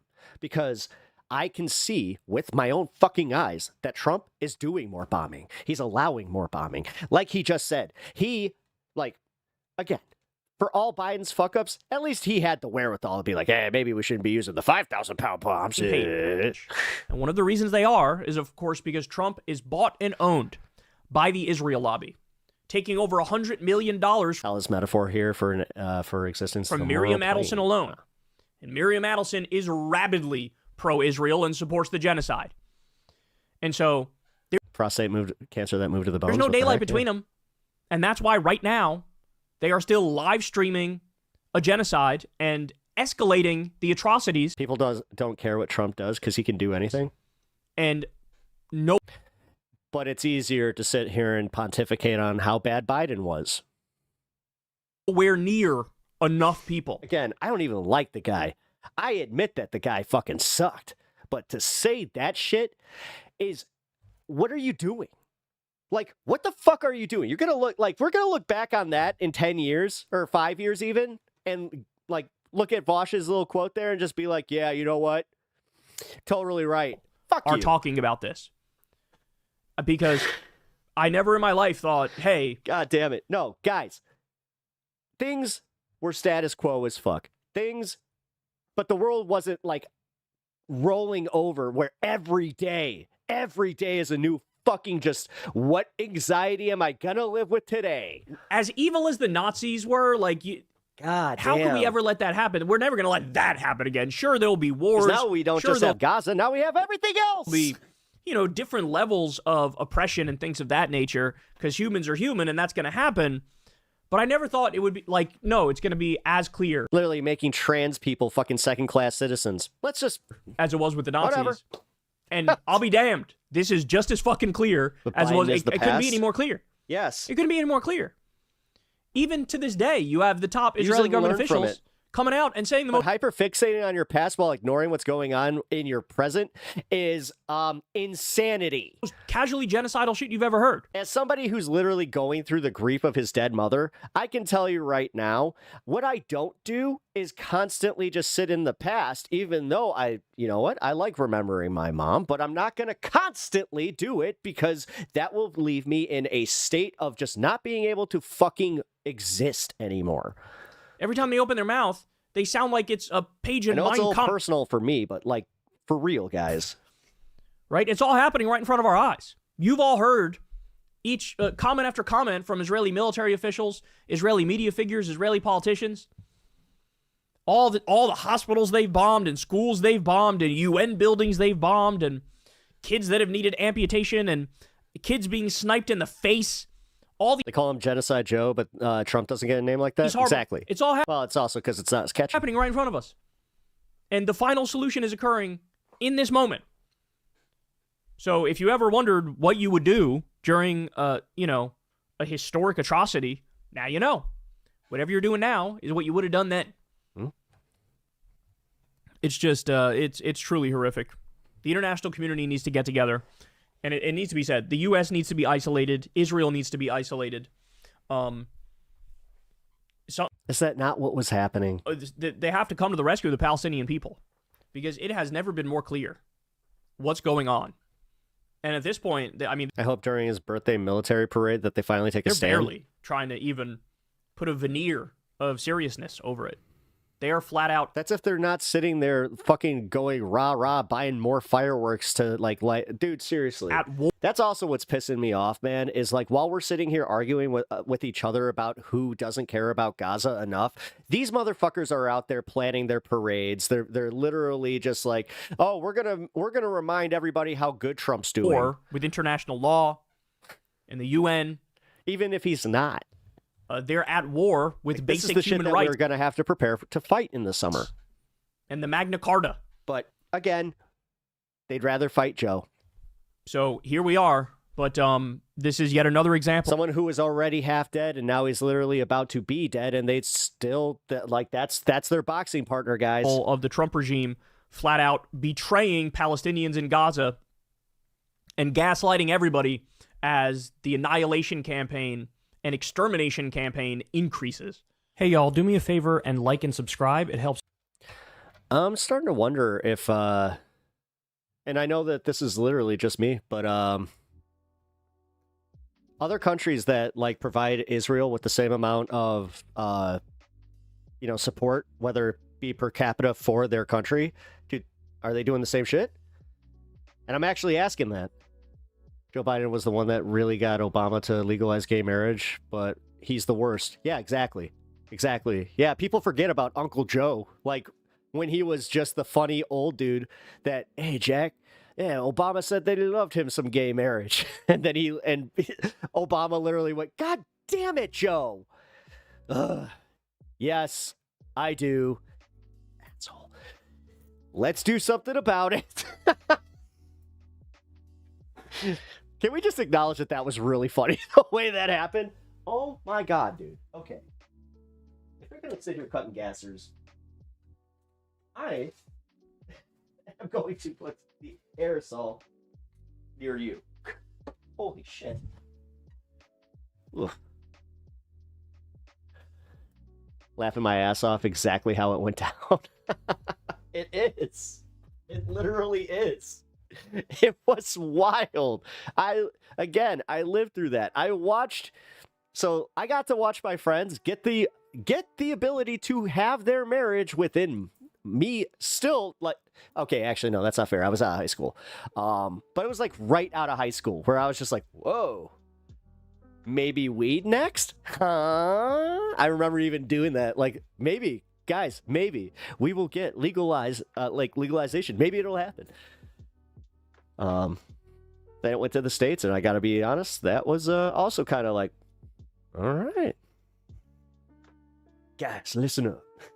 But honestly, guys, I missed you, Pep. What? Is that what you meant to say? But either way, nah,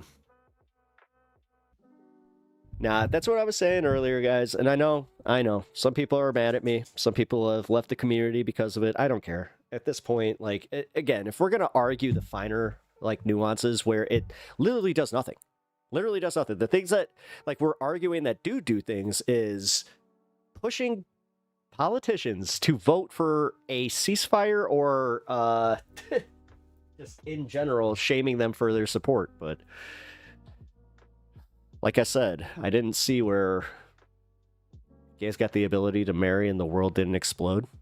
Well, again, I lived through it where they were just like, this is a slippery slope. Next, it's going to be bestiality. It's like, wait, what? Like, for real. Because they started dog whistling with the trans rights. Same thing. They brought that one back where I was just like, oh, wow. We're bringing back the classics, I guess. Holy shit. Also, Saudi Arabia is almost as bad as Israel, and the left seems to forget. Exactly. I didn't forget. No, see, the thing is, again, 9/11. I didn't forget. 9/11. I didn't forget that it was actually Saudi Arabia that funded that whole thing.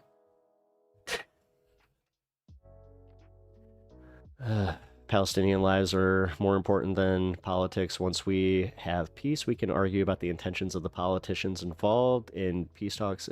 This isn't Ukraine. That's kind of where I was going. Like at the beginning of the conversation, or the beginning of the program, I should say. Because that's literally what I believe. I believe that if whatever we can agree to means that less people die and we can get aid to them, okay. But that's also where I do it. Now I'm asking an even harder question, because what Kyle was saying there, now they literally have a plan to ethnically cleanse them by pushing them to Libya, which, again, did we ask the Libyans? God, I mean, the Libyans! Marty! Sorry. They literally killed the U.S. citizen, and Trump covered it up for him. Yeah, Jamal Khashoggi. Yeah, exactly. Exactly.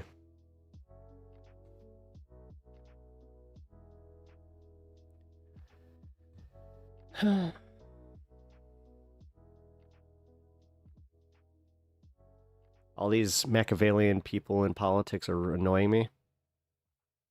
Well, that's really, because anybody in any power structure has been that different. Come on. God. Again, this shocker when people realize that politicians are corrupt. Like, that's my favorite piece of political awakening. People hit it right about like 18 through 23, where they're just like, oh, there is no perfect politician. Oh, okay. Sam SEDER said it, man. He literally said, he's like, if you ever find yourself agreeing 100% with the person, that's odd, because I don't even 100% agree with myself. It reminds me of when people say the music industry is dangerous. Like, yeah, so is every other industry. Yeah. What do you mean by dangerous? Like, risky to go into because you might not, make it? Like, what are they talking about? Like, no, I'm actually a little interested in what you mean by that. All right, guys. We got 20 minutes until the 420 fun half. If you agree with someone 100%, you probably should be afraid of them. That's also true. I don't know, man. Maybe this is because I don't stan any celebrity, let alone a politician. Dude, people are people. People are imperfect. People will make mistakes, but if they are good people, then they will make the right decisions.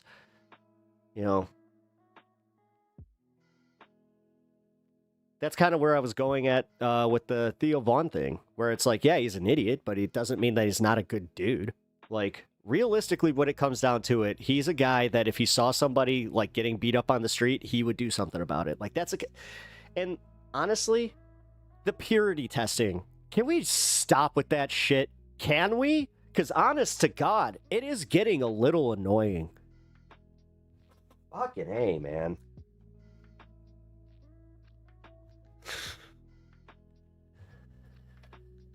They probably did like means testing and like focus groups.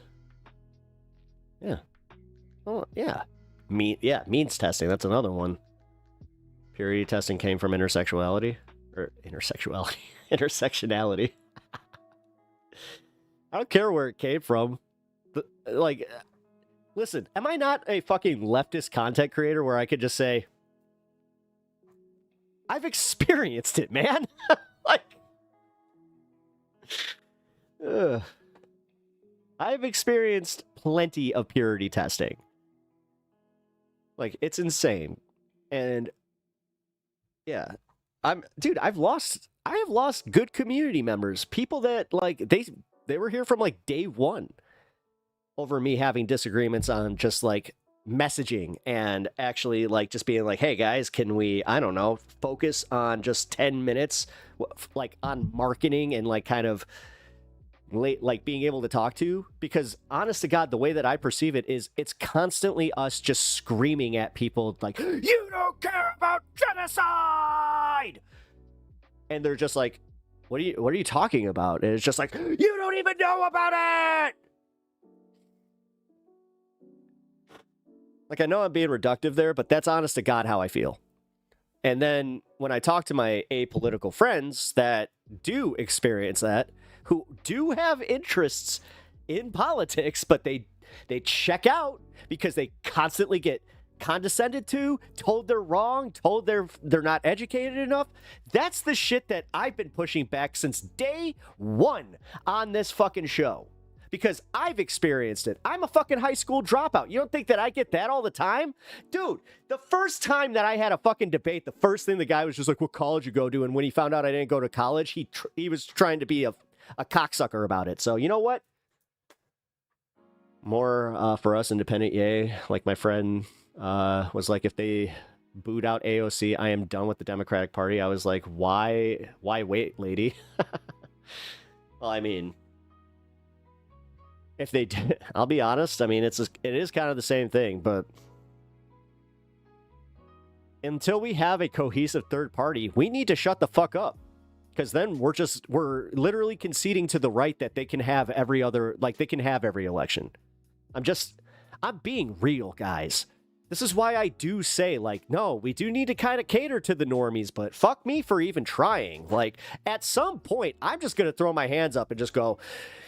You get what you voted for. Like, you get what you like. You move towards, or you get what you're like pushing for. Except you don't. Sorry, guys. Like, it really does get me. When you don't purity test, you get Fetterman's in the party. That's not true. That's not true. Fetterman, honestly, and I know this is gonna come off a little crass, but I think that his stroke really fucked him up, man. I do. Also, let's be real. In that seat, do you think that Dr. Oz would have been better? Let's be fucking real. In hindsight. Actually, answer that right now. No, fuck this. I'm done placating to this bullshit. Is Dr. Oz a better candidate? Would he have been better than having Fetterman? That is 100% true. Thank you. Like, you can vote Democrat, but, like, seriously switch up your rhetoric? Yeah. Who, me? Wish I did not go to college, waste of time and money. Yeah, it is. I had plenty of people telling me that, especially when I was telling them I was going in for an art and poli-sci degree. They were like, don't. So I did a 1 semester of community college, and that was it. DNC will never move right when you keep pandering to weak candidates. Wait, DNC will never move right? What do you mean? Left. Oh, yeah, you got your... yeah. You had weird eyebrows. Okay. People who also are just like, okay, so you meant DNC will never move left when you keep pandering to weak candidates. Yeah. The right is obnoxious and they are starting to mirror the left. Are they? Like, what's happening there? Actually, give me your take on that one. Same as the government of Dakota. That's why I left the right. I mean...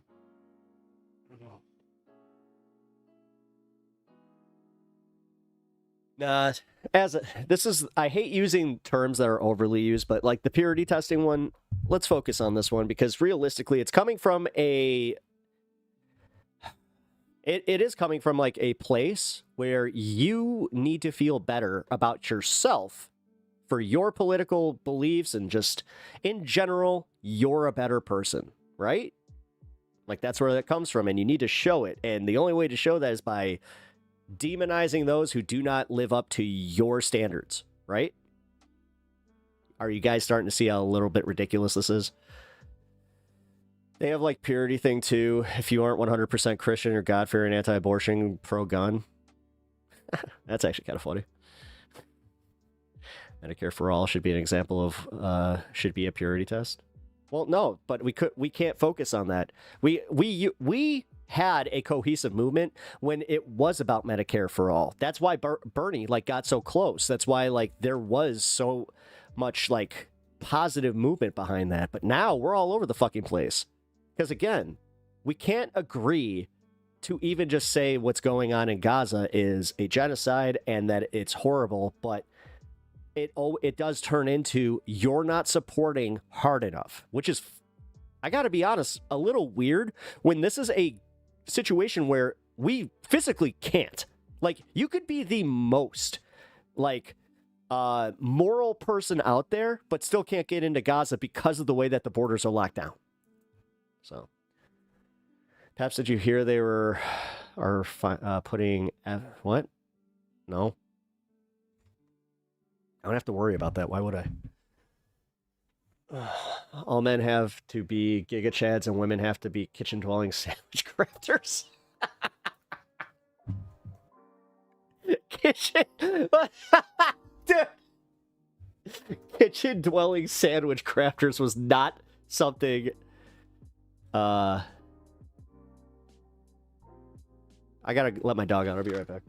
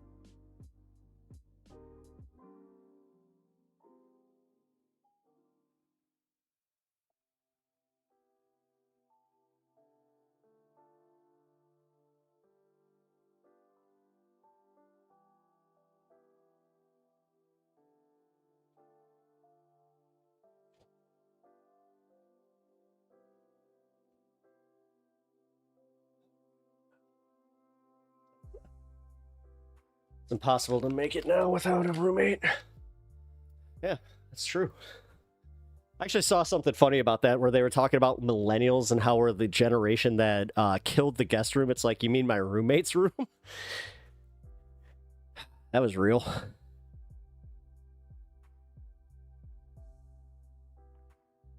All right.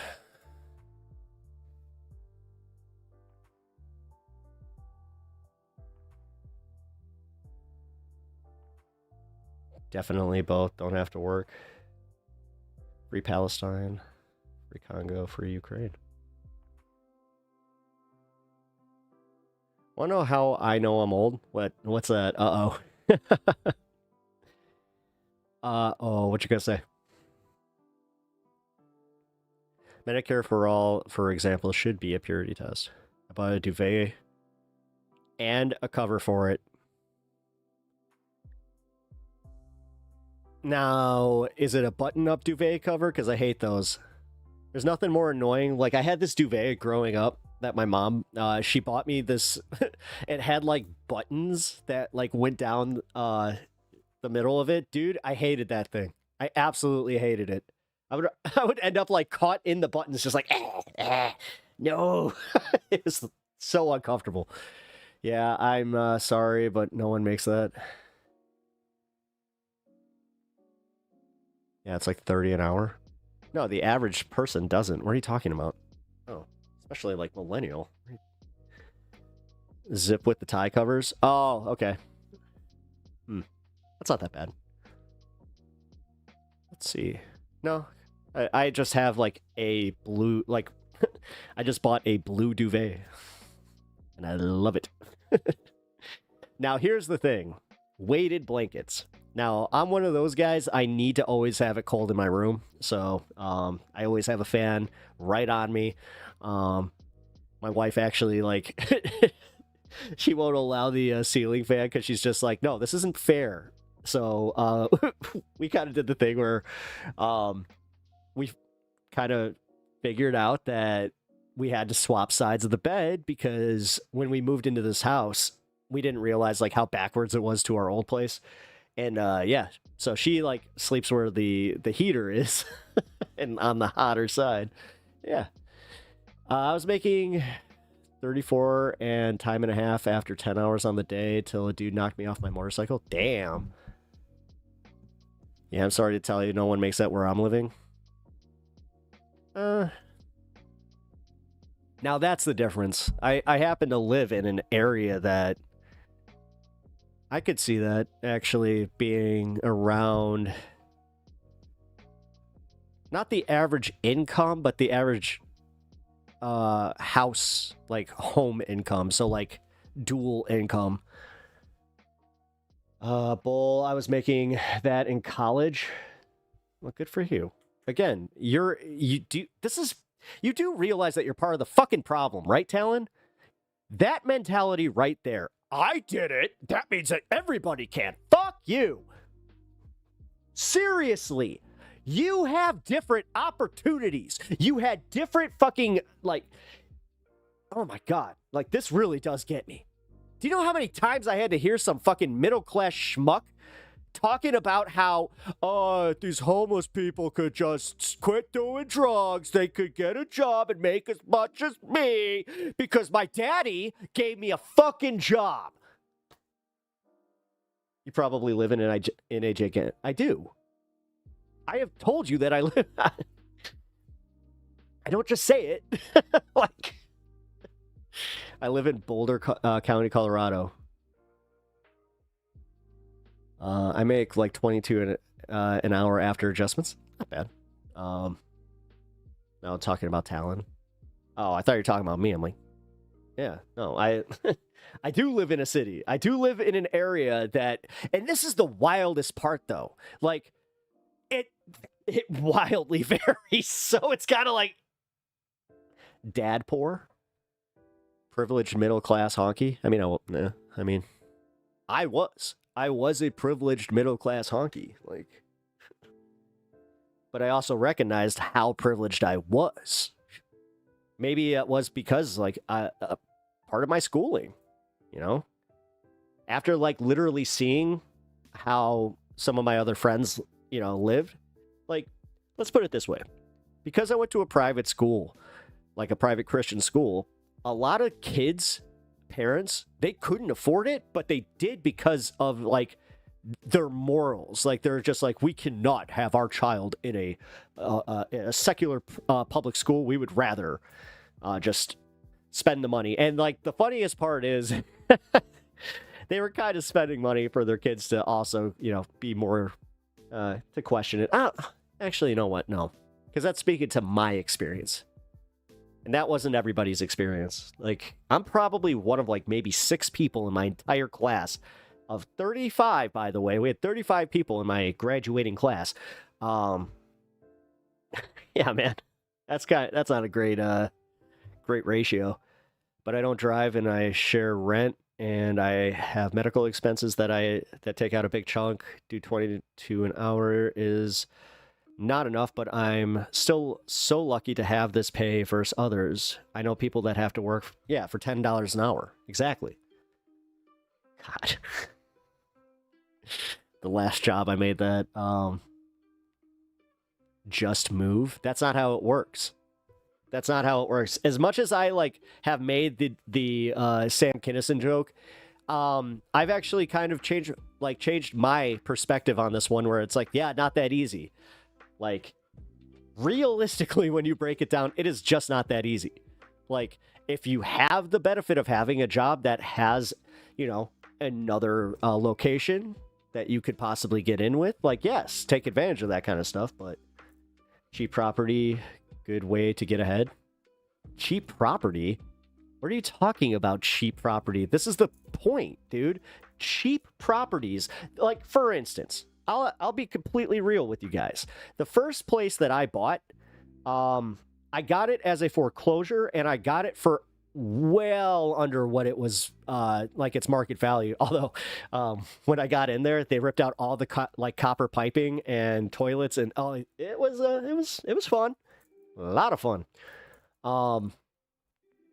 Yeah, and I can tell you right now, that place, I recently saw it relisted on the market. I was like, what the fuck? Like, it was damn near $200,000. That is insane, because I paid just about, I think, with all taxes and everything, it came out to right under 90. So, you know how hard it is and how much money it takes to move and find a better job. Exactly. No, they don't. No, and that's again, like, there's a special level of privilege and also just not being able to get out of your head to just say, to give that, to even let that out of your mouth as advice to somebody. That's insane. Also, when I get there, there is no guarantee I will find a job that pays as much as my current job or that the housing situation is going to be any better, because he's also negating the fact that even in rural areas, they play these fucking rent games. What are you talking about?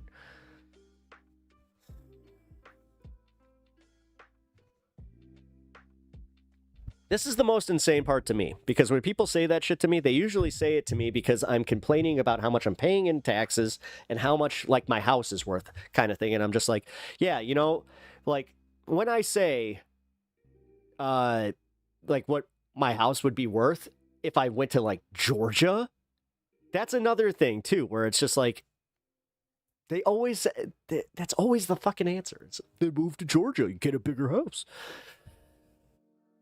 You can get them for 40K? What are you talking about? What are you talking about? I'm seriously considering moving out of the country, though. Again, good luck. Good luck. I hope the country you're moving to doesn't have harsh immigration laws, because, like, this is one of my favorite things, is how many fucking Americans were just, like, so flippant about that they were going to just move to Canada. I mean, Inverted Mystic, I don't know your situation. You could have dual citizenship, so I'm not trying to speak on yours specifically. I'm just speaking to the broader issue where people are just like, I'm moving to Canada because, yeah, it's better there. It's like, move to Ukraine? I mean, for as much of a war zone as Ukraine is, one of my good friends lives in Kyiv, and I can tell you right now, it's not like it's not the way that people think. Like, my man just had a kid, and, like, he was at the movies not too long ago, like, just saying, like, yeah, dude, like, we have to be cautious, but we're not just going to stop living life. Oh, it's not Canada. I know how effed Canada is. I mean, there's a part of me that's a little bit, like, honestly, I do come off like, oh, then fucking go. But there's that part of me that is like, I wish I could. Thailand is nice. All right, guys. I was about to say it's almost at 4:20, so let's do it. Canada is no better. Their housing costs more than here. Yeah, no, it does. Yeah, Toronto's insane. I was talking to Honeybee about, like, how much the housing market is, like, over by her. Honestly, that was one of those conversations that did it, where I was like, oh, Chicago ain't that bad. It's like, okay. Count my blessings.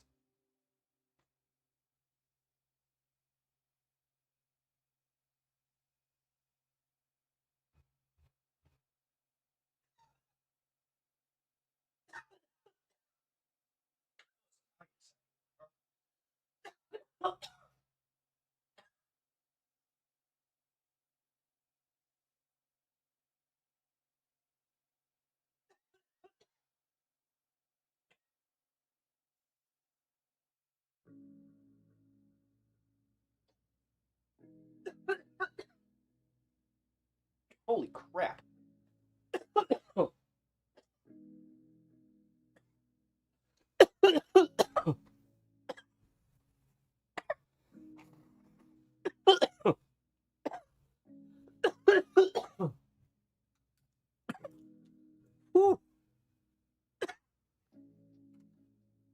Oh, God.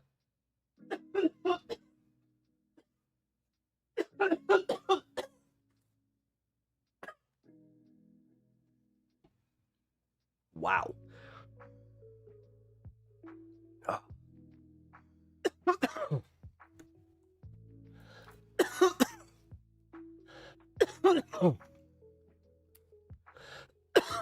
Save for 2 more, sell house, buy city, and then house down 20% down.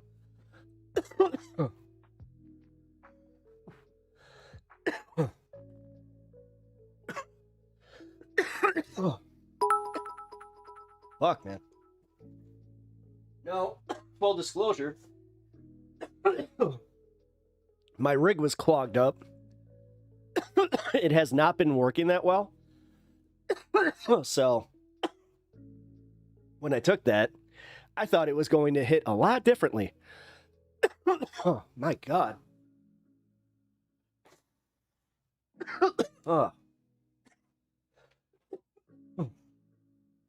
Phone is almost dead, though. I'm going to say the most elitist thing I think that's ever come out of my mouth. Get yourself some wireless headphones. What are you doing? Plug your phone in and then listen.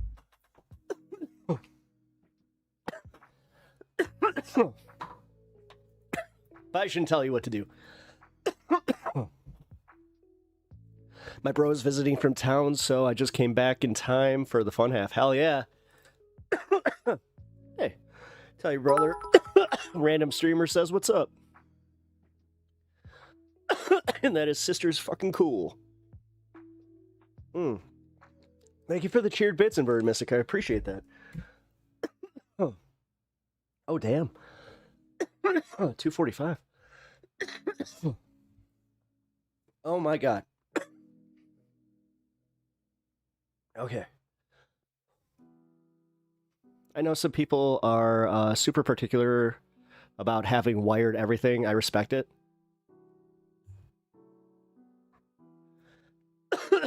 Me too. But that's why I also have a cord that's like a mile long. Oh,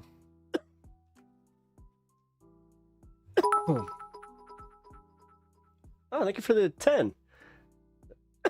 The 10 bits. You guys rule. Oh, man. It's my last 10 bits. My last 10 bits. Well, I really appreciate your last 10 bits. That's awesome. Bro, you need to take some deep breaths. Yeah.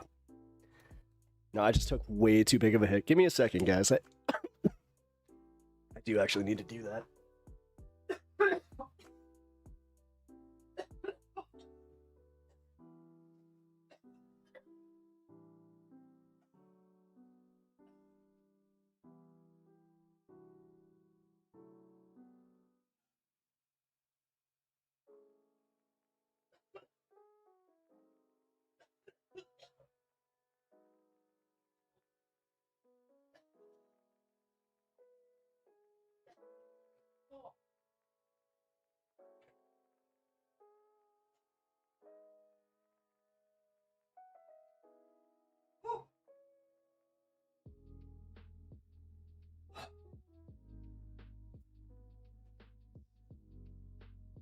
Eat it. All right. Whew.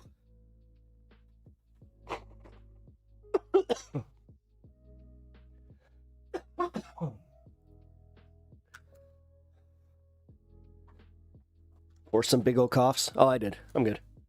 Whew. Yeah. Am I seeing those little star things? A little bit. The eye fuzz.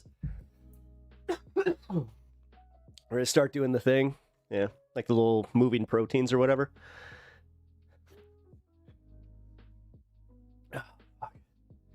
All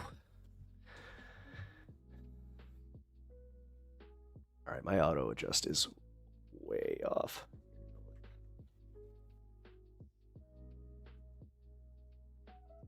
There we go. Much better. Accidental big hit story of my life. Coughs and SEDER. I mean, again, here. So here, I could show you this.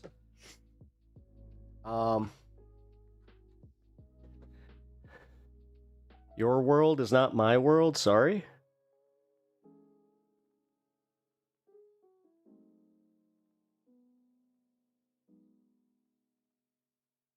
What are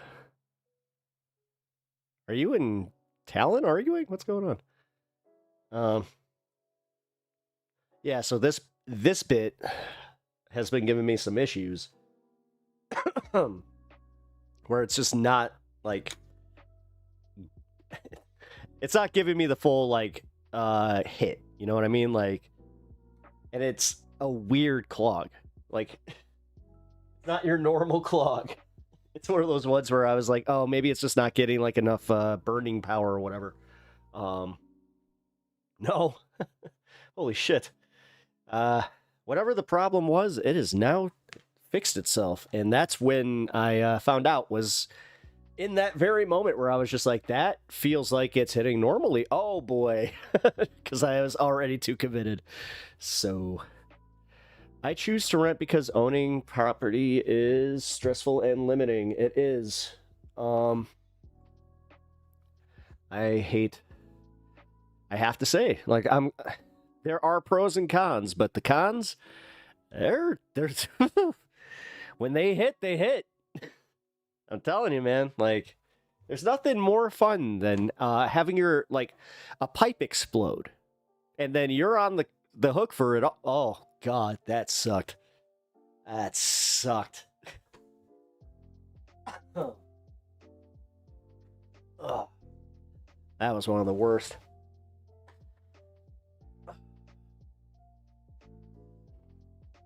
Oh, man.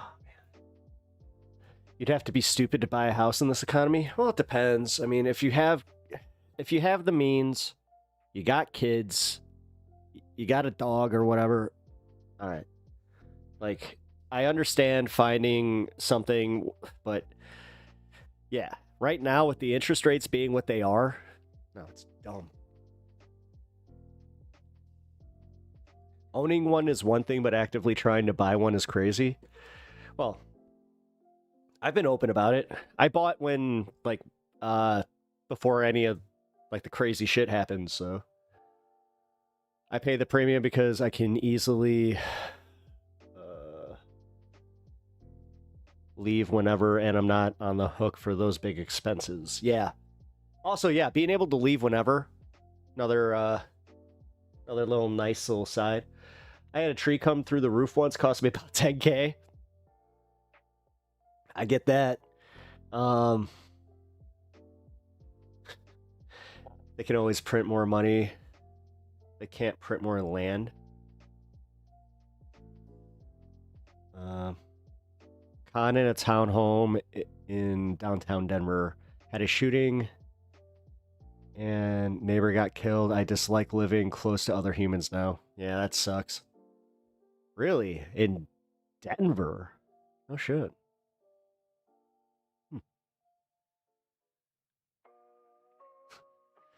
Actually, man, talking about going to Denver soon. So good to know. Also, now I have something that I can make fun of my sister for. It's like, wait a minute, you moved from Chicago to Denver. I heard it's dangerous. If I say that shit to her, she's gonna be like, what the? Sorry, it's kind of like a running joke with us, where when we have people like especially my cousins, and they, for some reason, they come here, they always say the same thing when they leave. They're just like, that was nowhere near as bad as I thought it would be. And then they go home, come back like a year or two later, say the same shit. It's just like, oh man, should I be worried? It's like, what? God. Nothing more lame than having my cousin get out of the car and just be like, what are you doing? Then my favorite. Okay, this was one of my favorites. So, I took my family to go see some sights. God, this had to be damn near fucking 12 years ago. But I'm walking them around, and I just look back, and my uncle's just like this. He's just walking around. I'm like, what are you doing? He's just like, I'm holding my wallet. I'm like, no. And then I just told him, I'm like, well, if you're that worried about it, just put it in your front pocket. He's like, I can't do that. It screws up my gait. Mind you, he already walked with a little bit of a limp. So you're just like, whatever, man. Good times. That's where you can get the Wait, plots? Like, just get plots of land? God, it's kind of funny. Occasionally, they'll like raise a building and then you'll just nothing goes up, and then they put a for sale sign like on the lot. I'm like, is it technically being a landlord if you just own land? Oh, I don't know, man. I was having that discussion with my pops the other day where he was talking about like being like doing landlord shit, and because he's been a landlord in his life, and I was just like, why would you why like would you do that now even? And he was just like, oh no.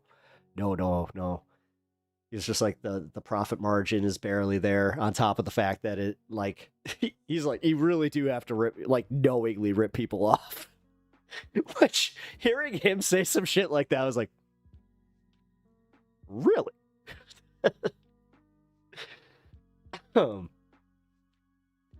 Man, the boomer generation is wild, though. I gotta say. Because, like, occasionally he'll slip into, like, this, like, you know, socialized medicine type of situation, and then he'll just go from that right back to greed is good. It's like, ah. You were almost there. You almost got it. All right, guys. We're in the fun half, finally. Let's do it. I put this off specifically for this. Tim Pool, Dim Tool. Let's get to it.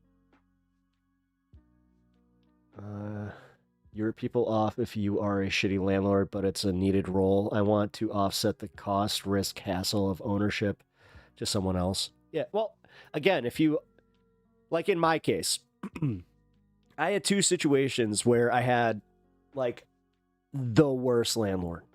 Like, one of them was a conglomerate. Like, it was actually, like, one of those, what do you call them?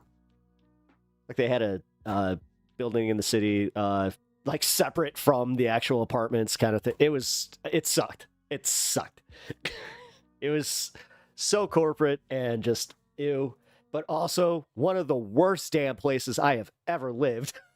Dude, that place was wild. There were just so many days where you're in the parking lot and you're just like, oh, there's another fight. Okay. Oh, they pulled out guns. Oh, that's not good. I don't want to have to actually go through the BS of selling and buying a house simultaneously every time I want to move. Now, see, yeah, if you're like a nomad, like, or you got that nomadic like lifestyle, like, yeah, then it's definitely not for you.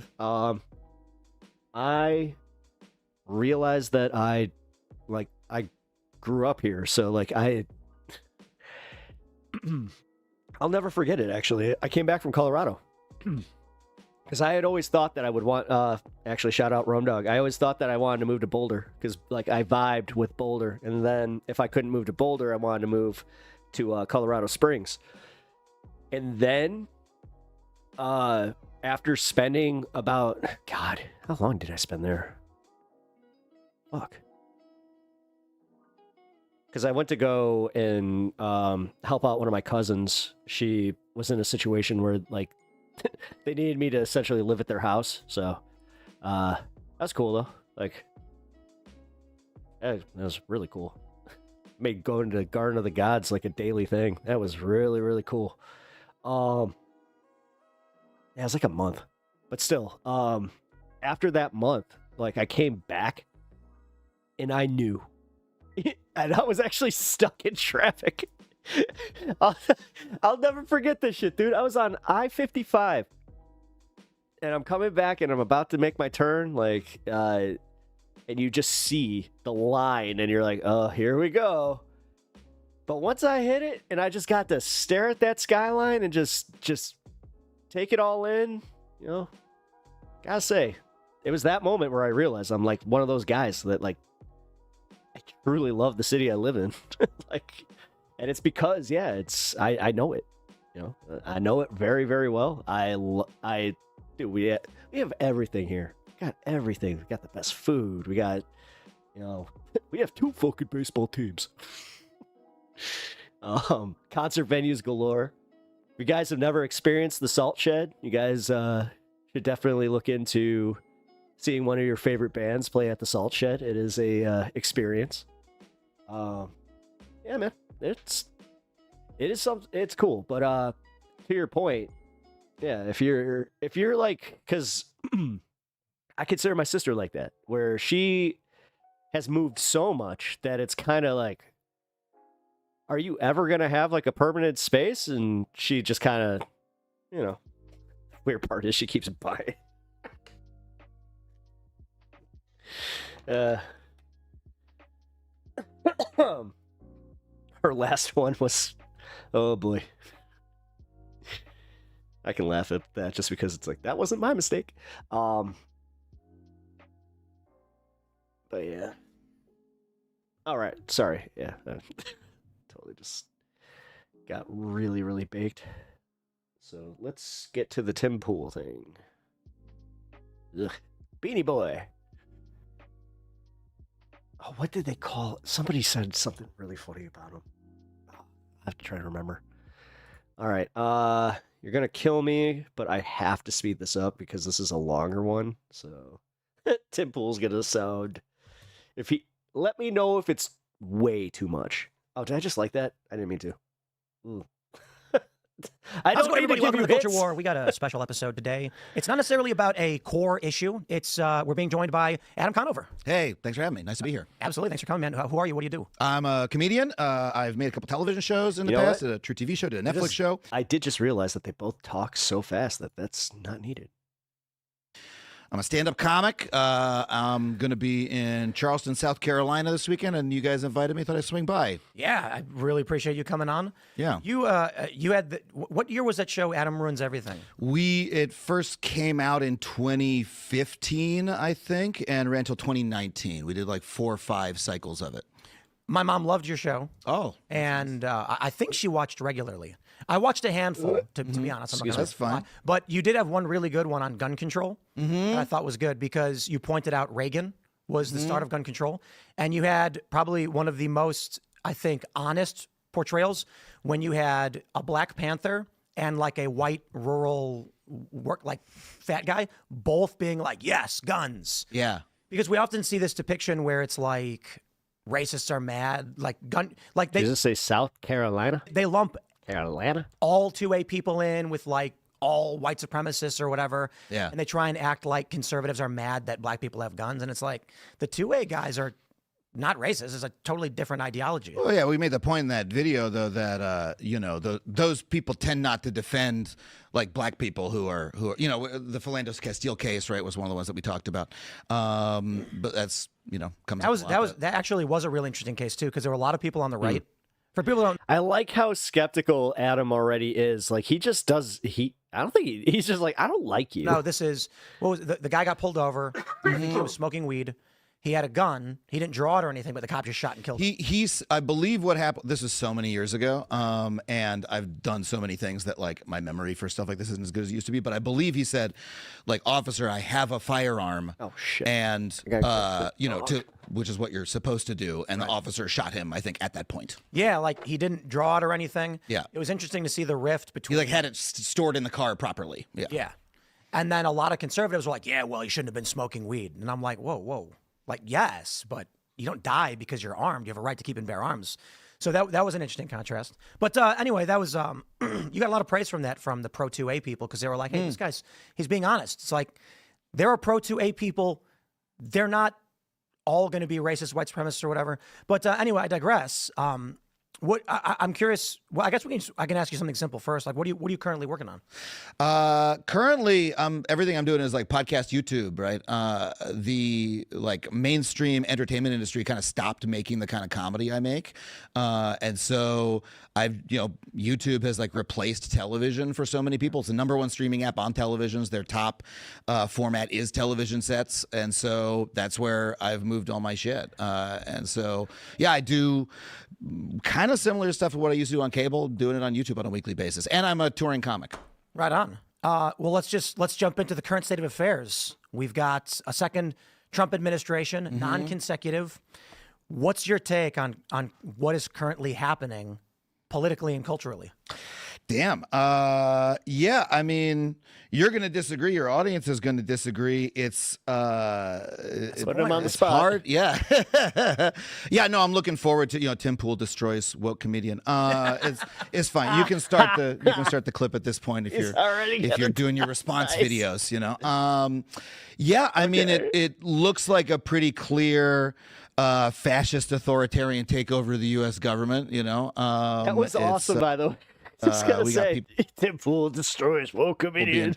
Thrown into unmarked vans. We got like the destruction of the civil service, which is like a pretty standard authoritarian tactic, like early on in a administration of that type. Yeah, it's like sort of remains to be seen how far they'll get, and if they'll actually be able to transform in America in the ways that they're trying to. But yeah, it's pretty. My side of America, people are a little on edge. It's a little frightening to folks. Yeah. My take on that would be largely because corporate press is lying to them, largely. And what corporate press? There's no corporate press left, hardly. Well, I would say their viewership is rapidly diminished. Yeah. But still, when you look at, there was a Real Clear Politics aggregate polling found that they didn't do it necessarily by demographic. They did it by decade age bracket. So it was like 20 to 29 or whatever. Every age group except for 70 plus was pro-Trump, was a few points above. Real Clear Politics did an average, and they said that every age group in except America, for 70 plus, every age group except for 70 plus is pro-Trump. Yeah, let me see if I can try and find it. And this is contrasting to like all the approval rating stats I've seen have him at like 47% and dropping or something that. It's largely based on the older crowd. Just old. That seems like the opposite of every interaction I've ever had. I don't follow this really closely. Yeah, yeah. I don't know how to find this image because it was a few weeks ago. Yeah, I may be full of shit. See if I can try and pull it up and talk at the same time, which I probably can't. But I don't actually. Do you want to see if you can try and find it while we talk? Otherwise, Jamie! I'm going to be sitting here typing. Young Jamie, come on. Mind. Yeah. So whatever. Or what's his? I would say is Young Hammy. It's like the obvious story. We debated this last week live is the Abrego Garcia Actually, story. if you guys know his name, Eric. No, he seems like his producer's name would be Eric. And so, the take that I've typically seen from liberals is actually I'll use a specific example. The David Pakman subreddit. Pakman, of course, has millions of followers. He gets 100 million views per month. And his audience on Reddit was saying, this is just a family man who is trying to escape harsh conditions in Central America, who has been effectively disappeared by the Trump administration, which is a gross mischaracterization of what happened. If we were to say that a judge granted Abrego Garcia withholding of deportation due to Barrios 18 in Guatemala and threats against his life in El Salvador, then the question of due process is he needed to get a hearing as pertaining to that withholding of deportation, but he did already have two hearings in which he was determined to be an MS-13 gang member. He was pulled over and law enforcement believed him to be human trafficking. He has 2 filings from his wife for beating her. She was filing orders of protection. And so it's fine if, in my view, the liberal side of things, or the, podcasters like Pakman and Brian Tyler Cohen and others are going to say, hey, he was supposed to get a hearing. Agreed. But it is a gross mischaracterization. So when you mention that, the weird part is it doesn't matter. Your argument doesn't matter because you're trying to demonize him as like all that could be true. Still due process. People on the left are on edge. I'm like yeah, well, they think that a guy. I hate this disingenuous argument where it's just like, well, no, you should be okay with losing due process because he was just bad dude. Who lives in Maryland, who was working like a regular union job or whatever, just disappeared one day. He was rebel scum.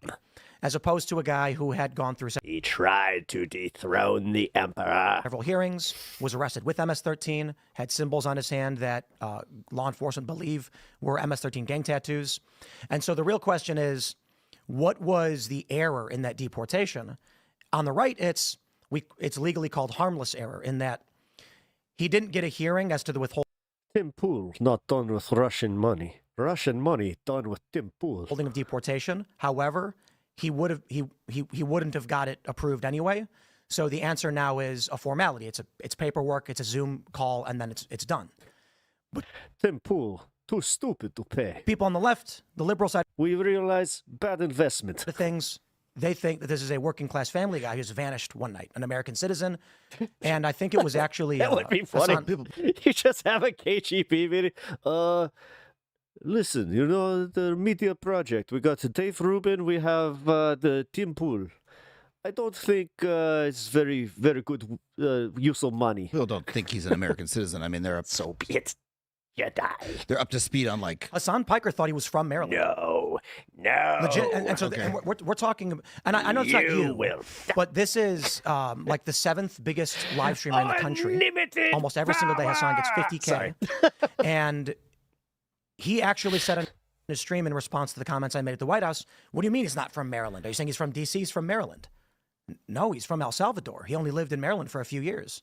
Okay, I mean that guy talks for 8 hours a day. Like you can parse any particular for sure statement, but like I mean that to me everything that you said. First of all, half of it sounds unrelated. Like he's had past interaction with law enforcement, like domestic violence and stuff like that. To me, that's like neither here nor there. It's like character stuff. I don't really give a shit about like the character of the guy, and I didn't think that was a big part of the story. It was like the fact that he did not, receive due process before being, rendered to a prison, like this bizarre prison in El Salvador. Like that's the strange part. That's right? El Salvador's government with an El Salvadoran citizen. That's not our purview. I mean, he's like sent directly to this like gigantic, complex. It's in a like highly public way, in a way where like the administration is making a show of their refusal to, follow the law. It's bizarre to witness, and like this sort of narrow legalistic. Oh, he had a hearing. He was da da da da da. It's irrelevant to like the. It ignores the context behind all that. The trafficking was a racist comment the officer made when pulling him over. The judge never found him to be MS-13 officially, just denied bond. Listen, this doesn't help.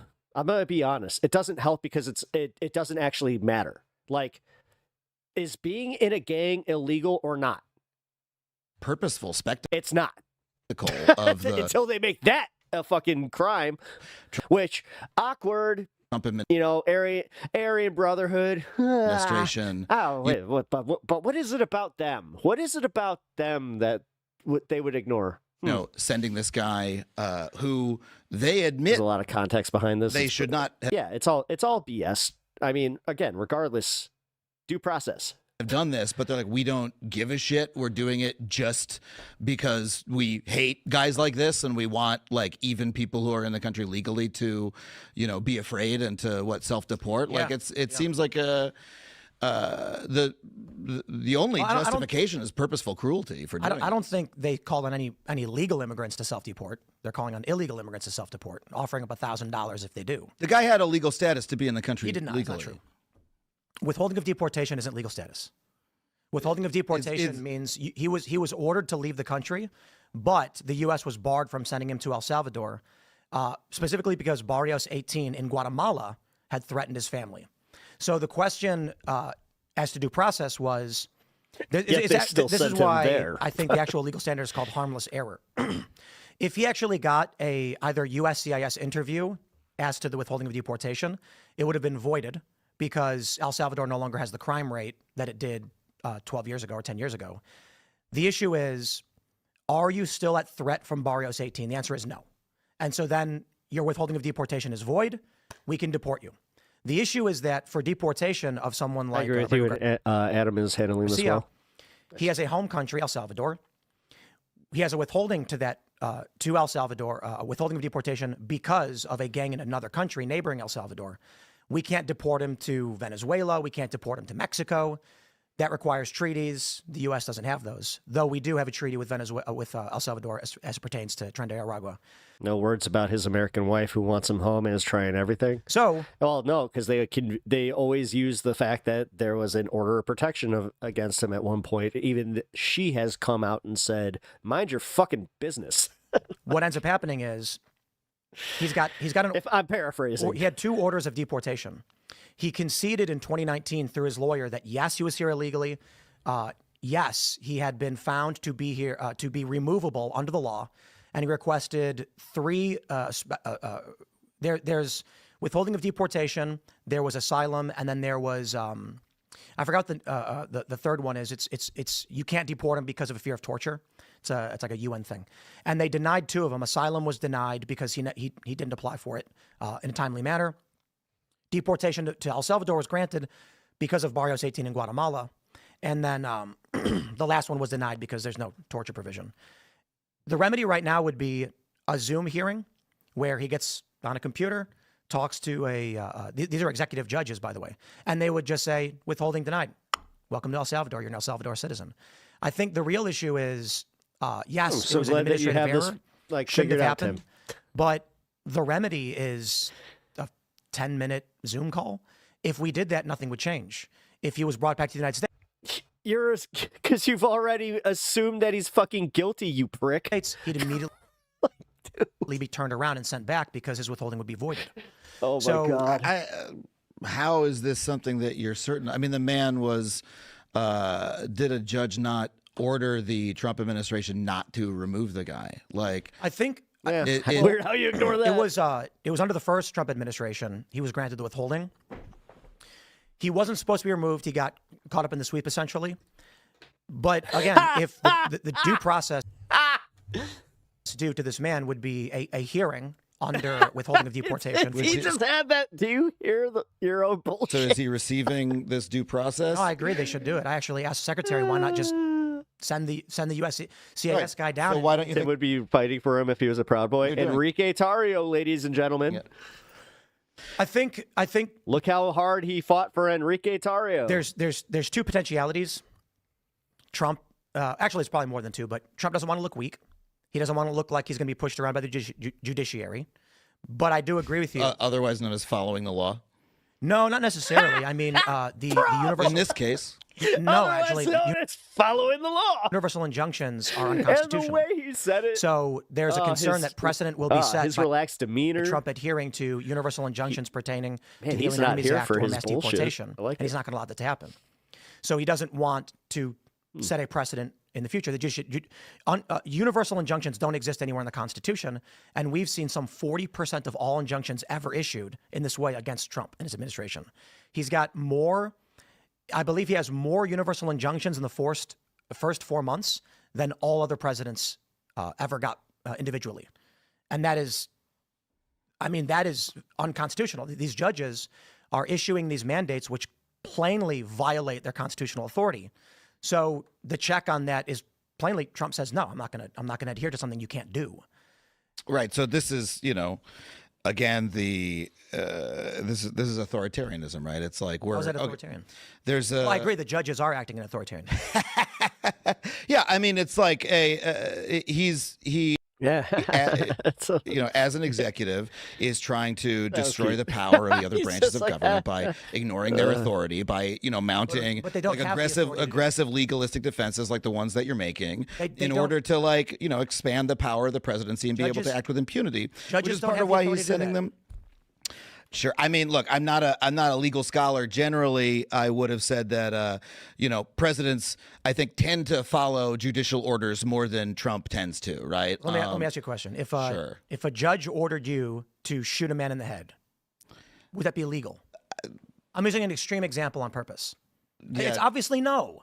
A judge can't order you to kill somebody. That's crazy. But we're not talking about a judge ordering Trump to kill him. You monumental idiot. That's not how law works. We're talking about judges. What are you talking I think about? we're up to like 87 instances issuing universal mandates across the entire nation based on lawsuits of single individuals. So for example, a recent one was the transgender military ban. Donald Trump issued an executive order saying, you know, DSM-5 mental disorder, you are now going to be inadmissible from the armed forces and will be severed unless you are not showing symptoms. Tim, I'm gay as fuck, but please stop gargling Trump's nuts. A judge ruled from this point forward, the military under Trump must admit all individuals regardless of any mental disorder. The judges only have the authority over the people in their courtroom unless it's a class action lawsuit. Universal injunctions are not constitutional. Like Brown versus Board of Ed. Like so, you when a person brings a lawsuit to the government, country, right?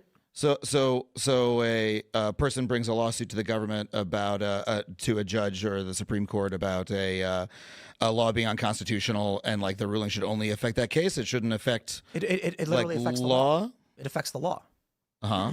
So in the issue of lower courts and this universal injunction, lower courts have the authority over the singular individuals in their courtroom unless it's a class action. So they could have made it a class action. They could have sent out the letters. They could have gotten the signatures and said, we need X amount of transgender military service men and women because we want this to apply to all. Instead, what happened was, and I'll argue this. This is where it encroaches into the authoritarian. The judge said all means all. That's a quote. This created a huge uproar because it meant that the military now had to enlist schizophrenics. That if someone showed up suffering from manic depressive disorder and they were paraplegic, they were now under this universal injunction entitled to join the military. But I mean, a schizophrenic bipolar who's suffering delusions is not going to be able to complete basic training. Now, perhaps there'd be an argument, as you're saying it, if the judge only said this stay will apply just to transgender military men and women, but they didn't. It was a woman. She said it applies to everybody. So Trump said, okay, I'm not even going to defy that. We're going to appeal it. He didn't even ignore the order. They went to SCOTUS, and SCOTUS... You think Trump even knows any of this was happening? Probably not.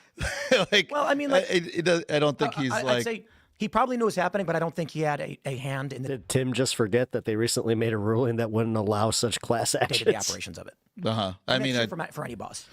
Yeah, it's just funny that we go, oh, Trump said this, Trump said that. Trump, I mean, he certainly hates trans people, but I don't think he's like, and doesn't want them in the military, but I don't think he's like following the day-to-day of the case. I agree. He's like, you know, doing loop-de-loops out on the golf course. But like, the legalistic like points that you're making to me, it's all a fig leaf for like the larger thing that he's doing, which is you know, bending the law in these bizarre ways. What is the point of like sending people to El Salvador, right? To like this prison in El Salvador.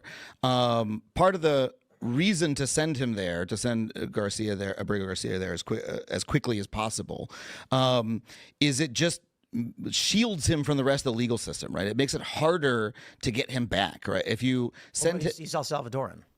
Yeah, but my point is that like doesn't matter.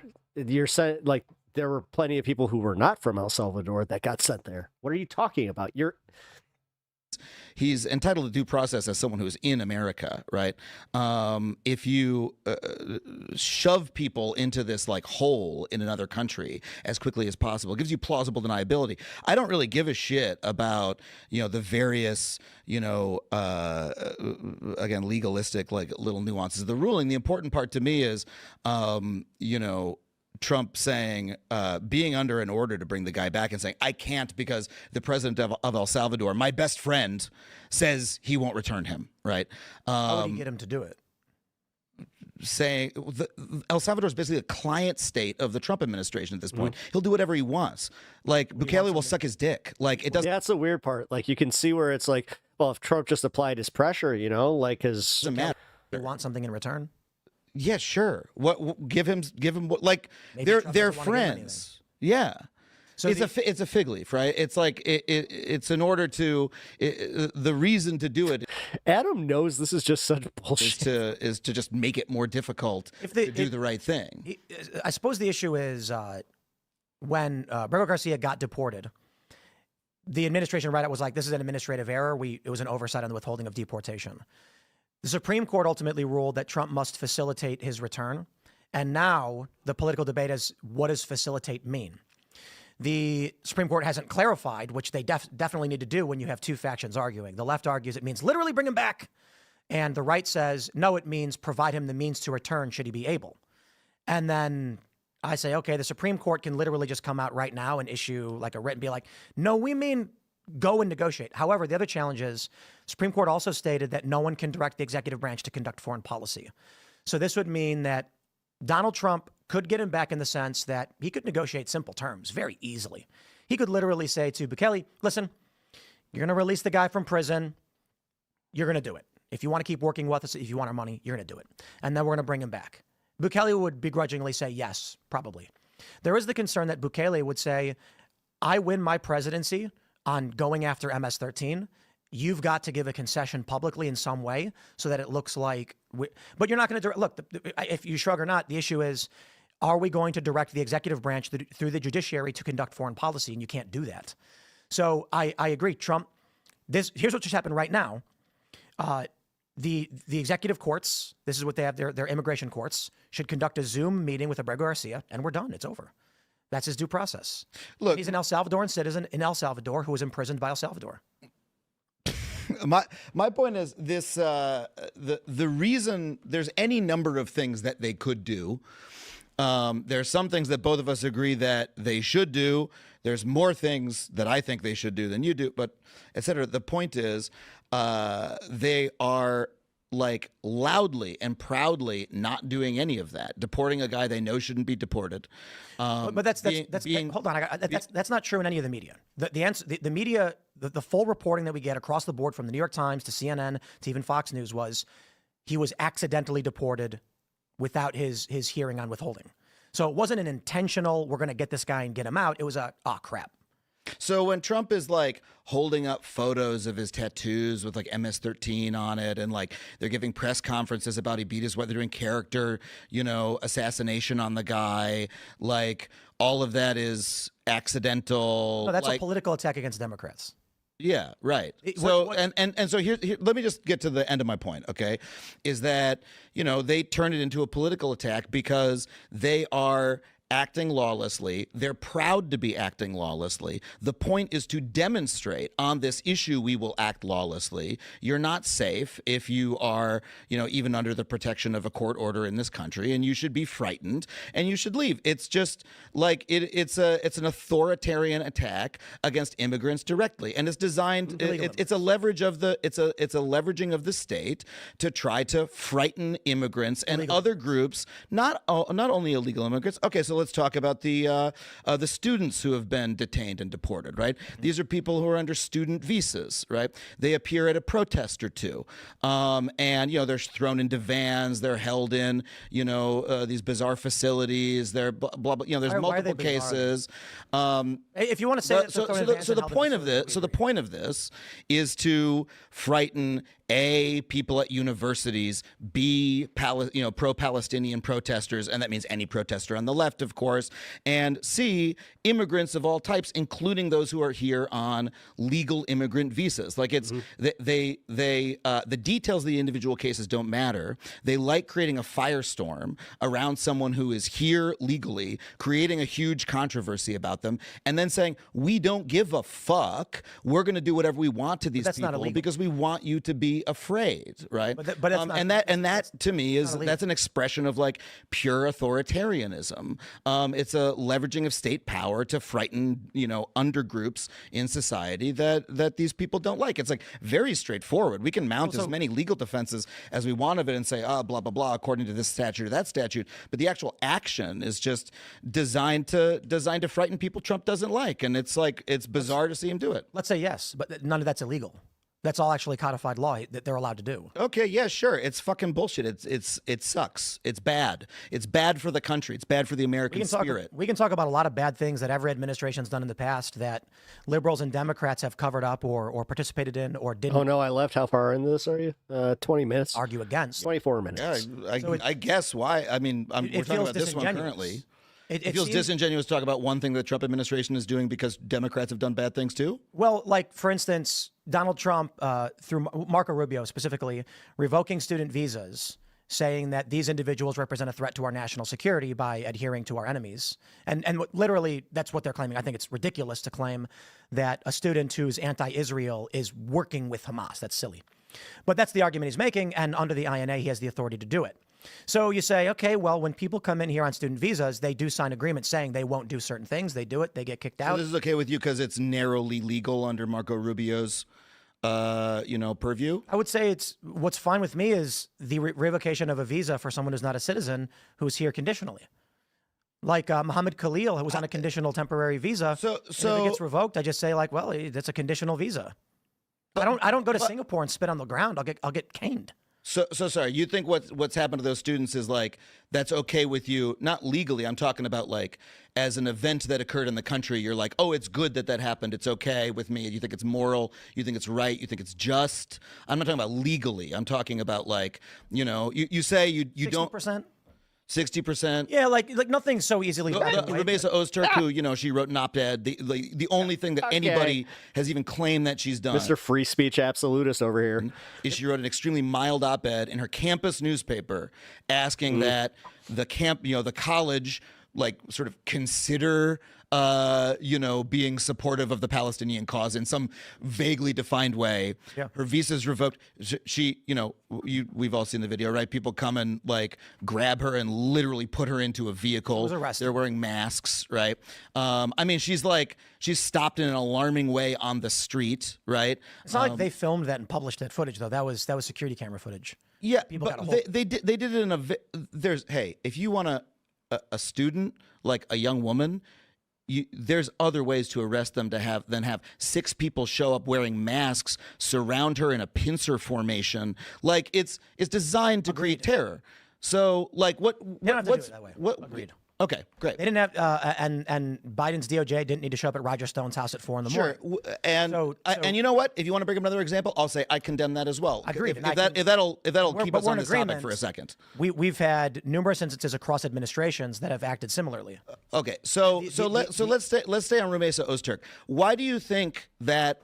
What was the administration's purpose? Not the legal argument for whether they can do it or not. Israel. What? Yeah. Okay. So it's literal Israel, and it's absurd that they'd argue. What they're doing when it comes to these students is they're saying they're a threat to our national security, and that's. I mean, it's. Do you think she was a threat to the national security? It's technically the truth, which is the best kind of the truth, in that, yes, opposing U.S. alliance with Israel is bad. Rallying in any meaningful way students to oppose Israel is bad for the U.S. foreign policy. But come on. You know what I mean? Like a woman writing an op-ed that's not from here is nothing compared to the people from here writing the same op-eds. What they're doing is they're basically saying I agree with you in that they're saying, do not do these things or we will deport you. We will find the thinnest of hairs of a reason to revoke your visa if you come out against us. I'm not completely in disagreement. So the reason why I say 60% when you ask me if I thought it was morally right is because obviously they don't need 6 guys swarming her in a pincer formation. One guy could have knocked on her door and said, ma'am, your visa has been revoked. I'm going to need you to come with me. We've got a black SUV you can sit in. We're going to deal with this in a rather kind of boring way. They didn't need to do that. The claim about a threat to our national security is grossly overestimated. The claim that these people have adhered to Hamas is grossly overestimated. That being said, it is still completely legal in that an individual who comes here on a conditional visa not violate the conditions of that visa. Sure. So it's legal. But dude, I'm asking you, do you think it's good for America that college students who are here on a student visa because of political speech? Just remember how they reacted to people condemning the those white supremacists on that one college campus are being thrown into vans and with having tiki torches, legal things be done. Sure, it's narrowly legal, but they're being sent home. She's being put in a prison, and then she's being forcibly deported. Do you think that's good for America? This is okay. So marginally. You think what do you think is good? Even marginally, what's the minor small benefit to America? Do not come to our country and rally against it and its interests. I apply this too to any of these. So what is the U.S. interest that her writing an op-ed? The Suez Canal. the Suez Canal? Right. The United States, the reason why the U.S. is so, I love these Jews people that are like, Israel controls the foreign policy. Oh, shut up. The U.S. interest with Israel, Egypt, and Saudi Arabia has a lot to do with like the Red Sea and the Suez Canal. This is why Donald Trump is obsessed with Panama and Greenland. He wants to control the global trade routes. Damn it, Tim, that's authoritarian. That's you explaining them acting authoritarian. That's why I say it's a gross mischaracterization to claim that an op-ed is a threat to national security, in that it is in the smallest of sense. God, Tim really does just like blah, blah, blah, blah, blah, blah, blah, blah, blah. Stupid point. I could have just said stupid point, and that would have saved us 24 minutes. Students coming here and telling us to oppose our support with Israel puts us at risk in terms of the sentiment of a younger generation as to whether or not we'll fund Israel and control the Suez Canal.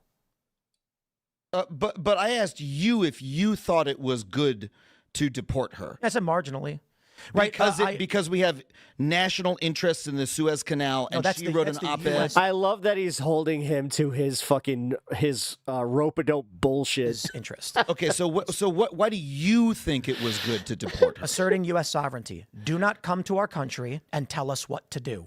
You've got a condition of your visa. You are a guest in this country. Okay. Adhere to the agreements we have. So you think that America should be a country where, if you come here on a student visa, you're paying into our, university system. You're coming here for the reasons that, completely legally, we've invited you to come, right? Yes. This is why America is the country it is, partially because people like this have come for decades.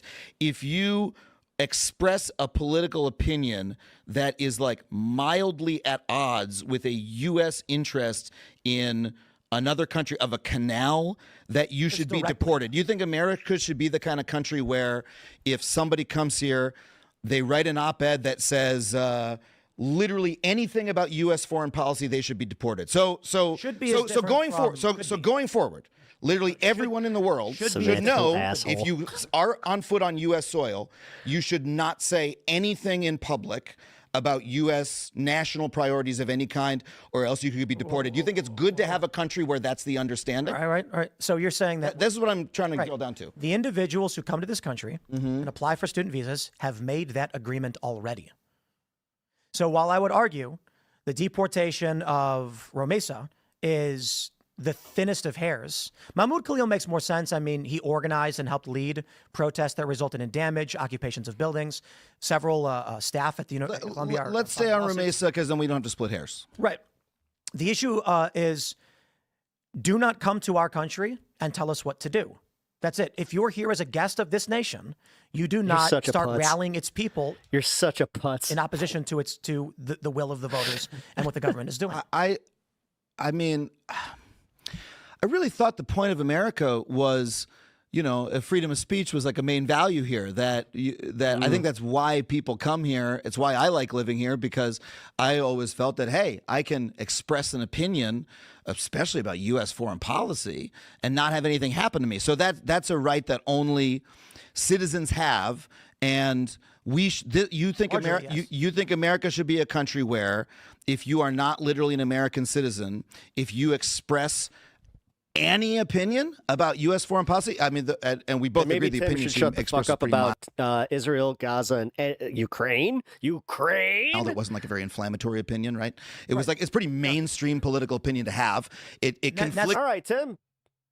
You just said it, dude. Shut the fuck up. With U.S. interests about the Suez Canal, I still don't really understand that point, but let's just say that it does. It does. That should be grounds for being forcibly removed from the country. And like, whether or not it's legally the case that we could do that, do you think it's good?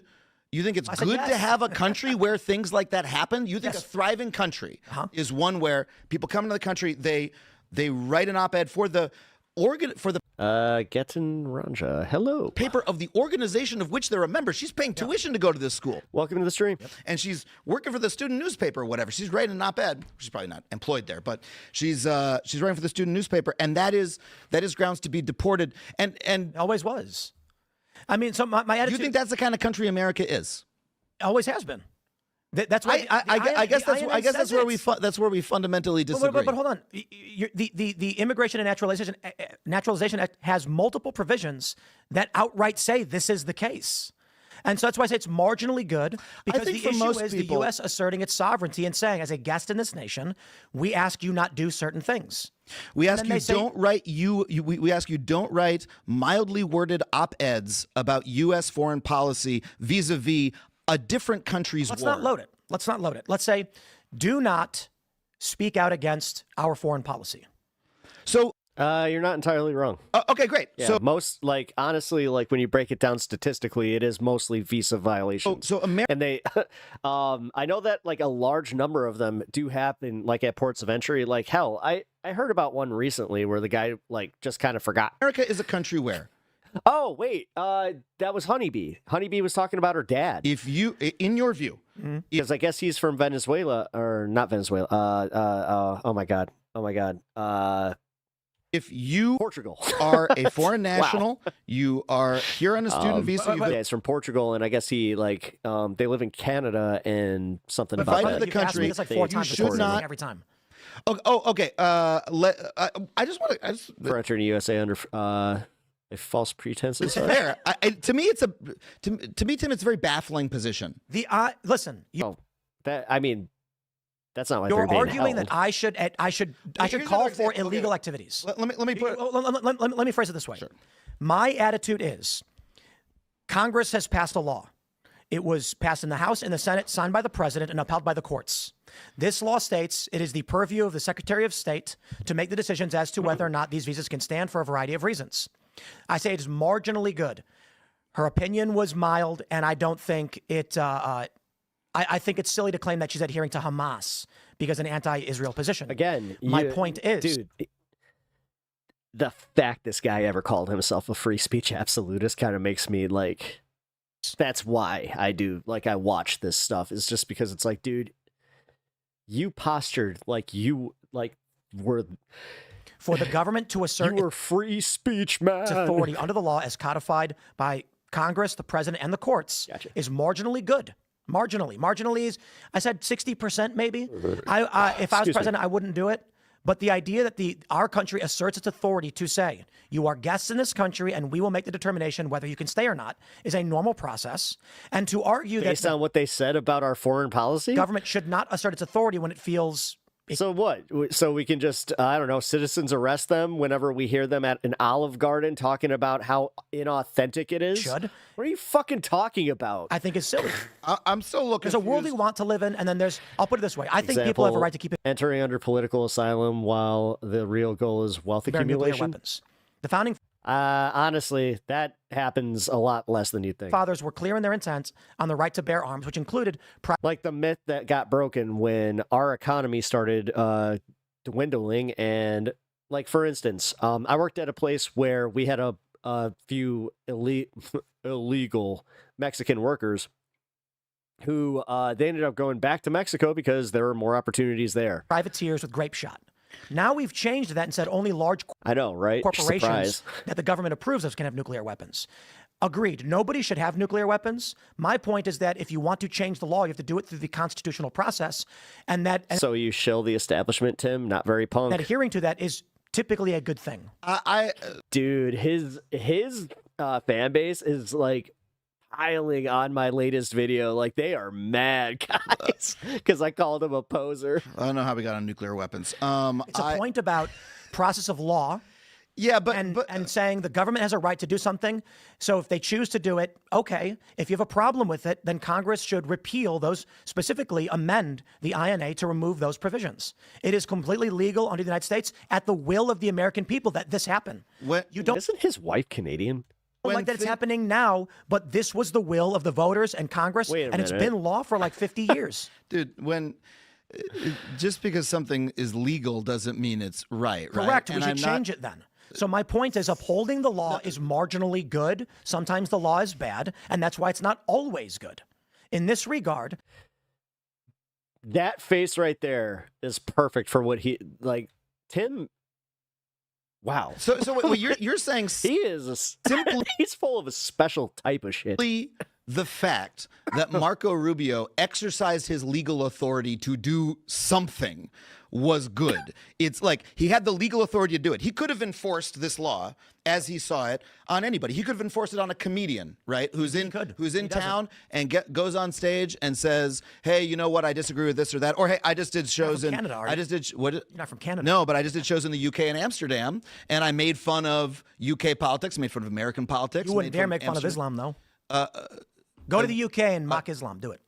Well, I don't have any jokes about Islam. Why not? They got Pakistani grooming games raping little girls. Why won't you go to the UK? What? It's just such a he is the world's biggest poser. Why won't Yeah. you? I mean, dude, go to the UK and make jokes about Islam. I don't think it's very funny. I don't have any jokes about it. I was calling his baby Canadian. Okay, let me help unconfuse. Are there jokes that can be made about Islam? Yes or no? Wait, I don't want to. I don't want to go to this particular rabbit hole. Oh no! You're terrified. You're a hypocrite. What? Are there jokes you can make about Islam? Muhammad banged a little girl, right? Good for you. He is. The law of our country is that government doesn't limit speech, and the laws apply to everyone here, not citizens. Really baffled. Come on. You're terrified of the subject. I'm not. No, I'm not. In the UK, you can be jailed for making jokes about At what Islam point does it or call even him out bring on up the grooming being games. really just bad at There are this? people who go online and pointed out that stabbing Tim is a poser. was carried out by a Muslim, and they got arrested for it. I'll bet you do a kickflip. $1,000. You will not go to the UK and make a joke about any of that stuff because you will not go to a foreign country and, in violation of their laws, speak out against what they've said not to speak out against. Do it. I dare you. $10,000. Cash in your pocket if you go to the UK and make a joke about Muhammad having a 12-year-old wife. A point, but the point is uncomfortable. We got here faster than I thought we would in this conversation. Where should be labeled pornographic for the amount of understand. Deep throating Tim is engaging.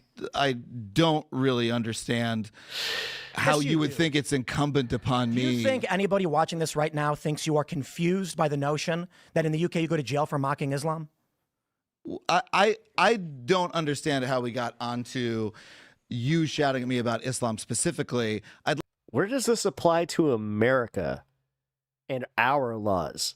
You monumental dipshit. I'd like to return to okay, it's because you said people should be allowed to come to this country and speak out against it.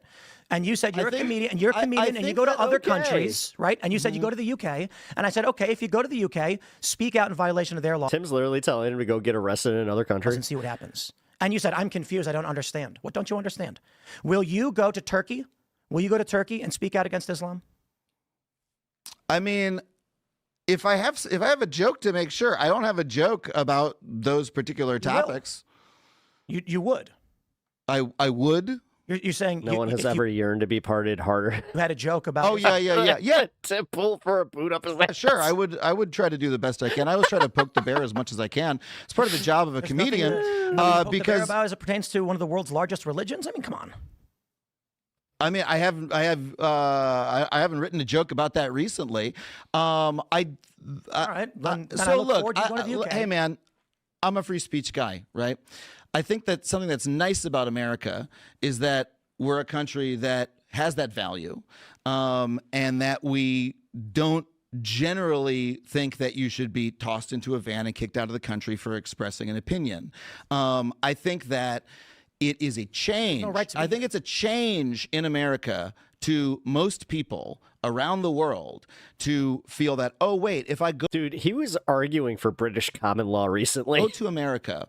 And I love Adam's face. He's so done with him and his bullshit. I express a mild opinion about their... Dude, and I gotta say, Adam called it right from the get-go because everything online right now is just like, Tim owns liberal comedian. Foreign policy in my own student paper, or maybe on a stage, or maybe somewhere else, I could be, without any warning to me, accosted by 6 people on the street, thrown into a van, and taken out of the country. Oh, come on, right? accosted. Oh, let me finish. Don't go the I think that's a strain. I think that's a new idea for a lot of people that America is that type of country. I think that Donald Trump's purpose is to turn America into that type of country. I think that that's bad. I think it makes the country smaller. I think it makes the country worse. I think it's a violation of most of the values that I grew up with as an American. And that's my view of what's happening in the country. Now, if you want to say, hey, I don't like free speech for foreign nationals who are in the country who express mild opinions about other countries' foreign wars, then that's your prerogative. It's a big difference between us that you don't like free speech in that way. I mean, that's loaded language, right? Yeah, all the language you're using is pretty loaded. Well, I was about to say, dude, what are you talking about? You keep using motherfucker just got mad because he's you just pulled a gun on me. It's like you are holding a literal cannon at me. Adjectives to describe things to diminish one thing while exacerbate or exaggerate something else. I do use the English language to express my thoughts and opinions. Yeah, but it's I do you. Wow. Okay, hold on. Did he really just do that? He did not. He did not just say you used big words. I think it's a change in America to most people around the world to feel that, oh, wait, if I go to America and I express a mild opinion about their foreign policy in my own student paper, or maybe on a stage or maybe somewhere else, I could be, without any warning to me, accosted by 6 people on the street, thrown into a van, killing blow, and taken out of the country. Oh, come on, right? accosted. Oh, let me finish. Don't go the I think that's a strain. I think that's a new idea for a lot of people that America is that type of country. I think that Donald Trump's purpose is to turn America into that type of country. I think that that's bad. I think it makes the country smaller. I think it makes the country worse. I think it's a violation of most of the values that I grew up with as an American. And that's my view of what's happening in the country. Now, if you want to say, hey, I don't like free speech for foreign nationals who are in the country who express mild opinions about other countries' foreign wars, then that's your prerogative. It's a big difference between us that you don't like free speech in that way. I mean, that's loaded language, right? Yeah, all the language you're using is pretty loaded. Well, you keep using adjectives to describe things to diminish one thing while exacerbate or exaggerate something else. I do use the English language to express my thoughts and opinions. Yeah. Interview's over. But it's straw manning. Tim, you're such an idiot. It's not a legitimate. Oh my god! You're using adjectives. Attack of the ideas, right? So accosted. No. He was not on the nose with what I would do as an impression of Tim Pool. You're using adjectives and pronouns. I don't like that. On the street. Come on. She was arrested. Okay. She was arrested by a relatively large group of men compared to what a normal arrest would require. This was a gift, which I think they didn't need to do and was silly. So we can say she was arrested by several men. I'm not even kidding, guys. This is all right. Thank you, Tim. Thank you for that. Unmarked, plain clothes, which didn't need to happen. Nouns and verbs only talk like a real man. But I don't need to say like she was accosted by men on the street and like it was about a mild opinion. It's like, okay, listen. Don't throw an adverb. What the fuck? The facts of the case, like I said, I don't like the idea that people come to this. I can't believe that actually happened. Country and then try and wait, guys, can we just take them just real quick second to appreciate that Temple? Tell us how to do, how to live our lives. You're not for free speech. I understand. I think American citizens have self-determination and sovereignty. And I will say this even of the Canadians who keep coming here and they keep getting involved in our politics. I'm friends with some of them. But I think it's fair to say that there is an issue with Canadians, largely conservatives, who come to this country and then start advocating for conservative values in a country. It's because I told you to clean up your room. Isn't that's why you don't like me, Tim? They're not from. So to be fair, there are liberals Canadians who do it too. I find it to be silly. That being said, Canada as a bordering nation with a largely overlapping culture is a morally different question, but still applies in much the same way principally. So I do take issue with foreigners coming to my country. It's a nice white country, so we like it. Canada's they call it what, the most multicultural country in the world, I think. Mm-hmm. They big on immigration. I think Toronto is considered to be the. Tim is kind of shaken a little, and like the thing is, his audience is dumb enough to think that he is like the one who is projecting his manliness. The most multicultural city in the world. Adam Sopone, guys. So Canada actually is You can call it a nice white country. That's technically the truth, but it also is Vancouver's nice. very, very much in favor. Only been there once. Of immigration and diversity and all these things. Largely, what many of the conservatives who come here are speaking out against. But without, you know what's not nice, and I'm sorry if you're from there, and I don't mean to insult you, but I hated it. Winnipeg. Winnipeg sucks. Without, Winnipeg fucking sucks. So this is a country where if you're, and on top of it, apparently it's dangerous as hell. if you're from another country and you're in America, which is coming from a Chicagoan, don't say anything about our politics, or you could be forcibly removed from the country. You're comfortable with America being that kind of country. Marginally. That's something that's like that's a value of yours. Those are your values. See, you're doing it. Not sure. Again. Winnipeg is It was a value of mine. kind of near Vancouver. I'm trying to understand what you actually believe. Yeah, I'd say marginally it's a good. Because I think that's a point of distinction. It's like not just yes it's or no. useful in a conversation like this to be like, okay, I have my value, you have from Cali. your value, Nice. and My- you know, so- my value is like Chicago. I really like it when people say what the fuck they think about any country's politics. We can simplify it. My value would just be, to whatever mathematical degree, American sovereignty supersedes the right of foreigners to speak about our policies. But in this case, he's such a dick. Like, regardless of this is illegal or not, you're just a fucking dick. But that's just my value. In So we've concluded. so you think? Could you imagine him and he would do this at a Mexican restaurant of all places too? Like, how dare you have any opinions about our system? How dare you? That literally any time now let me enjoy my quesadilla. America is exercising its sovereignty, that's like a good thing with a little bit of guacamole in that particular case. Like, because What does that mean? like You're a guest in our look, with all due respect, I think I've said it like 6-7 times.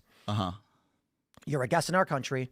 Adhere to the rules. Yeah, it's just a really stupid reactionary position that his value in media ecology to his masters. I mean, that includes conservative Canadians, conservative Brits. That's Carl Benjamin. That's Paul Joseph Watson. That's Viva Fry. That's Seth Rogen. And it's also all those people should not speak about American national interests, like the Suez Canal. We shouldn't say. Is he for real with this? Oh man, he is. He invited Adam on the Panama Canal, or like is Puerto Rico a state or not? Visa. They should not speak about American politics. You can speak about what you want, but speech is Gitana Ranja, if you would hit that follow button, I'd appreciate it. Consequences. Seems like you're having fun. I mean, doesn't it? Okay, so unless you're just like, I am not having fun. I don't want to be here. Goodbye. So we can move on. I'll say, to me, that's a radically different America than I thought I grew up in. I think it's fucked up that we're becoming that kind of country. I think it's really bad. Think that's true. Yeah, you don't believe I think that's true? Well, I mean, I suppose. Gracias. Like what I just said, I believe. You're like, you don't believe that. Well, because if we go back, gracias. What the fuck was wrong with me? Tim's followers think he went on a workout. Several administration. Well, yeah. You know what? I really wish that wasn't the case. But sometimes they literally go like, look how much he's owning this guy. The guy can't even get a word in. He's a weak beta male. That's not been the case ever. I mean, look at New York in the 2000s when the Bush administration rounded people up. And well, I'm sorry, it wasn't Bush. I mean, they think any male that has hair is a beta male. Let's be real. I have been encountering that a lot lately. In the Bush years, and they put 200 people. They probably make fun of Adam's hair. It's just like, bro, this is your guy. In like a bus, they locked him in a bus cage. Yeah, that like unless you got steak and Big Beanie, I'm not sure I would be making that argument. It was bad. That's the country you grew up in. The idea that and these it was things bad. haven't been happening. George Carlin got arrested for swearing. We had blasphemy and it laws was on the book. and it was bad. And then we said, yeah, you're literally arguing his point for him. We shouldn't do that anymore. And it never changed. It did change. That's bullshit. I haven't seen a fucking working comic get arrested for saying something. What are you talking about? The idea that you think you grew up in a nation where you could say whatever you wanted is an absurdity. Did he just say that and he meant it? George Carlin went to jail for swearing. And that was good, you think? No, because it wasn't. you think it's good that Rumesa Ozturk is being forced to leave the country. Citizen. So she's on a conditional visa as conditioned by the INA and the existing administration and the will of the voters. Okay, but you're arguing. So, no. My argument is you're arguing that you said the Ozturk's country I deportation situation makes sense because George Carlin was arrested for swearing. Yes. No. He doesn't even hear his own arguments. Guys! You said I grew up in a country with free speech, and I said, no, you did not. And It's you're never been true. And you're like, okay, you're right. So under your view, America is a country that doesn't have free speech, never had free speech. Yes. And that's a good thing. No. Because we're exercising our sovereignty. No. He just, in real time, disagreed with himself. Oh. Okay. Get the fuck out of here. Okay, but you think it's a good thing that Rumesa Ozturk doesn't have free speech? Can you understand the distinction between a non-citizen here on a conditional As I said, this is a gift. visa and This an is a American gift. citizen being arrested for swearing? I understand that there's a Very distinction. different I don't circumstances. think that either of those people should be treated differently in that case. Let me say this. I don't agree This with country you, man. has never had free speech. Okay, I think It's a fact. When the founding fathers finalized the Do Constitution, you think we should have free speech? yes, but there are limits on what Okay. free speech is based on the moral worldview of the individual argument. For instance, do you believe someone should be allowed to direct someone to commit a violent crime? That's Yes or not no? that's not the moral worldview of an argument. That is the effect of the Bro should just come out with clown speech. So you think no, that hold you on, think hold that on. whether you have free speech He would try to do it like ICP, but he's too much of a poser. should be your words He'd end up looking like a shitty crow knockoff. should be based I'm on the trying moral to- worldview I'm emo, guys. of the argument. So to understand certain your view of arguments- what free speech means, I'm asking you a question. I know how to play against us. If somebody says explicitly, you right now commit crime to that person, is that free speech? Someone says you right now commit crime to that person, and what do they do it? Yes. I mean, I guess I'm not a free speech scholar, but like that is Guys, my superhero name is Woodpecker. yeah, there's probably be legal consequences for that free speech. It is illegal to do that. Mm-hmm. Do you think someone should be able to yell fire in a crowded theater? I mean, this is the canonical example of Right. speech that's not free speech. You there! Do cry! It actually is. That's Brandenburg v. Ohio. It is, in fact, legal speech. I don't think people should. I understand the Supreme Court. I admire Adam for being able to follow this. Ruling Yeah, on that- I mean, I'll be honest, I'm having a on that issue. It's just I'm not sure I could do it because I'd be like, what? The challenge with free speech. Oh, yeah, I function on another level. It's like, no, you walked in circles and then you. Let's go back to the beginning of this country. At one point, you were just like, I'm doing a figure eight now. Laws were on the books after they even had the First Amendment. So do you? So bad example. Like they literally said you can't blaspheme. I can't. We win them would all. say that's not free speech, but how did you have a First Amendment if you arrested people for blaspheming? My point is, and this is an anarchist philosophy. The laws of the country are dictated by those with the power to enforce it. That's why it used to be illegal to put a Oh pie my on your God. windows. I got that from my Occupy days, guys. But even though it's still illegal, nobody arrests you for it. So free speech does change throughout the generations. Of course. We never grew up in an era.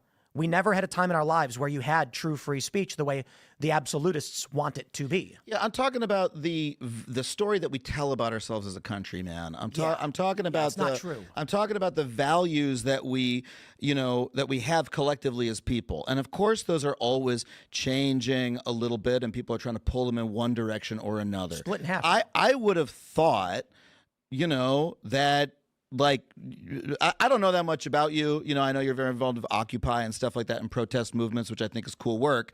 I would have thought that like a student writing an op-ed about another country's war and her own institution's support for it, vis-a-vis our country's foreign policy, would be the kind of thing that you would think is a sort of free speech that we should value.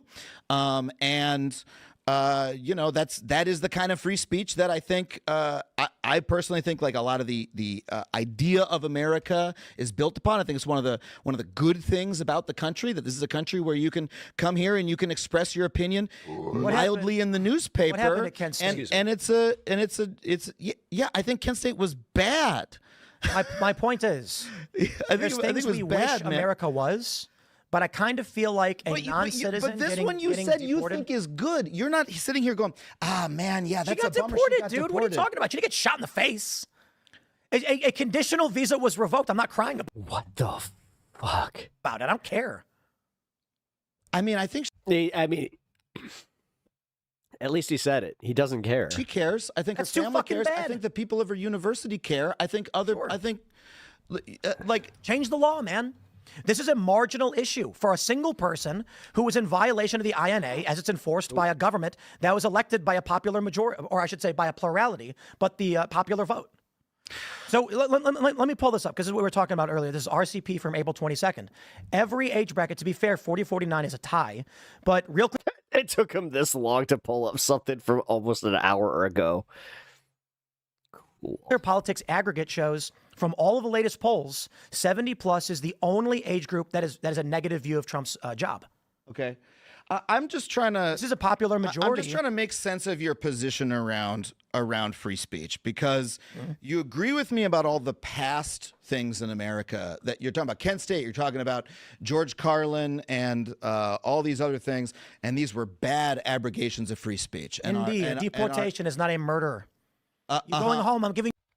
So neither is what they did to George Carlin. You'll ride home. But if you came to my house, I let you in the door. I said, you can hang out tonight. And you started shit-talking my brother. I say, bro, I'm going to give you a ride home. I don't think you should be here. That's not an affront to someone's sovereignty or free speech. It's like the worst thing that happened to you. That is one of the dumbest arguments I have heard for this yet. I give you a ride home. Oh, I'm going to cry.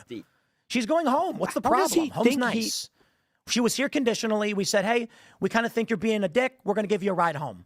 That's it. It's embarrassing watching somebody this dumb pretend he's like smart. Like, wow. I mean, and when the I get a fact ride that home, his followers are just like. Kent State, six guys don't normally shove me into a van, and then my family doesn't know where I am. That's you know. How about you're at a bar and you're acting out in some way, and they say, "Listen, buddy, do you feel security throws you out of the bar? Do you feel this gets woman you a was cab." acting out? Do you think she was acting inappropriately? Do you think that she was acting? I've already told you I did not. Okay, I said, so then how are you justifying what happened? I don't it's think you can legally narrow that it can happen. Therefore, don't, it's good. I don't Your think you know how to position is separate. incoherent. I just don't think you know how to comprehend the separation between. I have no issue with a woman making her argument. I think it was absurd to claim she's adhering to Hamas because she's critical of Israel. But her visa is conditional, and it is the authority of these United States and the Secretary of State to revoke that. So it's okay. Right? Trump won the popular vote. What? But this is the agenda. Man. Sorry, man. This is the hump that I can't get over. Clearly. You don't have any problem with what she actually did, right? But Trump Trump and Rubio had the narrow legal ability to do it. You're not following. Do you agree with their decision to do it? I think there is a net negative to a degree that foreigners come to this country to dictate our politics. Be it Canadian, I'm sorry, British, dictate our politics, or just give their opinion in the newspaper that's dictating. Let's. I'll turn on the language to come here and advocate for policies of the American people. They do that all the time. So sorry. So you feel that foreign nationals, just using a Republican tactic, of all kinds, when they're in the United States, should never speak about our politics ever, upon pain of legal punishment. That is a position that you have about America generally. Did they agree to it? When they applied for the visa under the INA, did they agree to those terms? I don't know. The answer is yes, they did. It clearly states when you're coming here on a condition, you can't do certain things. It literally says you won't protest. And we still would allow them to hold a sign up or something. But maybe if they didn't. But apparently we don't allow them to hold a sign up. I don't So I'm not asking about what they agreed to. I'm not asking about the legal justification. Don't agree to things you don't want to adhere to. Do you, Tim Pool, believe? Actually, yeah, here. Believe that as a moral. I mean, again, Sylvie, you said it earlier in this. Like, this is the least punk rock argument he could ever make.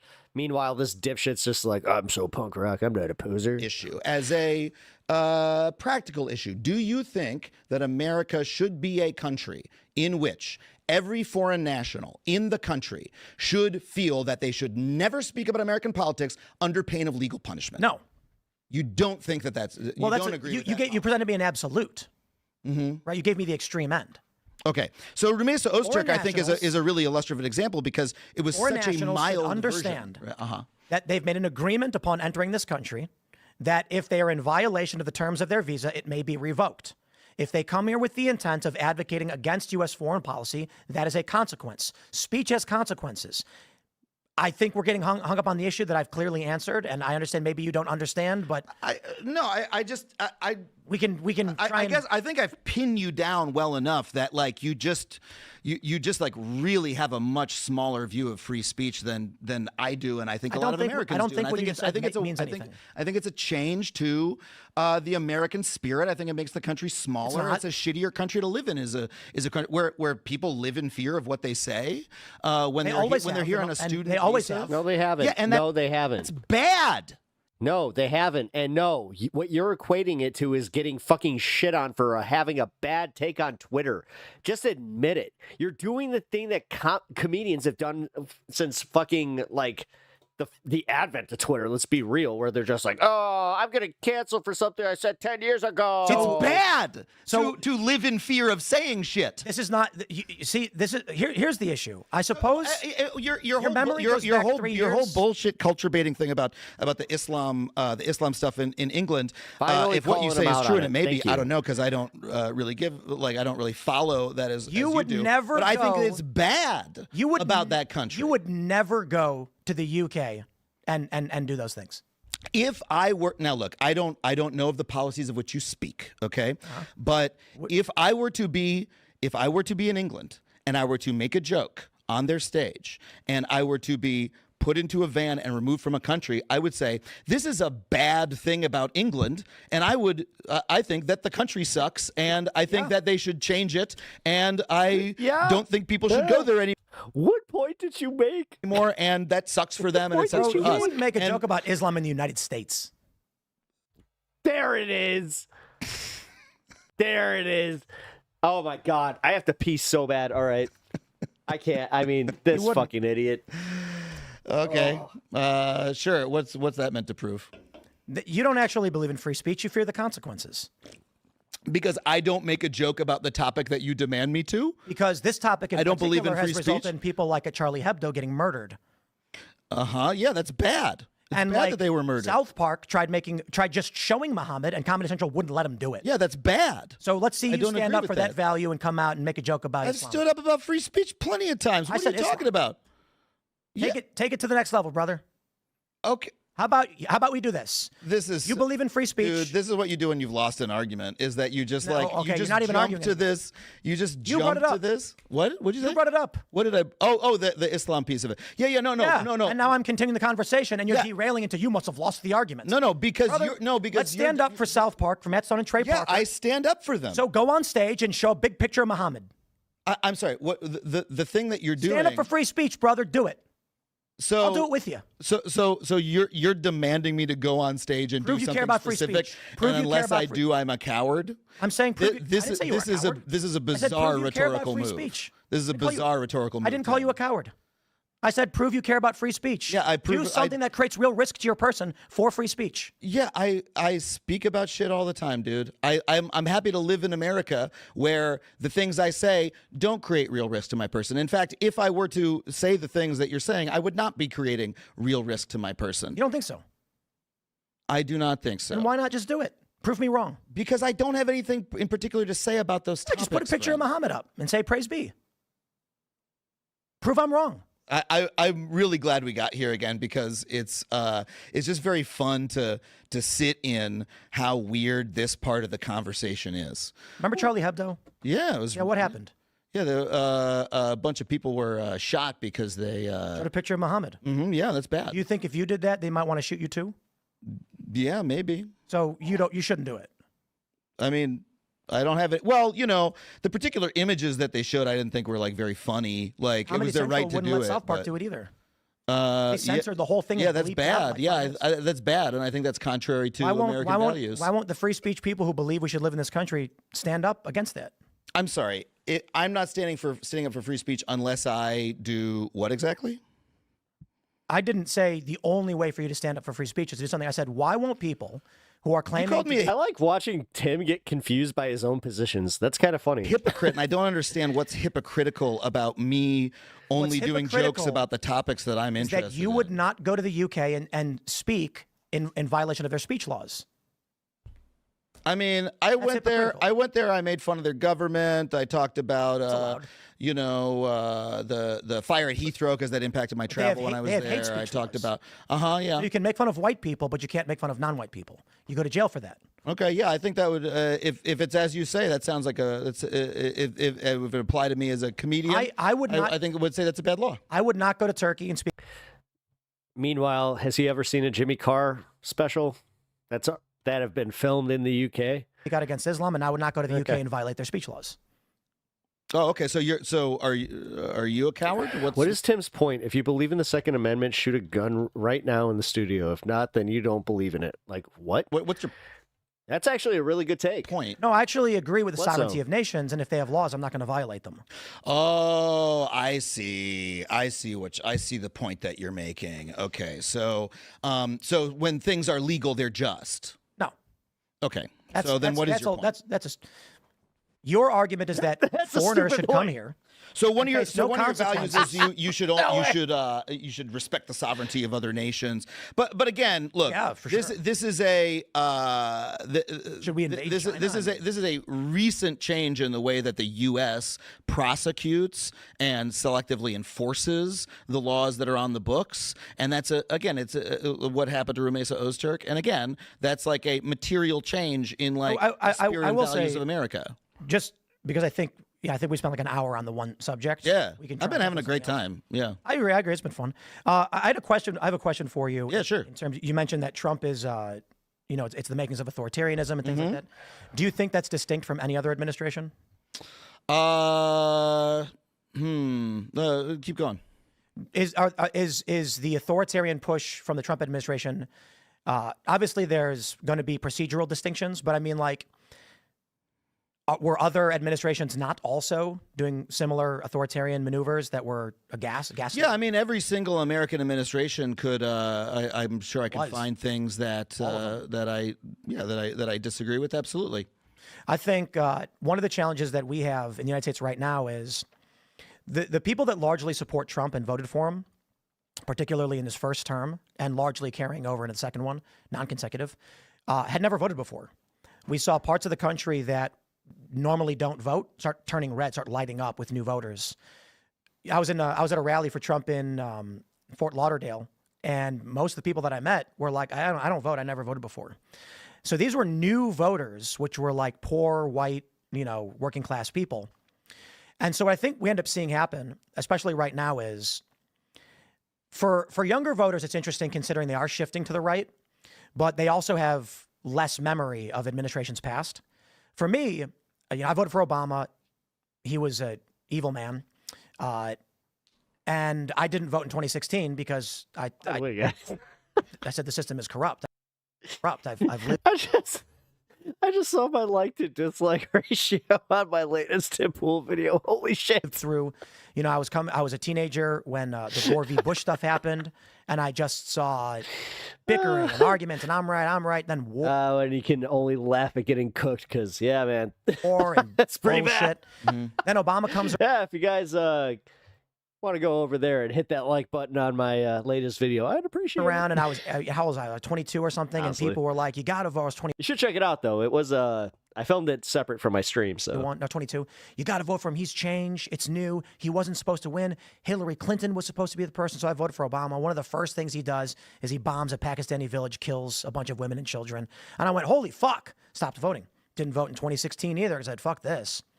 The issue we see largely now is to see so many people who are, older millennials, Gen X and Boomer, acting like Donald Trump is an aberration. For a lot of people, it's like, you're fucking lying. You're lying, or you have a myopic view. I lived through when Barack Obama signed the indefinite detention rendition provisions of the NDAA, or when George W. Bush lied to the American people, didn't declare war, got a bullshit AUMF. And at the time, during the Iraq and Afghanistan war, it was, if you did not agree, they'd blacklist you from media and all these things. Mm-hmm. I don't see a functional difference until now. What I see now, I wouldn't necessarily call authoritarianism, in that Trump gutting the budget and shutting down departments is weakening federal authority for the first time in my life. I mean, he's not weakening federal authority. He's weakening state capacity. He's, destroying our ability to like predict the weather. He's like firing scientists and like park service people and stuff like that. In terms of authority, they're beefing up the law enforcement departments, and they're sort of, reaching out legally in stronger ways than ever. So like the law enforcement, the capacity for the state to sort of control your behavior is, the people with guns there's more of them and they're more powerful than ever. Now, there's some I'm sure that we'll disagree about, like the EPA, you'd probably see as, the sort of department that's forcing people to do things. I think the EPA is mostly good. We probably disagree about that. But like most of the stuff that that he's firing are just the basic like good things that the government does. Like the government does a lot of really bad shit. Government does a lot of really good shit. One of them is like predicting the weather, firing like thousands of NOAA scientists who are like, predict like when tornadoes are going to come hit, places like this here in West Virginia, right? We don't we're in the mountains. Okay, sorry. I don't know.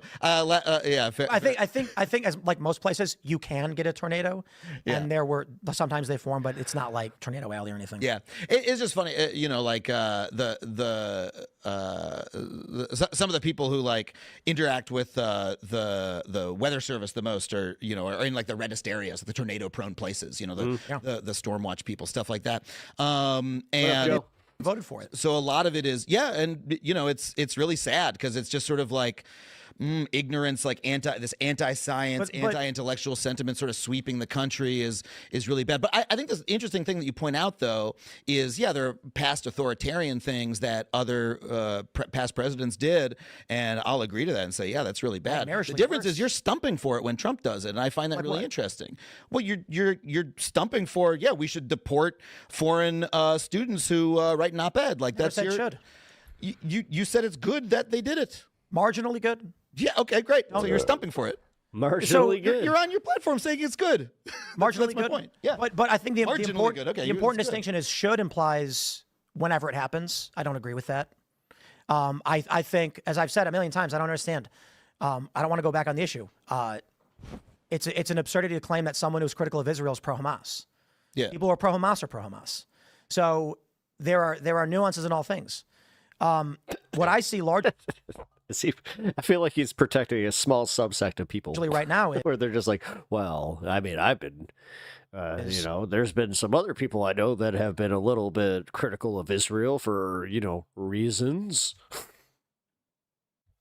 Trump won the popular vote. He's got approval as of April 22nd. To be fair, this is pre-tariff, so I'm sure it's gone down. But he's got general approval. Why are you stopping there? We do actually have his approval numbers past that. For most demographics, except for the 70-plus bunch. And I don't see the removal. He's only going to reference that one because it helps him.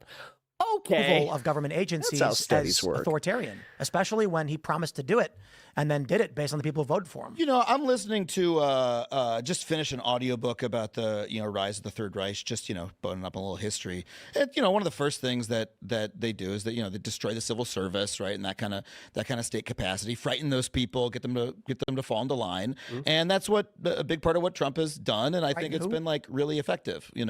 Frightening who? Frightening like the actual people who work in the civil service, right? Like fired. Yeah. Well, firing them and frightening the rest, right? And I mean, is Tim totally cool with just you need to you have to have fealty to dear leader to work in civil service. Is he cool with that? Getting them to behave differently, installing loyalists, stuff like that. I think that's plainly authoritarian. It's so convenient for you to ignore it. Every administration will change out the department heads. They won't. There's. I did a show about the U.S. government, and I met some department heads who are like, "Oh, this person's a political appointee, and they're not that bright, right?" From both both administrations, but the civil service underneath them, right? The people who are like the trained experts, the weather scientists at NOAA, the regulators at like the FDIC who like keep your bank balance safe, stuff like that. Been wiping those people out and replacing like the actual people with expertise with loyalists, right? And that's where you end up with the primary value is loyalty to Trump rather than actually getting the thing done properly. And hence why we have planes falling out of the sky since Trump got elected. the DEI push to that's a fig leaf for removing people who are not sufficiently loyal, as well as there's a lot of reasons that they're doing that. I'll say on that regard, it's all pretty. I won't make a direct counter argument to that, but I do think that's pretty assumptive. Oh yeah, I'm making a claim, and you can get into it or not. Yeah, it's trying to read into the intent, which may or may not be correct. Maybe. Yes, I think it may or may not be correct. That is my view, though. Right. My point is, and I respect that. Like, your view is based on Tim is so well spoken, guys. those actions. There actually absolutely is Yeah. an easy vehicle for Sorry, firing too many people thumbs if up. your move is DEI. It's like these people here, I don't want them here.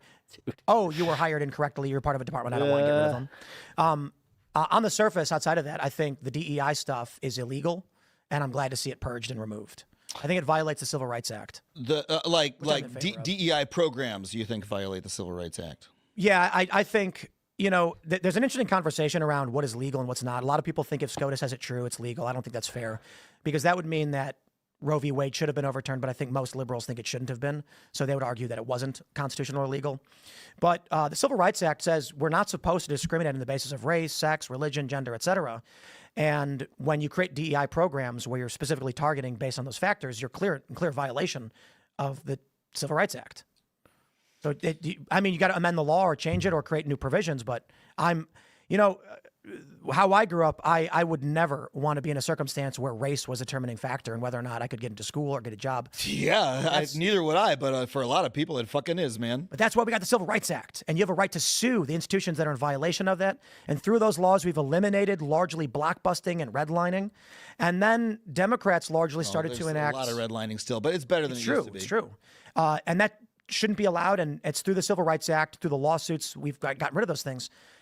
I don't understand how we've circled back, and it's largely through the liberal side of things, to start using race again. That's crazy to me. To start using race again? Well, let me clarify that. Obviously, everybody always was secretly trying to use race because this country has a history. I don't think it's fair to say justice. So now it's you doing it openly? But people are racist. I think everybody's racist. And we're trying our best, I think, civilizationally, to be like, let's stop doing that. But there are a lot of people that don't because they're racist.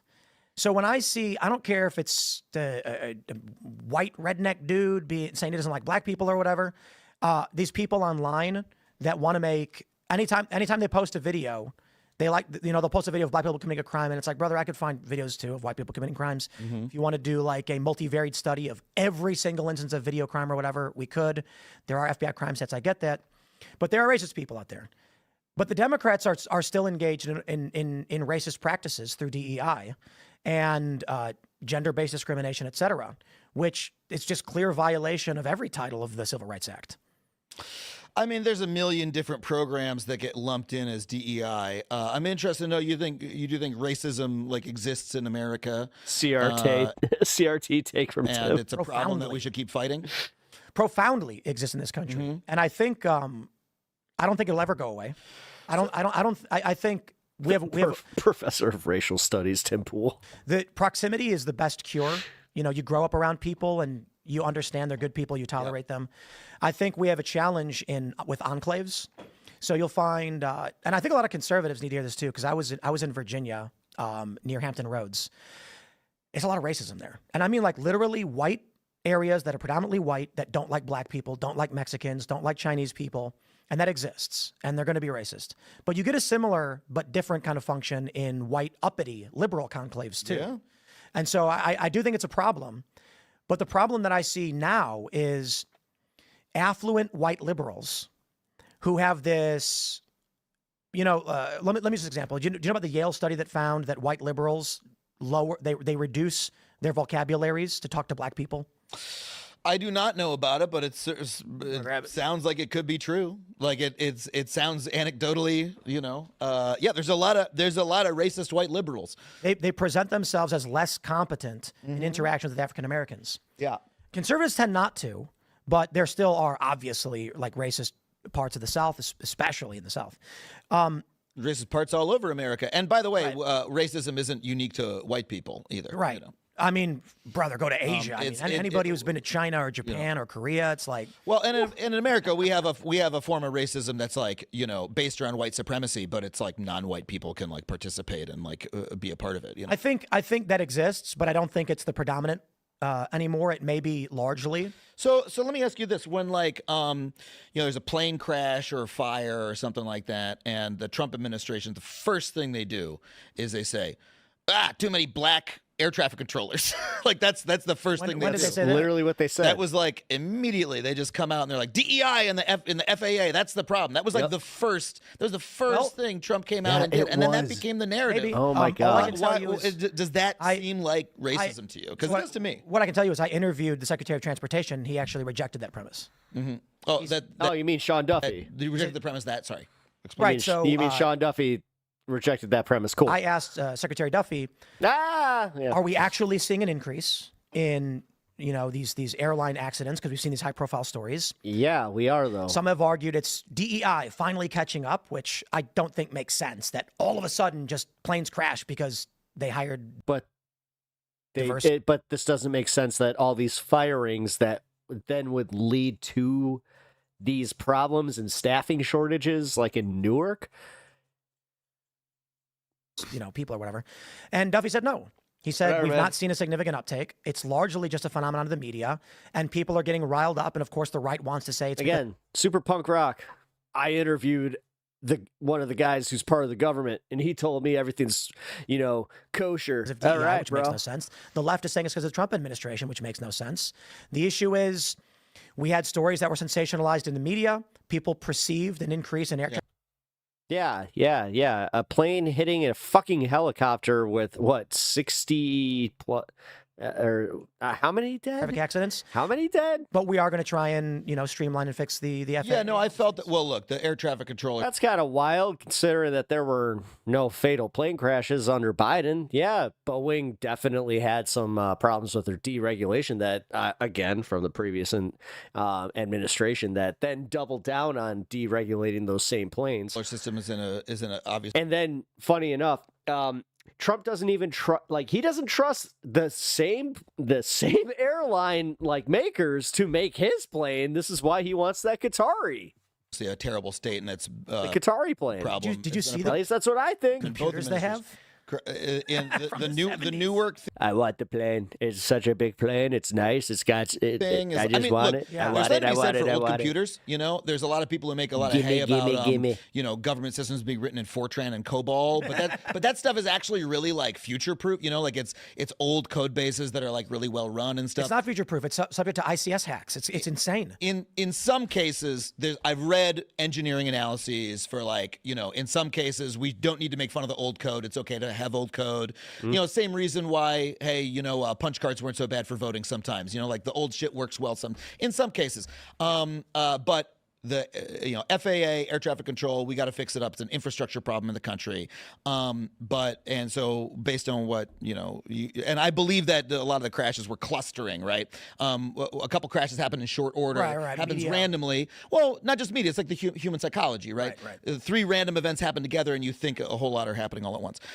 But like Donald Trump, the man, the human being, his literal first response was to come out and go, too many black air traffic controllers. Too many. I mean, I'm paraphrasing for comedy. Yeah, I don't think he specifically said black people. No, you dumb motherfucker. He didn't say black people. He said, dude, he was literally admitting to using it as a joke. But then, okay, he said DEI. He blamed it on DEI immediately. And there is this odd, look, I'm not a fan of corporate DEI programs, especially. The right was really smart to seize on DEI as a slur to tar all attempts to address racism with, because it's an acronym. They're calling it didn't earn it. Yeah. I've been through some seminars that were like a waste of time or whatever, kind of annoying. And I think that, the corporate response to, George Floyd's murder and everything that happened afterwards was like pretty toothless and stupid.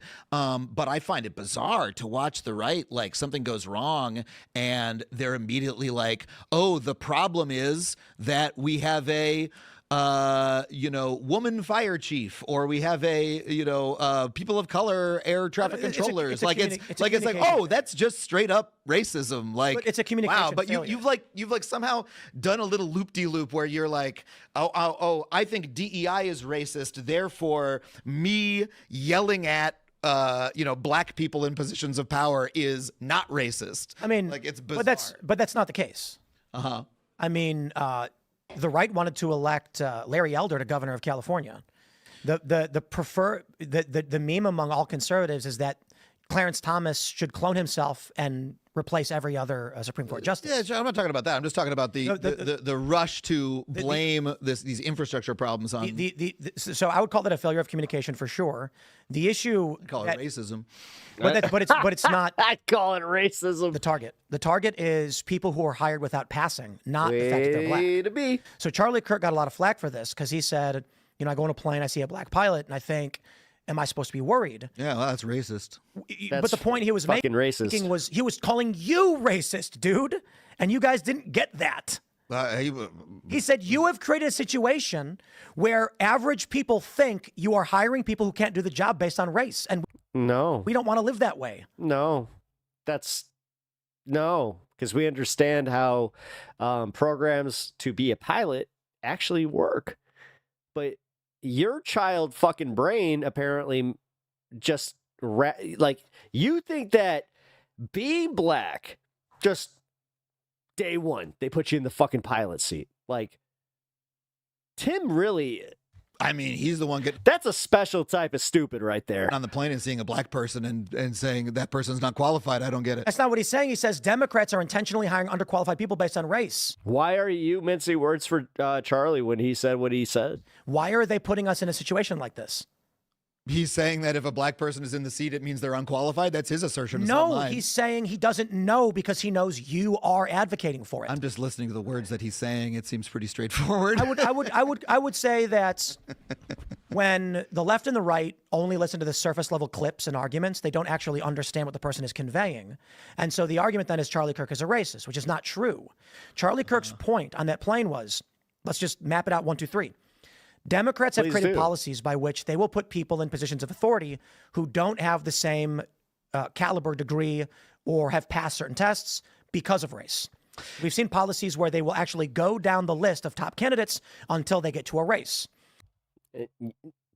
Okay, all this aside, he's ignoring the fact that this had to happen because of discrimination. Like, why do they always conveniently just go over that? This creates a concern among we're not going to people mention that whole, the Civil Rights Act to, now. That individuals are being hired without the capability. And the fact that we are still kind of being racist POSs. Ability based on race. That's the idea he's trying to convey. Not that he doesn't want to flag the black. You think that when you think that in the time when we only had white pilots or white executives or white whatever, all those people were hired on merit. None of them floated through for some other reason, like nepotism. Yeah, exactly. Like there's I bet some people gave BJs. Yeah, exactly. The systems are. Trump Jr. made his living totally on his own. Donald Trump made his living totally on his own. Like they already do that for everybody. So but it wasn't based on race. So for him to go in and say, when I see a black person, that's when I think that, not because when I see a white person. Your policy is then racist. That's racist on his part because he's only focusing on when the black people. But it's because the policy is race based. The policy is race and gender. That was the perfect pause. And then just cutting back to Adam. Gender-based. And so the issue is not Charlie Kirk saying he doesn't like black people. He's saying Democrats are hiring people who are less qualified based on race. This is creating a concern for people, which we don't want to experience. So the counter argument would be, if you have a system that has no black people in it, right? You have a pool of people doing the job that has no black Tim Pool people in it. That clearly. Waka waka. Is not based on merit because, black people are X percent of the population, and surely some would have gotten. Look, I have my problems with DEI, but the whole point is to lift hurdles that are placed in the ways of people based off their socioeconomic positions, not really quotas. based on nothing but merit. Yeah. So some of the existing white people must actually not have. For instance, like this is a good example of this where we acknowledged as white kids. Like, and this, I can go back to when I was like 8 years old and we were playing hockey, and I remember asking, like, why aren't there many black kids like in hockey? Like, it was something you just didn't really see, and especially in the area I was in, I was like, what the fuck? Why? You would think, and then they brought it up where they're like, it's too expensive. So, get this: we had a program where all of a sudden, we started helping some disenfranchised, black community members play hockey, learn how to play the game, get free equipment. So DEI have gotten there. And how is that bad? Because without that, they would not have had the opportunity to even try the damn game. Via merit, it must be because of a race-based system. So instead, let's adjust the system. But merits, guys, merits. So that we give everybody an equal opportunity. That's what Tim is missing here. Like, again, taking hockey out of it. That is going to mean that they're going to be. And like Adam was saying earlier, where it's like, we just ignore the white fucking DEI that happens blatantly everywhere, where it's just like, I knew my best friend's dad, Mr. Thomas, and Mr. Thomas like decided that he was going to hire me because, I knew Daryl, and Daryl was, we've always been cool. More black people in the system. Now that I didn't get Daryl arrested, so Mr. Thomas gave me a job. That happens. He now gets on the plane. He sees a black person. He says, now it seems they seem unqualified to me. It's pretty straightforwardly racist. I actually think that it was racist systems that kept out qualified candidates. What I would say to your argument is the only distinction between what you said and white nationalists is that you want a system to bring those people in, and white nationalists don't. So you both the left and the right agree that there is some kind of phenomenon where black people should be qualified and aren't qualifying. I disagree with that. I think that there were institutions throughout history that hampered the process by throughout history. You mean this very small history that maybe like extends to maybe 20 years before you were even born, you dumbass? Which minorities? What are you talking about? Were able to go to schools to effectively get those degrees. I'm embarrassed that I skated at the same skate parks as this dumbass. It's very difficult. The liberal argument floats dangerously close, I think, to what white nationalists are hoping for. It's not to say that you're wrong or anything, but it's a similar argument. That is the implication. So I'll put it this way: Ben and Jerry's. Do you know what the 1350 is? They call it the 1350. Is that a Ben and Jerry's thing? Not intentionally, but this was like, holy shit, brother! Like maybe you shouldn't be tweeting this. The 1350 is a meme which references despite being 13% of the population, black people commit 50% of the crimes. And so that is a meme shared among white nationalists. Mm-hmm. Ben and Jerry's put out the exact same meme, but tried approaching it from a DEI standpoint. And this lit the fucking internet up with people mocking Ben and Jerry's, being like, holy shit, they've gone full white nationalists. They said, despite making up 13% of the population, black people make up 50% of the arrests. And the white nationalists said, you're correct, 100% correct. We agree with you on everything, and started cheering for Ben and Jerry's. And I was like, whoa, guys, don't take their arguments from them. Like, I think it's fair to say that there are racist, components of racism that have existed throughout this country for a long time. The solution would be colorblind hiring processes and educational benefits that target class and not race, because then you remove the racial component from the argument completely, instead of creating a racial argument for the white nationalists. But if you admit that people in America are racist, you can't, if you want to build systems that are completely blind to race. You have race continue. You have individual racists continuing to That'll never exert their change. power over the system. So what you do is you accept racism. You're just like, okay, yeah, racism will continue to affect every part of the system, and we can mitigate it, right? So, for instance, for hiring practices, No, you're not allowing the mitigation because you call it DEI. You don't see how this. when it comes to the hiring managers, they should have no access to the name or the race of the individual. It should literally be, here's the resume, here's their qualifications, is it a yes or a no? And what we do then is we should target class-based opportunities for the younger generations, meaning if we go, like, so for instance, I grew up in Chicago, heavily racially segregated. We had 47th Street was a dividing line where on one side it was all black. On the other side, it was largely white, but, there was some Latino there. This created a lot He's in 47th Street. Dude. Two different neighborhoods looking at each other like others. And if you were white and went to the black neighborhood, you got arrested. If you were black and went... You didn't get arrested. You got... No. You got you got a friendly escort back to your neighborhood. The white neighborhood... He's not wrong about that. The police wouldn't go near them because they were scared. I will admit that. He is not wrong about that. Being called racist. The gangs would come from the black side and rob people on the white side. That's bullshit, dude. No. Actually, no. Creating a lot of anger where the white people would be like, it's black people. They kept it mostly to McCormick, dude. What are you talking about? You're people doing it. And then I'd be like, I actually think it's a different community. It doesn't matter if it's white or otherwise. They just don't view as part of their community, so they don't care if they rob you. But if I robbed you, all the neighbors would get mad at me, right? The issue isn't the race, but this created massive racial tensions. If you went into that neighborhood... No, there was also the snitches get stitches. But dude, you grew up in an area where that was just fucking well known. And gave. What are you talking about? The black neighborhood, a ton of benefits, resources, checks, or whatever based on race. God, sometimes he really does piss me off with this. Brother, there'd be murders. It'd be fucking nuts.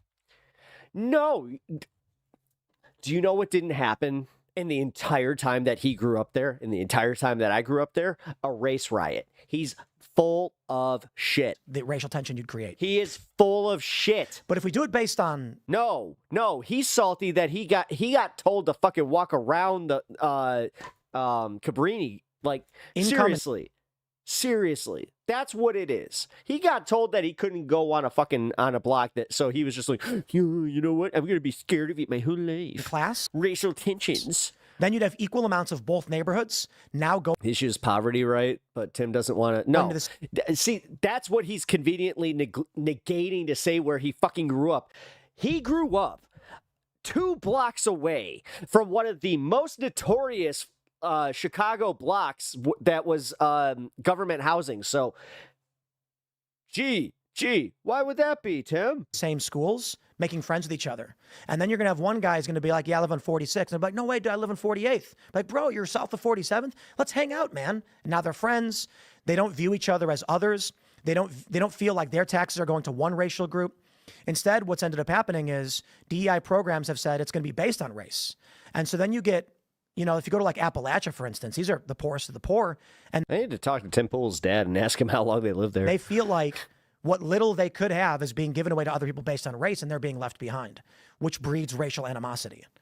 Yeah, I mean, the pitting of, poor white people against black people is like just part of the strategy of, the people in power, and they've always done it. And liberal or it's unfortunate. It's unfortunate to watch. It's unfortunate to watch the country like descend into that again. Racial issues are hard to tackle because we're very susceptible to it, and unfortunately, we've backslid into a period of white racial backlash again, where the people around the country are they're just like Tim Pool's poor ashamed father. I mean, the Trump administration literally. I've talked to him on Majority Report. Just treats any black person like in chat as unqualified and fires them from the federal government. Like that's what Pete Hegseth is doing in the Department of Defense. It's just like out and out. I mean, that's why I'm curious, because his dad made it sound like they grew up in a suburb. Racism, Yeah, he asked me some questions. I'm just like, well, that doesn't sound like you were on 72nd, but okay. It's like a racial purge of the government. It's really bizarre. They're trying to like resegregate the country. Where did that happen? Where they were firing black people? Damn! Imagine bringing such dishonor on your house. I mean, I don't know the names off the top of my head, but yeah. That sounds not true. I mean, yeah. I mean, because like I'll put it this way: even if it were true, it's so overt that like they're being really overt about it. I mean, Donald Trump is going on television and going, planes are crashing because of DEI. So it's but DEI really, is a philosophy, is an ideology. He's saying because there are unqualified air. Shut up, Tim. You know that he's saying because they hired black people that they are fucking crashing planes. Stop doing Traffic this. controllers. You're such an ass. Because they were hired because they're my bad. People of color. It's people of color. Racist. He's racist. He's like, a racist. God. Like, this is what really drives me nuts about guys like Tim Pool, where they're just like, I'm going to just continue to mince words until you just say something that is totally disagreeable, and it's my gotcha. It's my gotcha. Racist man, and he's issuing racist policy, and the entire country's going along with it because we're in a period of white racial backlash. When do you think he became racist? I think he's been racist his whole fucking life. How did he win all those awards then? Like, or like those accolades and like.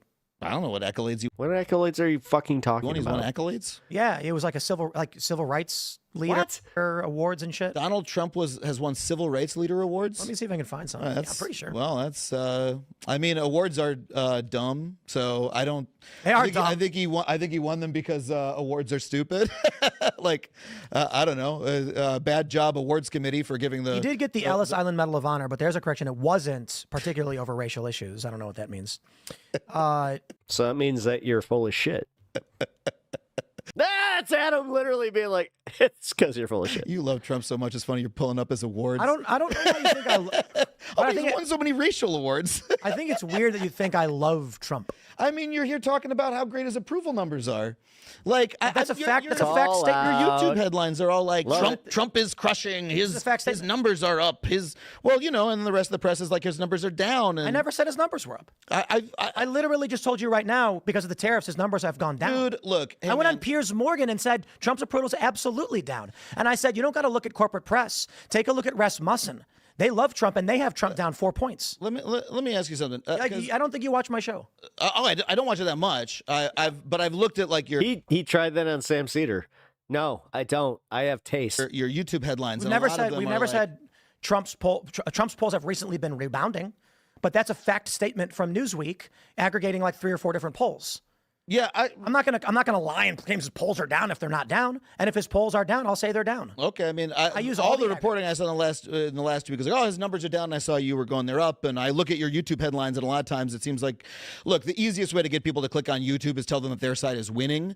I have trouble getting sucked into this in my own YouTube headlines. I just go by, and you know what I try to do? I try to avoid singular polls as well. Mm-hmm. So I was on Piers Morgan. He asked about this. Carrie Lake, of course, said, of course he's doing well. The polls are lying. I said, no, they're not. I was like, the issue is that people don't. The one thing that's challenging is that the polls are so dramatically different from each other that it's going to create this perception. But my point was simply track a single poll, find one you trust. If Trump supporters love Rasmussen, okay, well Rasmussen had Trump go down. So even if you think ABC is lying, is Rasmussen, who had Trump up yesterday? Well, he's down today. So Trump's approval went down with. Oh, come on, it went down with the tariffs. The tariffs were bad for him. But the tariffs are bad. They're really stupid. He's losing his mind. So, for instance, like Rasmussen currently has him up 3 points. Yeah. The challenging thing, I think, is like if you look at Economist and Big Data, they cover nearly the same span, +1, -8. Yeah. You know, that's why I'm like, I don't know how you track singular polls. And the aggregates are also confusing as well. So what I say is I always show this. I'll always try to show all the polls in the aggregates. But then I'll say, let's just track an individual poll. Maybe it had Trump -10 yesterday. Maybe he's -12 today, showing a downward trend. But like, then where the favorable poll? But like, I don't watch your show that much. I click around. It seems like you support Trump generally. You're normally saying, gave him a B+. Here's why the thing that he did. Yeah, okay. So you like him generally. He did a lot of bad things too. So I'm saying, he's behaving in an authoritarian fashion. He's abridging free speech. You're like, oh, but presidents in the past did that. They were being authoritarian and they were abridging free speech. And here's why Bush did it, and it's bad. Well, but when Trump does it, not you how like I phrased it. My phrasing was, do you think it's distinct from other administrations? Like, do you thought it was good when they were doing it before? My question for you is, do you think it was good when they were doing it before? It was bad. Yeah, and my point is there are instances where you This is how he avoids actually answering questions. It's kind of sneaky. didn't care, and instances where you did. So again, I think I wasn't on this show then, so I cared about it then. let me. So Piers Morgan had a great question for me when I went on the show, and I keep bringing him up, but he does a good show. It's kind of sensational, but he asked me how he doesn't realize that he's name dropping. I thought Trump was doing, and I said B+. I think that the universal tariff thing is I'm skeptical of it. It's a little wonky. Selective tariffs I think are a good thing. And then Piers asked me, would you say the same thing about Joe Biden if he did this? I said, of course not, probably not. And the issue is that Donald Trump's moral positions more largely reflect my own. And just like liberals who would defend Biden, we're more forgiving of the individual who does errors and makes mistakes if they're more in line with our worldview. So if Joe Biden, like the Afghanistan debacle, the Burisma scandal, Nord Stream, all of these things, Keystone Pipeline, I'd look at as a litany of negative compounded with another negative. I'd say it's bad. Donald Trump, You mean Keystone that's fucking operational? Okay. Shut up. I see is doing is a spattering of bad things, but largely good things. So I say I can tolerate some bad things from Trump. I'm not going to condemn his whole presidency. No, but again, you're sitting there, the Keystone Pipeline, not mentioning all the fucking fracking that he opened up.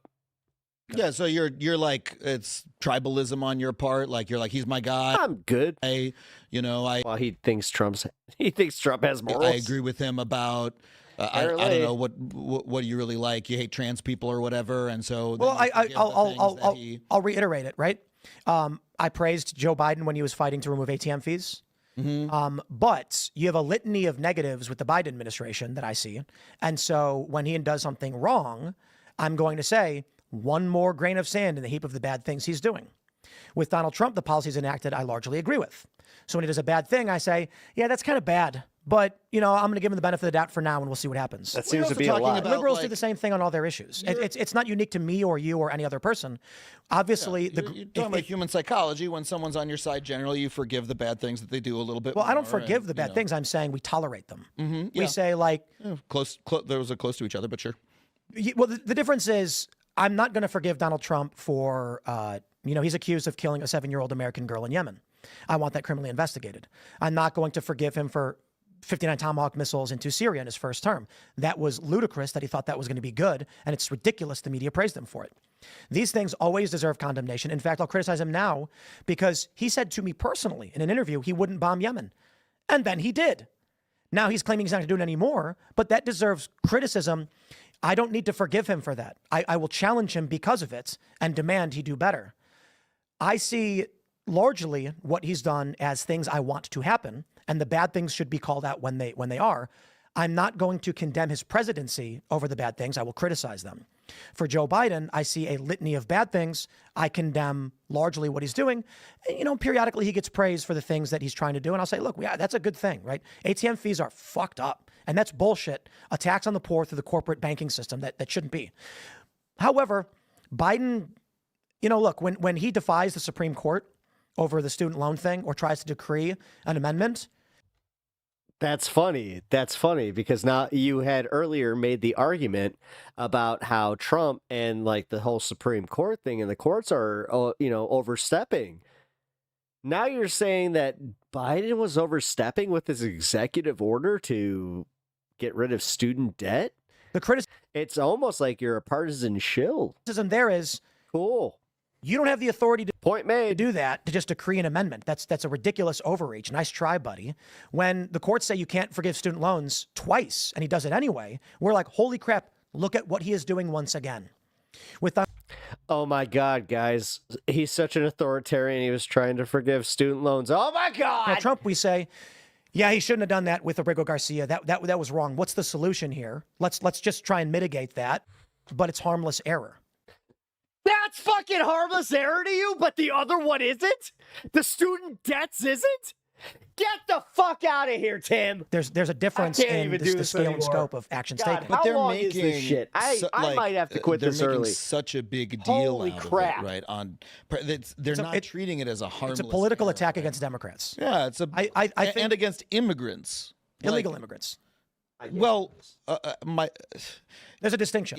Yeah, and also They're stupid, and then there's foreign fucking students who are who are here studying, and like it's a full-pronged attack against all Yes, I give you types that. of Yes, immigrants. Like he's trying to frighten Are we going every back to the type of immigrants? immigrant Like, in America. I thought that They've I gone thought down we the flew list. past You this in the know, first hour. when he's like talking to Bukele and is like, "Oh, you gotta make a prison for citizens too." You know, Yeah, that was You wrong. like, Yeah, bad thing. He's doing that on purpose to frighten people. That's what I'm talking about with authoritarianism, and I think that's bad. I agree. Yeah, I think it's bad. Stop too. scaring me. Sorry. Indeed. Great. Yeah, we've had that conversation many a night about how Trump shouldn't do that. In fact, the Trump base is split on whether he should or should not be doing it. Half of them are saying, no way. A lot of the most prominent voices have come after him over saying American citizens, because that's, Right. Person deported to El Salvador, Tim, like sometimes that happens. Some debt is attempted, not actually to be forgiven. Tim Pool. This is literally not clearly wrong and authoritarian. Yeah, well, he doesn't understand like how he talks himself into these circles where he eventually ends up disagreeing with himself. Well, you know, they came. I guess that's what happens when you actually have no like actual belief system and you're just doing this because you want to sound smart, and you're just like, well, I'm gonna do the gotcha. I'm gonna do the gotcha without actually having any substance behind for the it. Jews, and I said nothing. Like, you know, like say what you will about the way that I fucking speak. This is unreal. Like, at least I don't have to waste all your time with fucking like. Well, I mean, this is a stream, but it's. I was about to say it. Like 4 hours of bullshit to make a half-hour point. But this is how I feel. People voted for this guy he doesn't give a shit. Helping Americans in debt is bad. Beanie Boy. About anybody. Yep. He wants to just throw anyone. Oh yeah, I mean that was the executive action that was a bridge too far, according to Beanie Boy. He doesn't like a way to El Salvador and lock him up, and you know that's the deal the American public made. Unfortunately, like for me, you know what I remember before Jubilee when Barack Obama killed 4 American citizens. Here we go. And his staffers publicly stated, too bad. One of them was a 16-year-old American citizen named Abdulrahman Al-Awlaki. Was a drone strike situation? The drone strike in Yemen, authorized by Barack Obama. And their response to the extrajudicial assassination of a 16-year-old American who was not a criminal, not he doesn't get to pretend to care about this. Wanted. He doesn't. I'm sorry. Anything was, oops. We were trying to kill somebody else. So it's like not anymore. Country buddy. we're not at war with was bombed, killing dozens of several civilians. Yet you think it's base as fuck when we leak it in a signal chat that we're doing the same shit? He is so fucking disingenuous. It actually does make me physically ill. Like my stomach physically hurts from listening to this d-bag. Civilians, I don't know the okay, I'll take a break. Here you go. Terrible. And let's smoke this. These people that are complaining about Trump are just it's platitude. It's not real. Now I'm not saying you. I'm saying because I also complained about the drone strikes. Indeed. And every liberal I talk with is like, yeah, that we all condemn that. And I'm like, I think there's a general agreement among the populist factions of left and right. We are mad at Obama for doing these things, but the establishment forces that are empowered never gave a shit, and that includes the Republicans. So, like recently, I was complaining to Shri Tanadar, who was trying to impeach Trump, and I said, I'll give you this. I will give you my full support of your articles of impeachment against Trump if you also draft retroactive impeachment against Obama for the extrajudicial assassinations of American citizens. He said no, and I said is retroactive impeachment. It is in fact. So because of presidential immunity, you can't go after Obama for having killed a 16-year-old American citizen. Like the new Supreme Court ruling, you can no longer do it, or presidential immunity. Presidential immunity in general, it was presumed to be the case.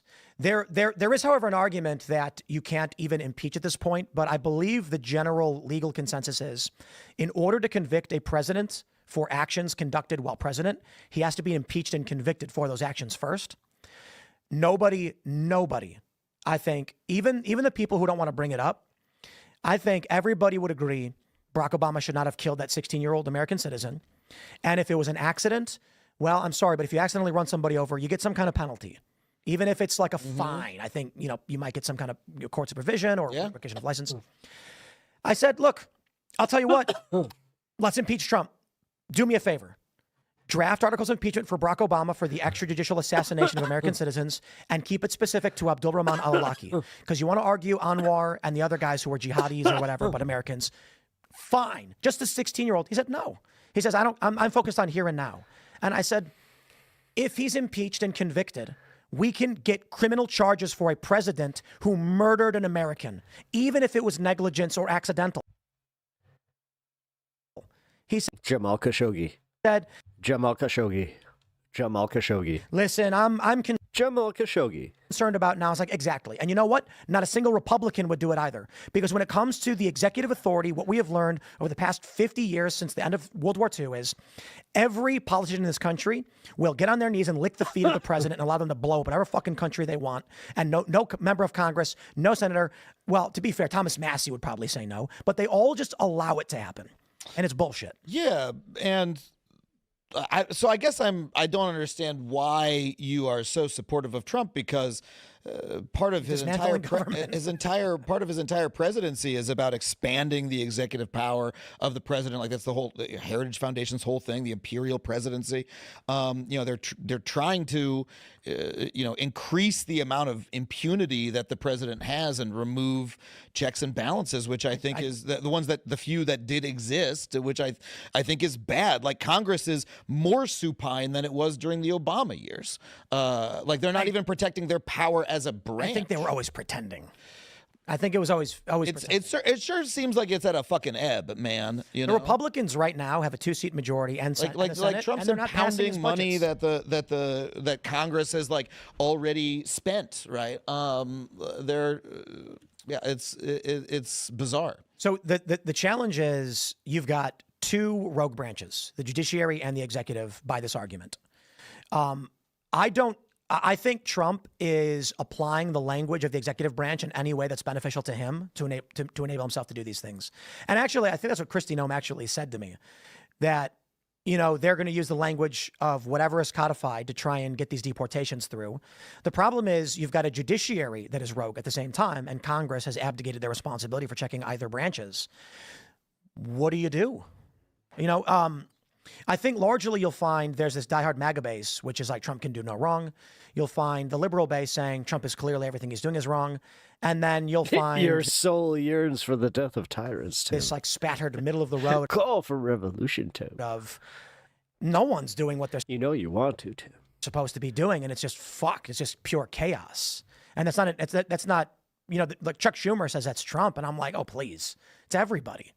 The issue then is the liberal side of things can allow Trump to make his assertions under like the Alien Enemies Act without challenge, and then Trump steamrolls them. They're not going to do that. Trump could allow the judiciary to enact universal injunctions unconstitutionally and get steamrolled. He's not going to do that.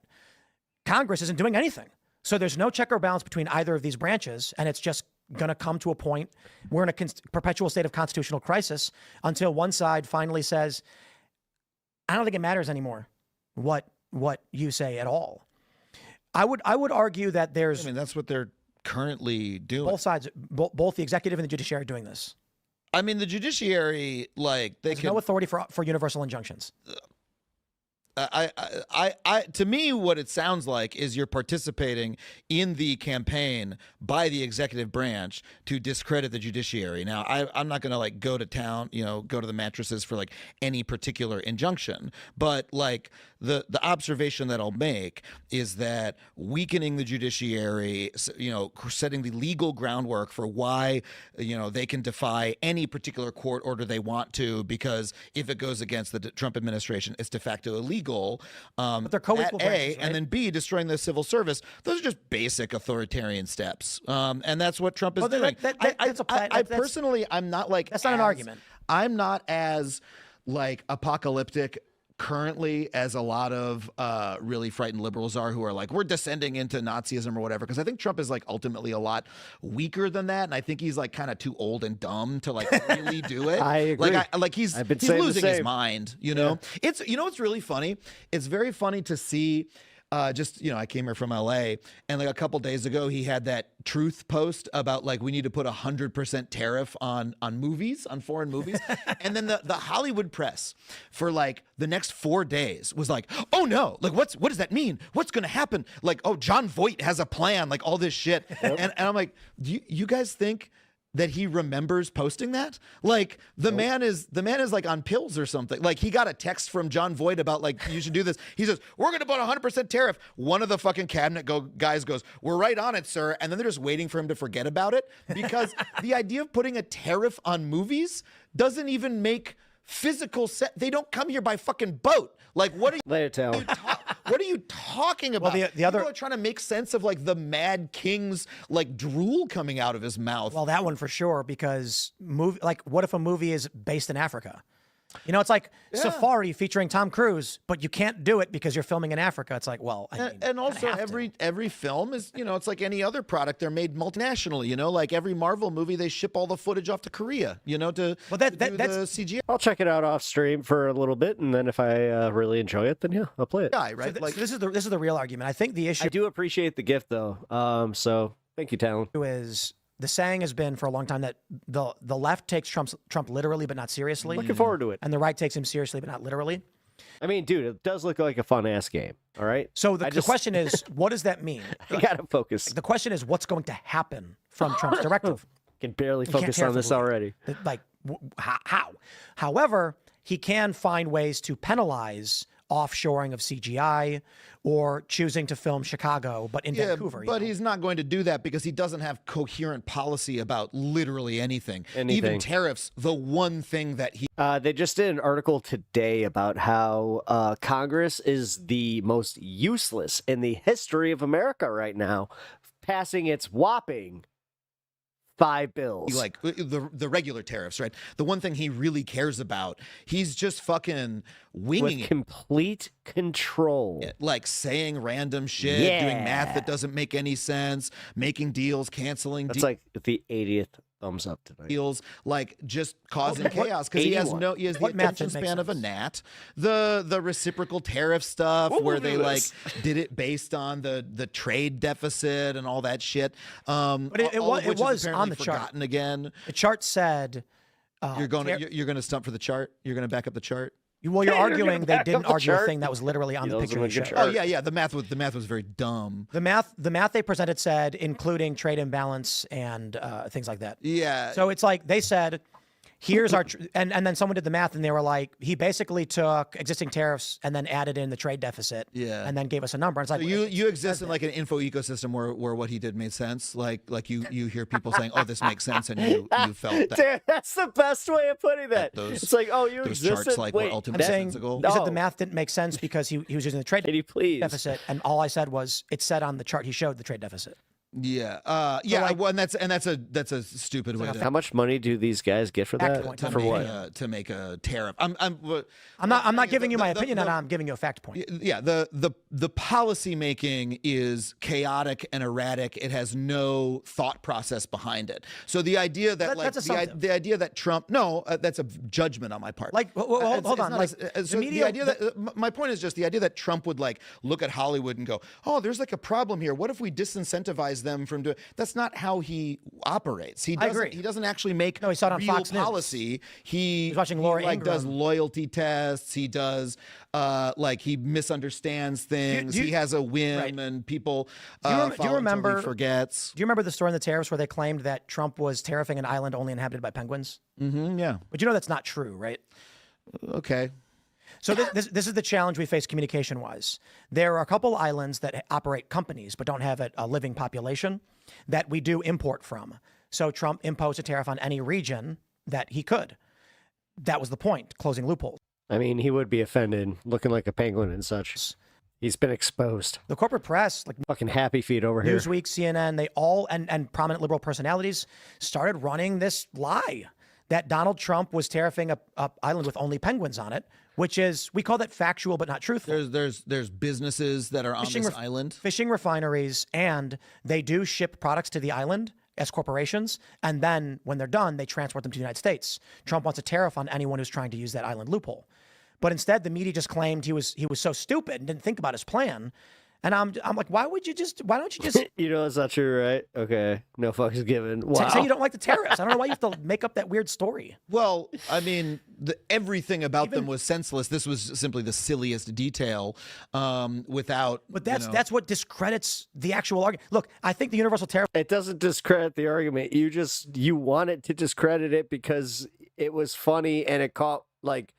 It was a fire ass meme that you're just like, that's not true.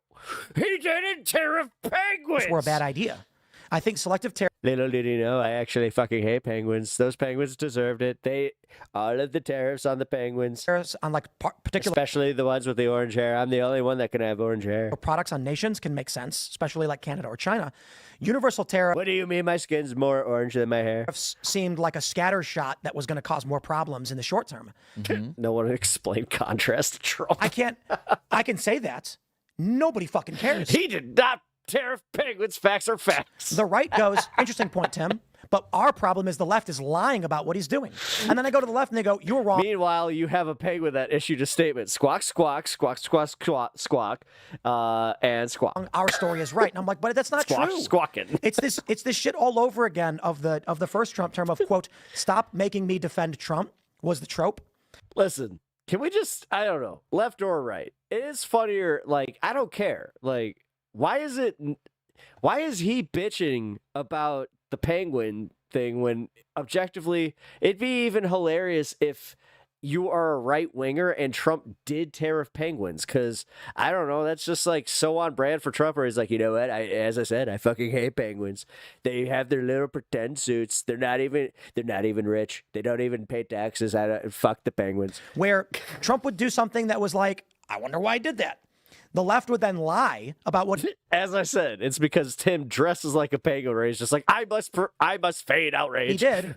Fuck them penguins. And when we come out and say, but he didn't do that, they'd say, stop defending Trump. And I'm like, what the fuck are you talking about?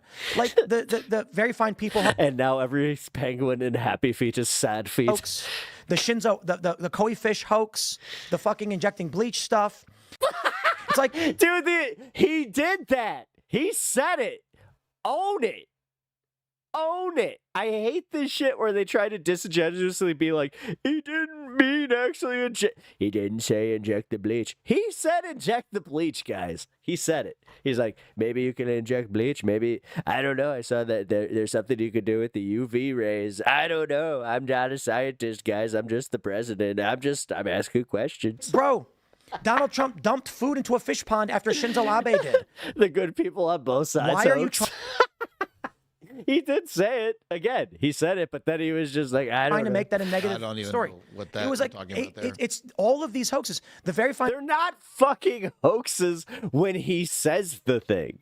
That's kind of the bitch of it. Is like, I don't know. Like, we have these things called eyes and ears, and then we can also play like the full clips. I am pretty objective, and it still doesn't sound any less insane the 34th time I fucking play it. Find people hoax. I mean, I remember the line. Yeah, they're no, wait, he actually does. He looks like Skipper from Never Madagascar. called Nazis fine people. He said there were very oh my god, fine people on both sides, except the neo-Nazis.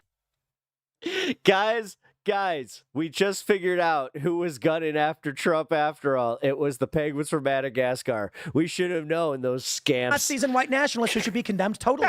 He said that. Boys, it's time to load up. Holy shit. We're going to Mar-a-Lago. Brother, it is. I don't live in your bubble, man. I don't. You don't live in the fucking news, dude. Come the fuck on. You don't read the fucking news.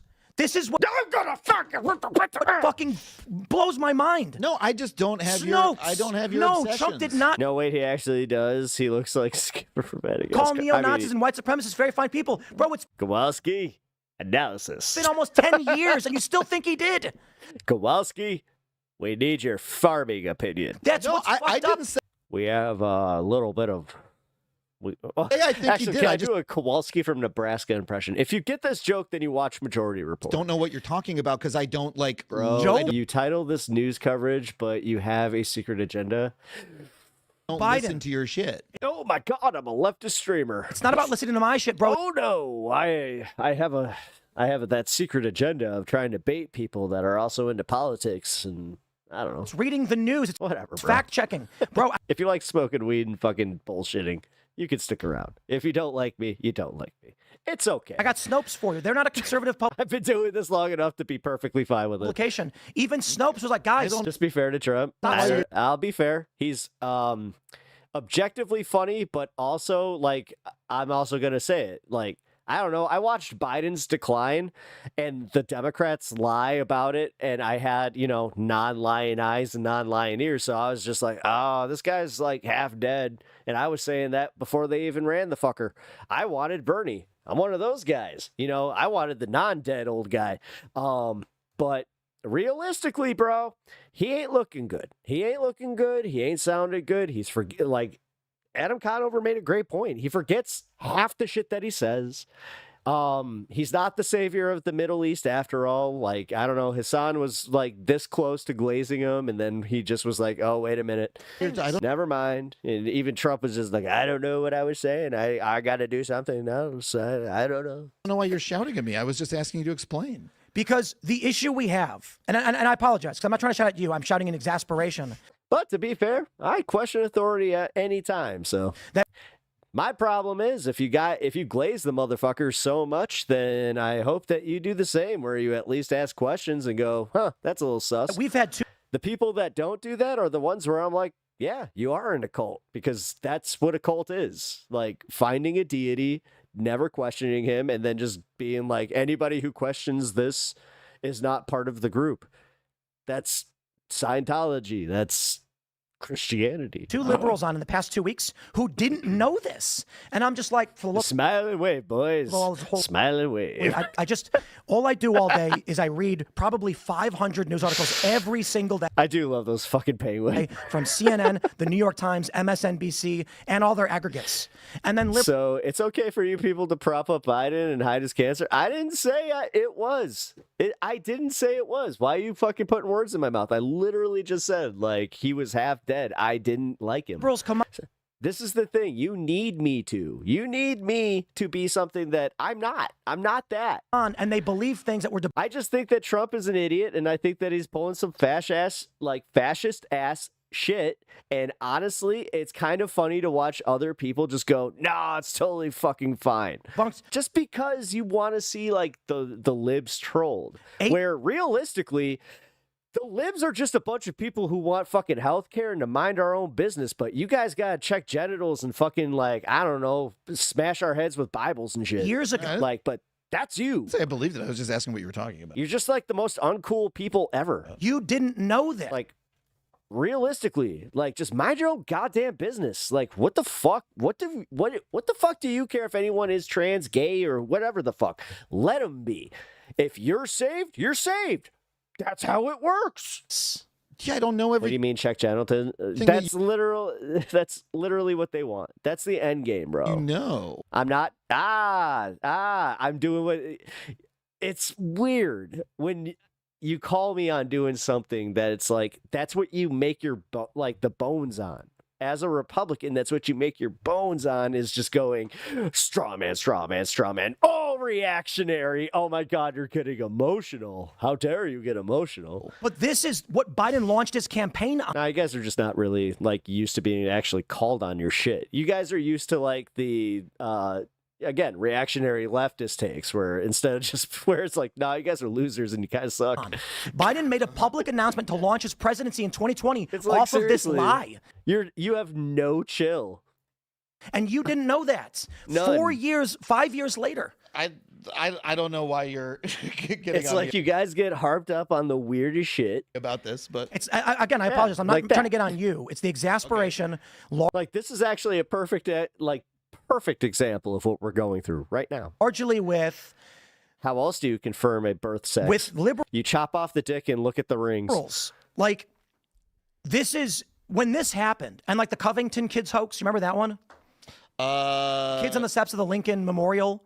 Back, this is 7 years ago, and and the kid that was smirking or whatever. The Native American guy goes up in his face, banging a drum. Yeah. And CNN gets sued over it. All these outlets, all these journalists were pushing this lie, and I was just thinking to myself, Yeah, no, Resistance 1.0 stuff was cringy, sure, yeah. But I mean, here we are today. Resistance 1.0. I like We had it. a journalist on. She's a Brooklyn journalist, and I thought she was very nice. I don't mean to be disrespectful, but she was like, "No, Trump did this," and we're just like, there it is. Women's sports. I don't give a shit about women's sports. Understand how we've come to this point where I just have friends that want to live their fucking lives, you douche. There are so many stories like like if you think that not allowing people just to live the lives they want to live, then I think you're a douche. Penguin Island hoax, like very fine people hoax, seriously. covering.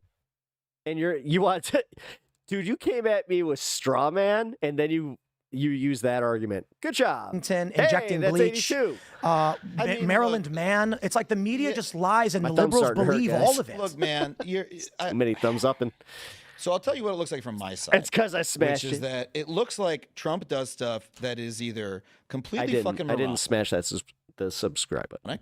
or completely indefensible. But Right? you guys better. And then you guys find one detail, right, where you reinterpret or you find a place where like all the liberal media went too far. Yeah, I think sure. it's time for me to eat, guys. Whatever, and then like harp on that one little Jesus, point yes. forever, and then miss like the larger thing that's happening to distract from it. In the same way that again we're talking about Rumesa Ozturk, and it's like, was it legally possible? And like trying to force them into athletic competition. No, I'm not. like blah blah blah, and like what's I the don't give a shit. I don't give a shit. I played intramural sports. legal justification when it's like, do we? I've literally played on hockey teams because we didn't have enough people to literally field the fucking team because I went to a private school where I had to play co-ed teams. And it's a little embarrassing when our top scorer is always consistently a girl. You want to be a country where you My name can is run your Brian. speaker mind or Yeah, that was the real thing. But you know what? She was awesome. So shout out Nicole. This guy. I don't want to talk about Brian Tyler Cohen. You know who he is? Yeah, of course. But let's talk about something else. Do we have to talk about what some other guy who's not me said? I'm not talking about what he said. Yeah, Pep. Stop making trans people do sports. Jeez. Okay. I'm making a point where you said you guys harp on one Trans women are women, and it's okay for them to play sports. Yeah. thing. Sure. Okay. As I said, I'm all for like co-ed, whatever the fuck. I don't care. If you want to play, you want to play, and I'll play against you. I don't care. It's so weird that people give a shit about this in any fucking way. These are the same people that go to their 5-year-old soccer games and they get mad at their stats because they're just like, oh, he's not gonna make steak. David Pakman as well. We call them cheeseburgers. And many of the other Your most wokeist prominent. is fake. I promise. If a trans woman born a man attacked you in a fight, you would treat them like a man. Liberal There's podcasts. I won't defend any of. I won't defend any of these people. Yo, dude, if fists are thrown, fists are thrown. And that's fine. I'm only bringing this up because you made the point that you guys. You're just assuming that I don't find one thing. Do fists have genders? And then harp on that. I don't. This is. I don't. Look, dude, I'm just a little bored of this, like sort of 10 minutes of conversation because somebody's just like, "Fuck, I clipped it." Because I'm like, I don't say this stuff, and like, it feels like you just this said is a a thing to like fill air with rather than talking about what's actually happening. That's it. I mean, dude, yeah, 2.5 hours. You Is to just complain accused about me of what the doing liberal something. media says. Okay. Sure. Okay. Should I just say? Just totally called him on it. So, okay. Or should I make have a your points, conversation? Make your points. Your show. It's cool. What we've been seeing prominently, Look, if anyone attacks me, they get it in the tooth. I don't care, man, woman, or child. there were three. You had a child. Three areas. Yo, he threw the race car at me. I had to go at him. In the podcasting space. A fight is a fight. No genitals, only fists. There is the liberal, like All this right. guy. Well, I'm glad to see that we're all in agreement to throw Hulk hands. All right. Where every single video he makes is Trump. Literally every single one. Not to be fair, figuratively, because like Tim Pool was a woke loser. Now I lost all respect for every 10th video might be one of Jesus. What standards do you have? the person. All just generic screenshots of Trump. Hey, look, Cory Booker, and nothing else. Self-proclaimed centrist who's actually a Democrat. It's 200. He's a Democrat, guys. He's an operative. Oh no, this entire time. What is it? 2.5 hours? Million views per month. Actually, yeah. Okay, I do a show where we talk about whatever the news may be, which includes AI, solar storms. We talked about power outages, India, Pakistan. Talk about everything. We talked about chemtrails. Trump comes up. The space lasers. He's the president. You know which ones But we I'm don't defend talking literally about. everything he does. But you come and say, you guys do it as if I am, and I'm not. Oh, okay, yep. My I think we should ban concern Republicans is from sports. when I Actually, that might make us better. look at the like prominent nationally, left just gonna podcasts, say. they do. There's a distinction between the left and the right that I think is important. The left calls the right everyone from anarchists to neo-Nazis, which clearly don't Anyone align. calling Tim Makes no woke after this is both deaf and blind. no sense. Or like I don't know, most contrarian troll that you can get. There's sovereign citizen anarchists with, nebulous political views beyond that, called the right wing. There's You neo-Nazis don't think called you the right wing. caricature the left at all? You don't think you lump them all in together? You don't think you engage in, the We do not. same? Okay. For instance, no. We often make the distinction that leftists are pro-guns and liberals are not. We recognize the distinction between a progressive and a moderate liberal, or like Gavin Newsom and, say, an Antifa protester. They're very distinct. Yeah. And so we always draw that distinction. Liberals, where I will lump them Imagine together, anarchists are on the right. do not. So This is like, but you literally are, because you're saying that like liberals do that to the right. I am sitting here. You'd probably define me as a liberal or a leftist or this is progressive, anecdotal. or It's whatever not- you want to say.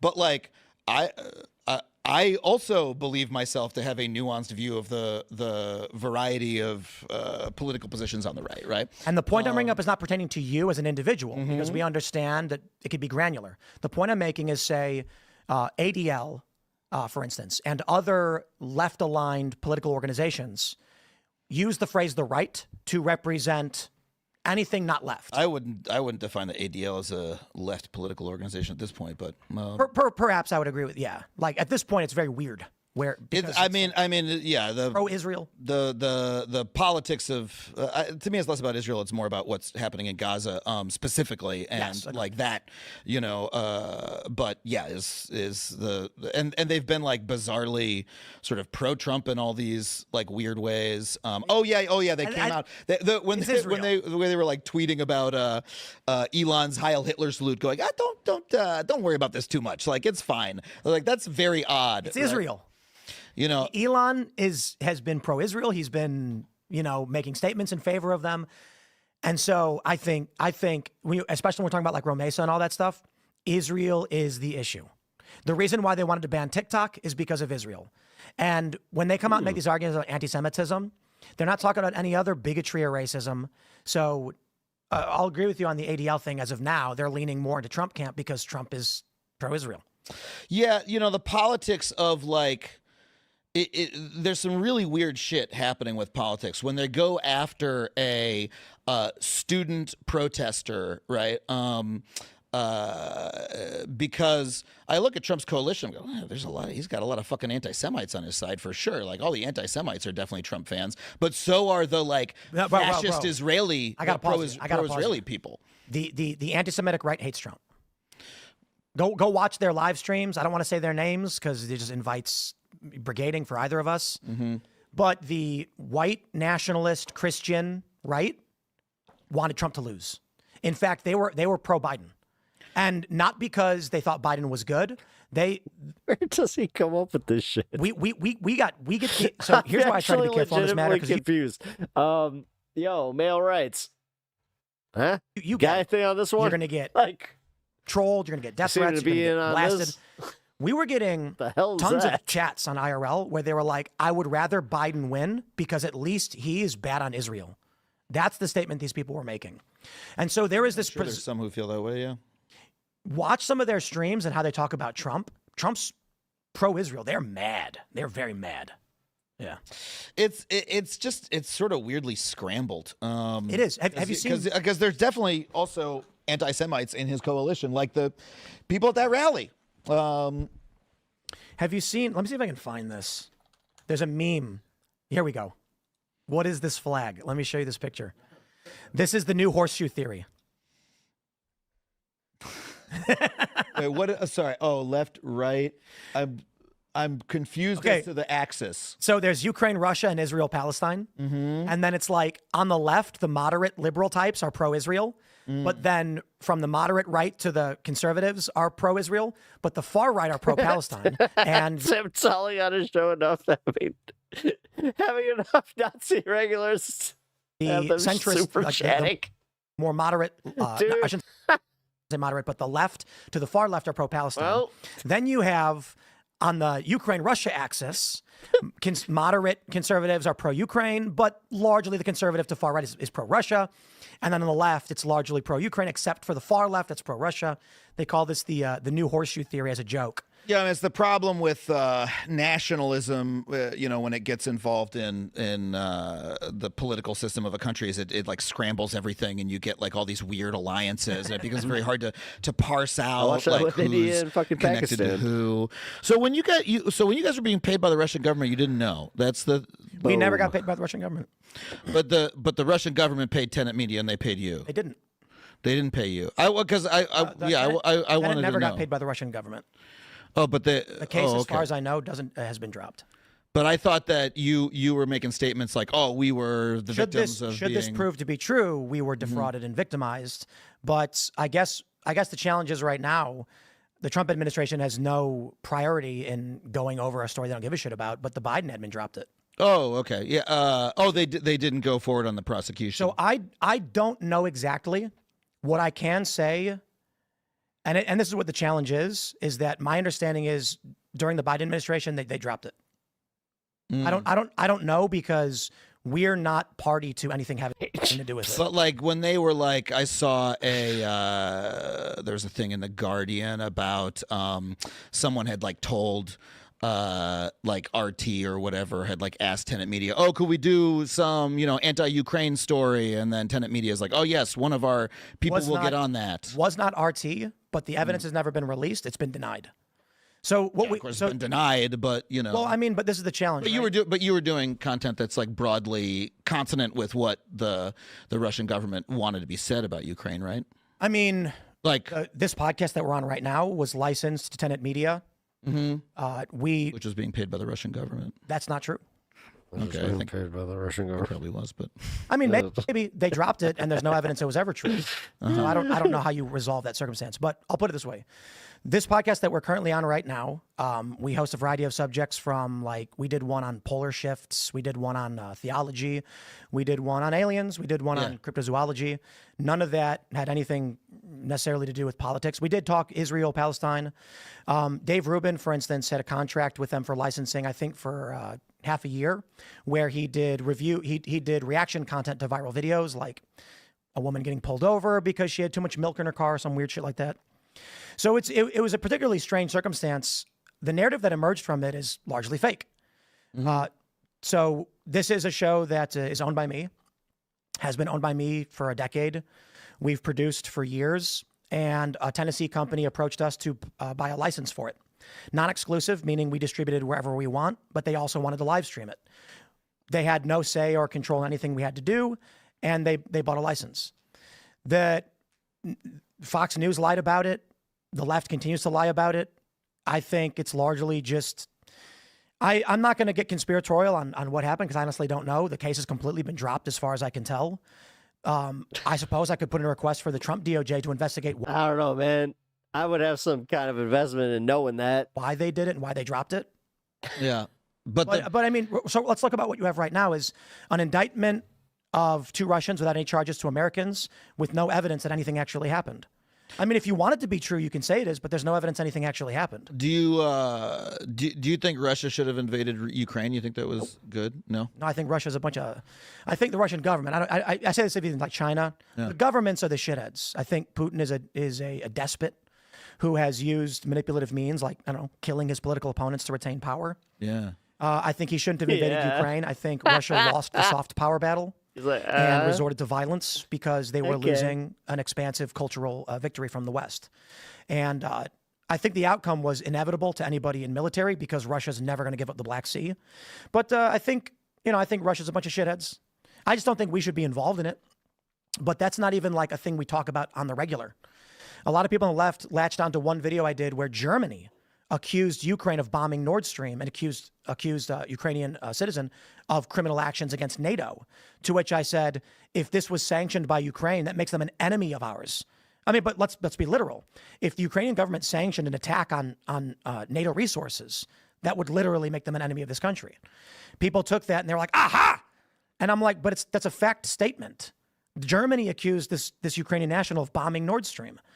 Germany is NATO. Like, what am I supposed to say? Mm-hmm. So, the long story short is I look forward to anybody digging up what happened with the tenant thing. Yeah, it sounds like you lucked out. That's great. If it was dropped and like nobody. But it sounds like there's no case. There's no story. Yeah, that's great for you. But why would it have been good or bad in the long run? Well, it could have been bad if the case had gone forward, and it could have turned up, some. I wanted to keep going. Okay. Do you really? I wouldn't want it to keep going. I would be like, oh, shit, sick. Give me the money. You know what I mean? Like, I look. I one of the reasons I wanted to come, I was just curious to see your operation here. You're like the money that we were paid by 10 is completely negligible. Mm-hmm. And this is what a lot of people don't realize. I don't know how much you were getting paid for your shows. I mean, your shows were pretty big. Yeah, that was in the days that cable still existed, before it was all destroyed by. But I mean, we do ad reads sometimes for $50,000. Yeah. So when the story came out, the insinuation was that like, oh, holy shit, Tim Pool is getting $100,000 to license a show. Well, that was literally printed in the press that it was $100,000. The indictment said it, and but I have no problem saying like, that we got a license for $100K. It was a market rate negotiated by lawyers. That's why Dave Rubin and several others in it negotiated the exact same rates, independent of us. You have to take a look at like, for instance, this show is on average 7th biggest live stream in the country. So like, what do you think you're going to sell an ad for on the 7th biggest live show in the country that pulls in hundreds of thousands, between on a low day, 200, but maybe upwards of 500K for one episode. Well, with a 2-hour show, you could probably get in 4 or 5 ad reads at 10K each. So you're looking at, for one show, selling ads upwards of $50,000. And if we do premium buys, like Adam Conover, he's a big get. A clothing company wants to sponsor it because they know people are going to want to watch. Oh, yeah. We go to them and say, if you want an ad read, it's 50. So singular episodes could actually run as high as 250. But every episode of your show being worth $100K, like how is an episode, how is a 2-hour podcast of people talking worth $100K license fee? How are they going to make more than $100K on it on the other end? It sounds like a crazy number. It's pretty standard, right? If we're doing a show that is routinely averaging the 7th biggest in the nation, when someone comes to you to make a licensing agreement, they're saying, I can make your show bigger and make more money than you could on your own. That's why Joe Rogan did the deal with Spotify. Like, how is Spotify going to make more than Joe Rogan? This is just that's like a platform. This is like a company that's just licensing it. What were they doing with it? They were airing it on their platform to... their platform, just like tenantmedia.com? No, not even on their website, just on YouTube and Rumble. They were just they were just re-airing it on YouTube and Rumble, and it was going to be worth $100K an episode to them. It already was generating. Some Russian guys show up and they're like, "We will give you $100K," and you're like, "This is legit." Russia was never involved. So a conservative personality who's been in the space for a decade, who worked for the Blaze Media, said, "I've got funding for a startup. We want to license one of your shows." I licensed to Discovery. Look, I take tons of dumb money. I've done dumb money gigs before. I'm like, I don't know why people are giving me this much money for this, but all right, if you want to do it. I don't know if you don't have to say if you don't want to, but like, what's the biggest sponsorship you've ever gotten? The biggest sponsorship. I just did something. If you ask me in 3 months, there's something I could tell you about because it's too recent. We've done one ad read for $100,000 before. Yeah. And so here's the business proposition. Someone comes to me and says, we want to license your show. I say, okay, right now we're doing, I don't know, maybe like 10, 20K per episode. Yeah. Why would I license this show to you when Gregorian, normal human person, in full control of it right now? They say, I want to give you money, Mr. Poole. Give you 50. I say, listen, it's totally not sus. Just listen. In a year, I think we'll be doing $100,000 that you give mouth shut. So why do a deal with you if I'm a year going to lose that money? Yeah. So then they say, what do you think you're going to generate? And I say, okay, well, we're planning on expanding. We're doing live shows. Excuse me. Sometimes we do special events. And I think the biggest ad read we've ever done was 100,000. We've done some that were 80, some that were 50. So if we're going to give up on that and lose the ability to negotiate those terms, you're going to pay a premium. They say, okay, we're going to pay a premium because we bet in 1 year, we're going to make more than we're paying you now. I say, I'll make the deal because I'm going to make more now. And that's been the joke. That's have to worry about doing development and hiring people. That's any license agreement anyone does with anything. Spotify doesn't actually have Joe Rogan's podcast exclusive to Spotify. Joe Rogan's podcast is on all platforms. But they paid him, I think the number they gave was like $250 million for the latest up, because they're saying, Joe, we're confident. No, they scrubbed it from YouTube for a while. We can sell ads better than you, and we will make more than $250 million. So we will pay you this. Yeah, there's just a huge difference between Spotify, the largest audio platform in the world, and like people who are rebroadcasting it on YouTube. It's just like it makes less sense, you know. But like that's fine. I mean, like take the money. I was just like, you know, I wish I could get a foreign government to sponsor my show. Then I could. I don't, and I never did. Never did. So I guess the issue is Blaze Media, right? American company, American personality says we're launching a company.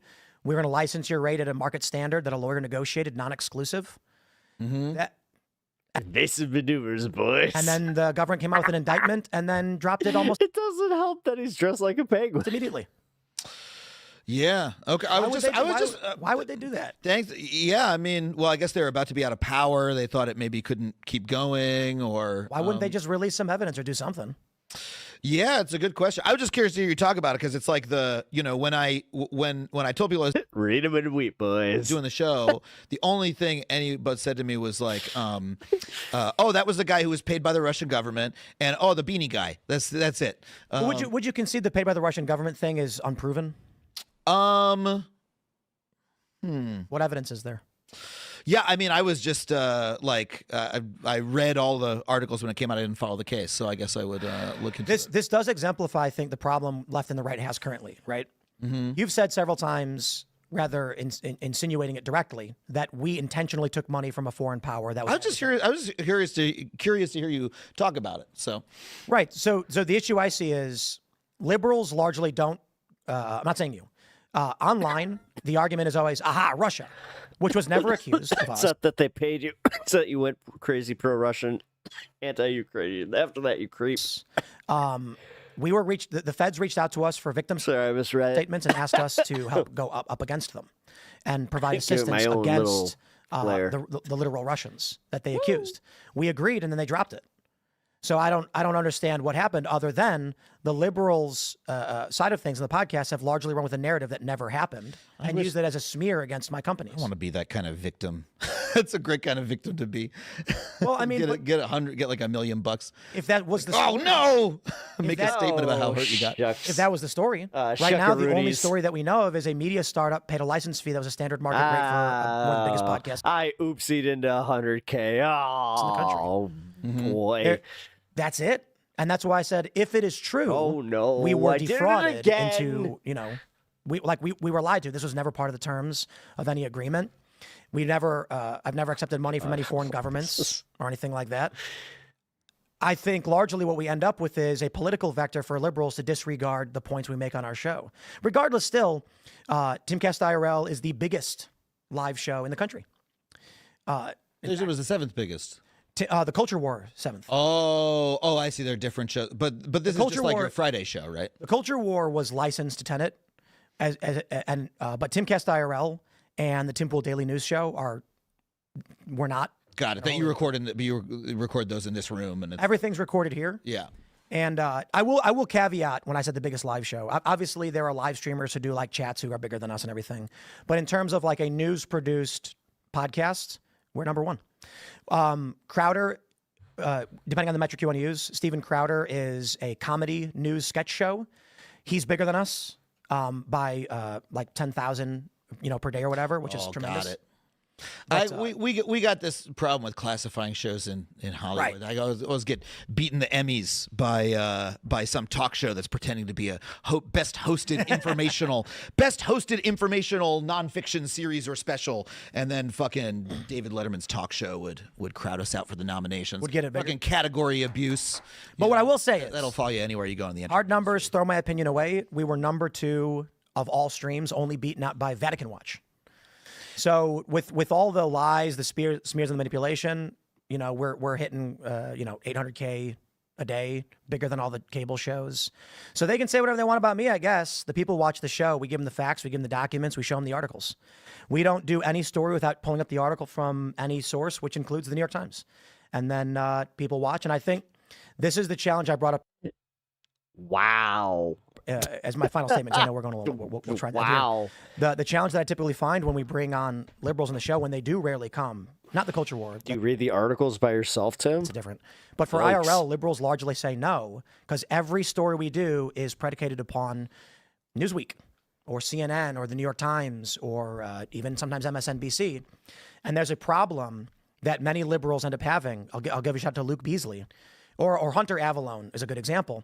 When they make claims asserting like things like, Donald Trump called neo-Nazis very fine people, and then we just pull up the article and say, hey, it didn't happen.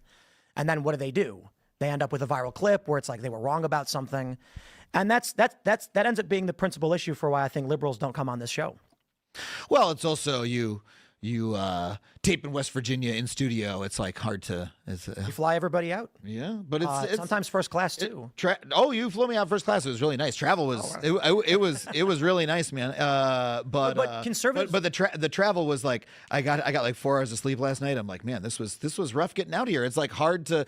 I went like out of my way to come on because I was just curious to come on and see what you do and like meet the weirdest guy on the internet. The weirdest. Yeah, you're. I know. I love it. I appreciate that. Whatever we are, whatever we do. We got Magic the Gathering, we got skateboarding. But to be fair, we're an hour and a half outside of DC, so it's not easy, but it's not the hardest. Yeah. But I don't know. I know you got a hard stop, so if you're no, we should probably wrap it up. It's on kind of an equivocal note, but I thought you were fantastic, and I really I appreciate it, man. I had a good time, and it was fun mixing it up. Absolutely, man. Where can people find you? So I do a podcast called Factually. That it's a lot like you were explaining to me your different shows. It's all on one YouTube channel. I do a podcast called Factually. I do monologues that have no name. It's on YouTube. The name of the podcast feed where all that stuff is Factually. And I'm in Charleston, South Carolina, doing comedy at the Wits End Comedy Club this weekend. If people want to come out, I think we still got some tickets. And we are airing this a week later, though. Oh fuck, man. Okay, well, air wait. You just missed it. Tomorrow, you're going to be Is that what it is? Tomorrow, yes. Yes. So by the time people watch this, it'll and sushi with the boys be too late. So you can't see me in Charleston. I might have and a good then time. I'm about to announce a bunch of other dates. The only dates that are currently up right now are Oklahoma and Brea, California. If people want to go to Adam Conner. Like sushi, like at Magic the Gathering, and there's going to be more. I'm not great at skateboarding, but I will totally smoke a doob on the top of the half pipe for old time's sake. I'll have a whole fall tour up, but people can follow me there if they want to come see me live. Brother, you've had the best hair in media the whole time, and you still do. Thanks for coming, man. I appreciate it. I really appreciate it. All right. Lazy Glaze are right at the end. Yeah, dude, I need to eat. Like, for real. I'm glad that you guys stuck around for that. I had a good time. Oh, God damn. I did it. We did it. We watched the whole thing. I wasn't actually sure if I was going to do that today, but you know what? Touch my antique gun. If you don't, you're a pussy. Wait, which one did he do that to, Seth? He did that to... Was that Bender? I feel like that... Because I know they did something weird to Lance from the Surfs, too. What was the thing he did? What are you doing?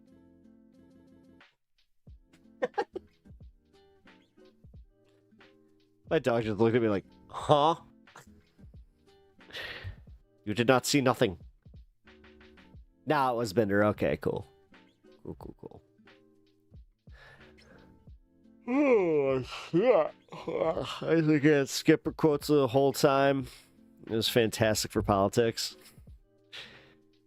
What do you mean by Skipper? What are you talking about? I don't know what you mean. Also, everybody over on Twitch, if you haven't already followed, please do. If you haven't subbed over on YouTube, also do that and hit that like button. Makes you awesome.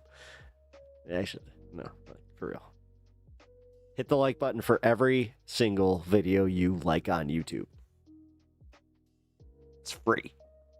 It's the least you could do for the creators, man. I was so bad about that. I really was. I don't know why. Like, God, I hate to admit this, but it was years of YouTube usage where I was just like, no, because you're begging me, you ask me. I'm not giving it to you because you ask. Skipper. Oh, the penguin from Madagascar. Skipper. Right.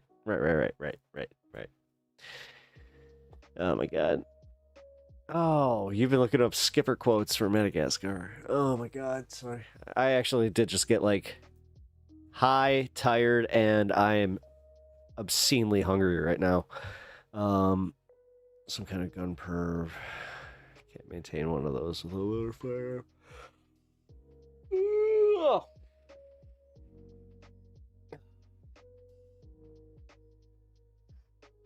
Alright. What do we got on the docket tomorrow? Ooh, we got some old school Sam Cedar debates. I got my favorite one that I say for you guys. I got this thing about Rhett from Rhett and Link. He talked about his time in Christianity. I really want to go through that with you guys because I have a feeling I'm going to have a strong opinion about that stuff. Kowalski will be every time I see Kowalski now. Kowalski will be rich. Laws of physics don't apply to us. Grit, spit, and a whole lot of duct tape will kill them, and they ate their livers. We killed them, and we ate their livers. Males' rights is a right-wing troll. I just wants to own the libs. Oh, I know. Whatever. Excuse me. Let him. Let him own the libs. Let him have his fun. Don't care. I really don't care. All right, guys. Who's live? Anybody's doing the politics? Skid? Kid not kid. Nah. You could just say car. Oh, God. Yep. I'm going to call it, guys. I am literally at that point of crashing in. I almost say crashing out, but I'm like, no, I'm not crashing out. I'm literally just crashing. Which, why would you take that from us? I used to, like, that used to just be the thing you would say to your friends when you would be on, it's like, hey, man, you good? It's like, I'm crashing out, man. And then you just, go sleep on their couch.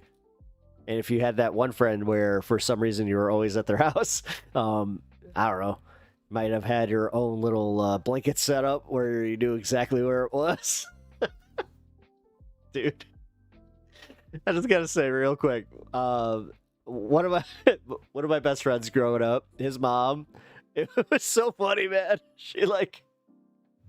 I had my own little hamper space where she's just like, oh, after you stay here, just put the sheets in the hamper and the blanket, and like I always had a nice set of sheets, clean blanket, and she had one of those like mattress pads that you would put. Oh man, it was like luxury. Also had a fan. Like, it was a wonderful experience for sleepovers. However, there have been the other ones where it's just like, why would you not give me a blanket? Or the most egregious one is the no fan. Oh, I just played Twinsies. Yeah. You know what? I'll burn one of you guys real quick. Maybe.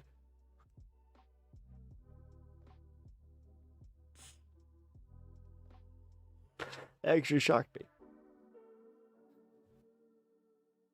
But yes, good night. I appreciate y'all. Love y'all. I will catch you guys tomorrow at 4 o'clock.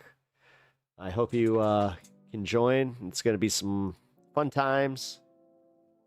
We'll do a little recap on this Tim Pool debate because holy shit, that was a lot.